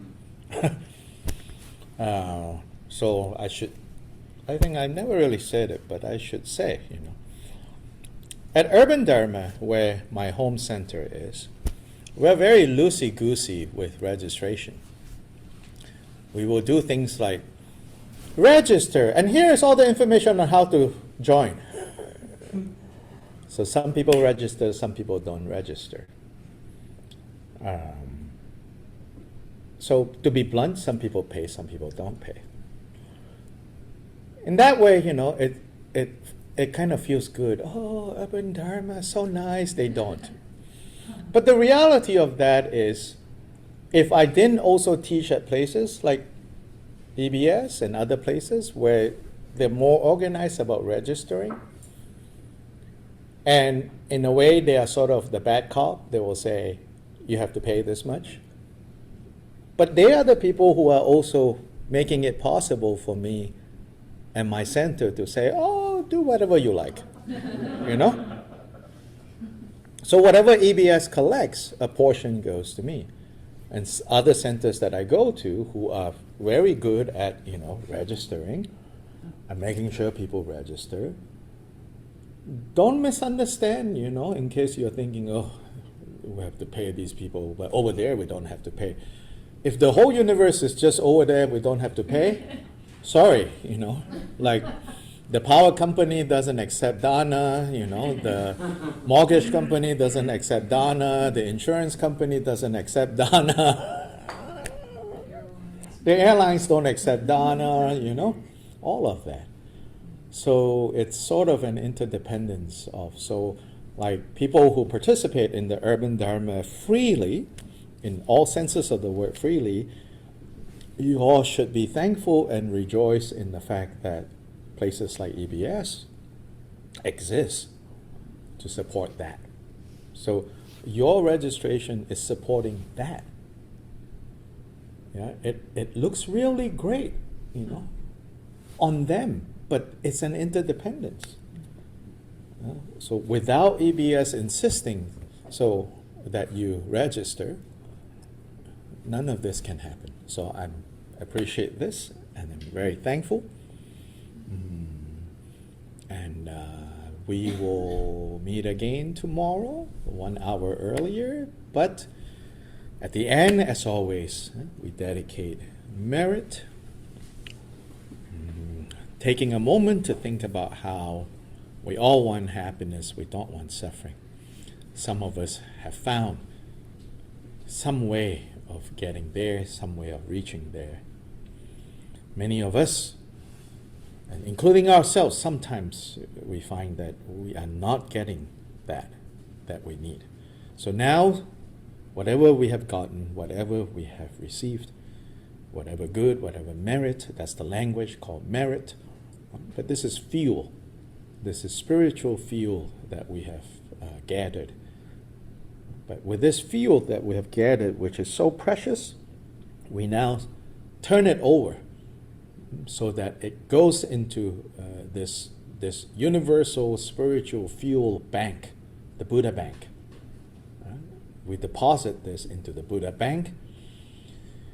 The way this Buddha bank works is that any person, whether they have deposited or not, if they need, they can withdraw. So this is really same principle as what I just talked about, how some centers carry more weight, some centers carry less weight, but it's all dedicated to the same account. So may all beings be able to draw from this account when they need to draw from this account. And when we have more that we can deposit, this is the only safe place to deposit this merit. So take a moment to make your deposit.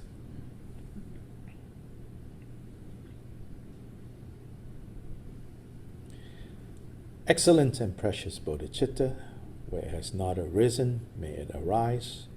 Where it has arisen, may it not decline, but increase higher and higher. Changju Sem Chorim Poche Ma Ge Ba Nam Ge Gyu Che Ge Ba Nyam Ba Me Ba Go Ne Gong Du Be Wor Shu.